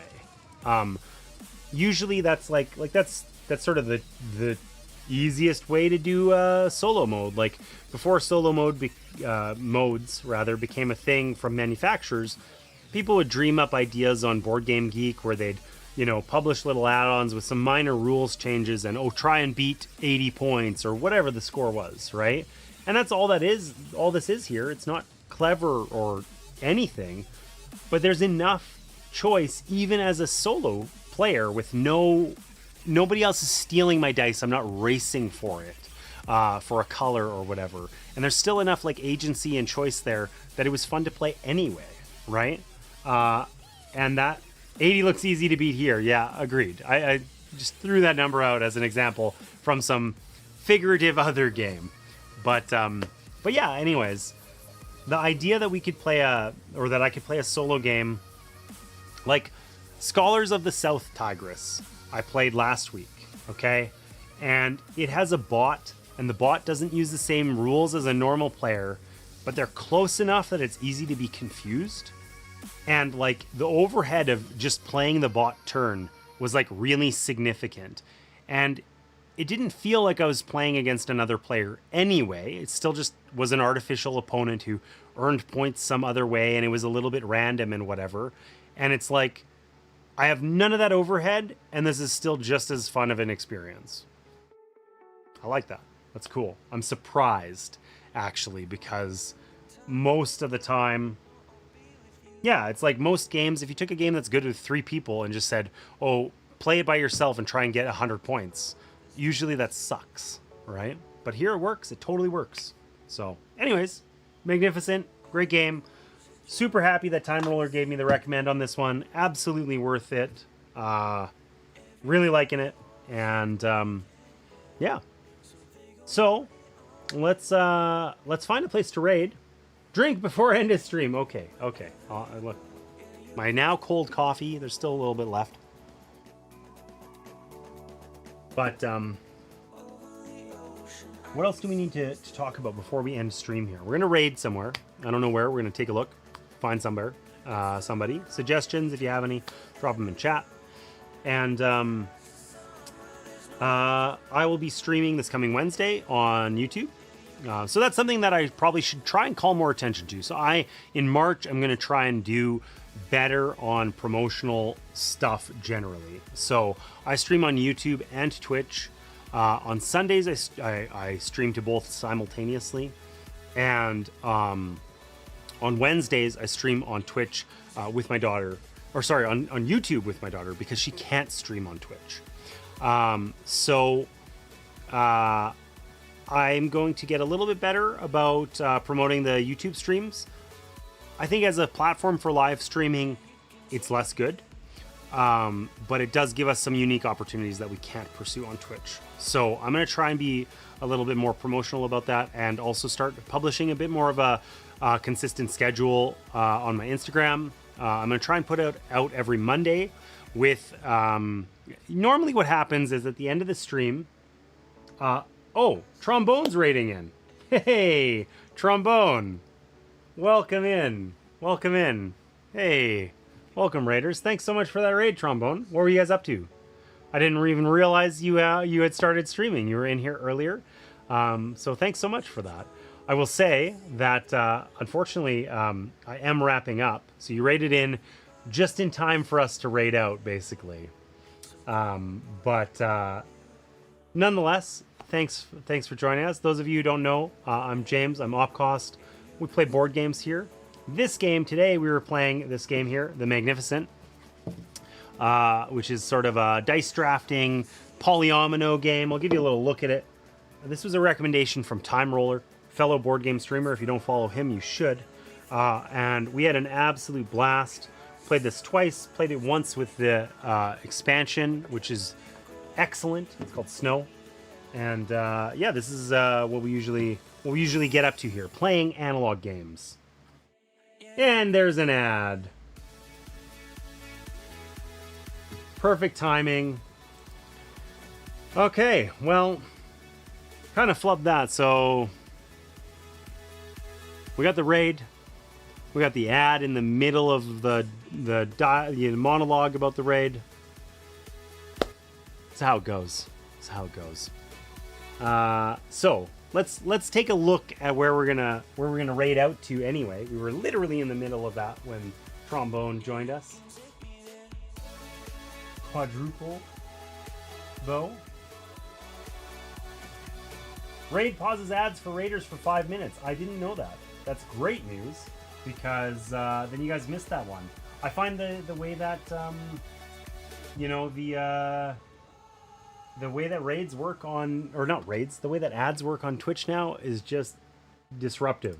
And I have such low confidence about who's if people are in an ad or not, you know? And I don't like talking through my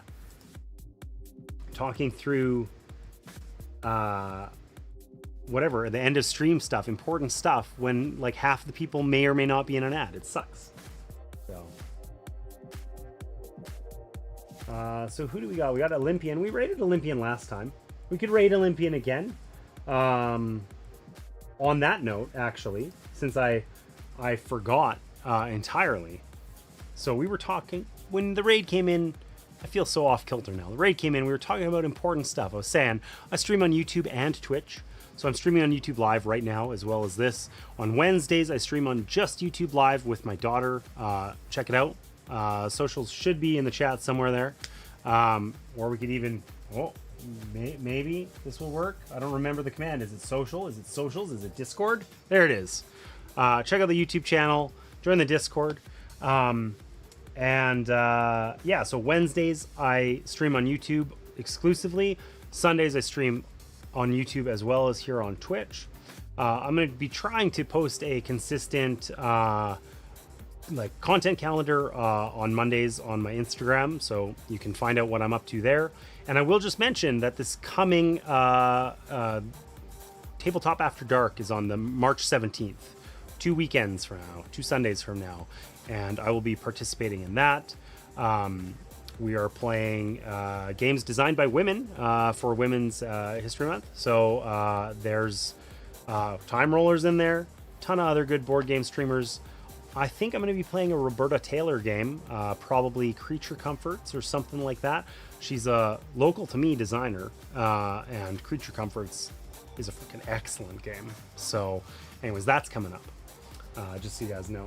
Now, let's find where we want to raid. What do we got here in the board game category? We got not a lot of choices. Oh man, it's basically Olympian.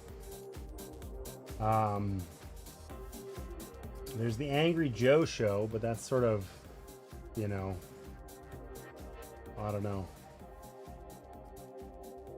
That was where we thought about going last time. I've never been in there. Whatever, let's give it a try. It's follower only chat. I'm gonna follow him right now. I don't even know if he has raids enabled. I don't know. Let's see. You're playing Maple... Oh, you're the Maple Valley player. Okay, cool. Awesome. Have you played Creature Comforts, or have you played Maple Valley yet, Time Roller? My copy of Maple Valley hasn't arrived yet, and I'm a little bit tilted about it, actually.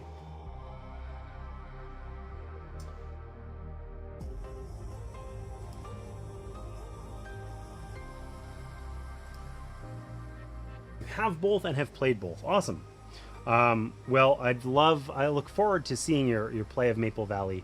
We're going to try and raid the Angry Joe show. I don't know anything about this other than it seems like around this time when I'm streaming on Sunday, he's streaming in the board game category, like to a couple hundred people. I don't know anything about it. I think they're playing Dune Imperium. We're just going to try getting in there. And, Maple Valley is more family friendly. I find that hard to believe because I think that Creature Comforts is exceptionally family friendly. Like, anyways, interesting. We'll have to talk more about this offline because I got to wrap up. We're going to raid into the Angry Joe show. I don't know anything about what we're going to get. I don't know if we're going to get a shout out, whatever. I rarely raid bigger channels. We'll just see what happens. And thanks so much for being here. Stay tuned on Monday on my Instagram. I'll post details about this coming week and what we're going to be playing Wednesday and Sunday. And then I will also see you guys back, I'm sure, on the 17th here for some Tabletop After Dark. And yeah, let's get this raid started up. No dice. Interesting. All right. Let's give this a whirl. And I think they have follower-only chat, so that might be an interesting thing to experience. I don't know what we're going to get here. We'll see. Anyways, thanks so much for being here with me today. Play some board games, and I'll catch you next time.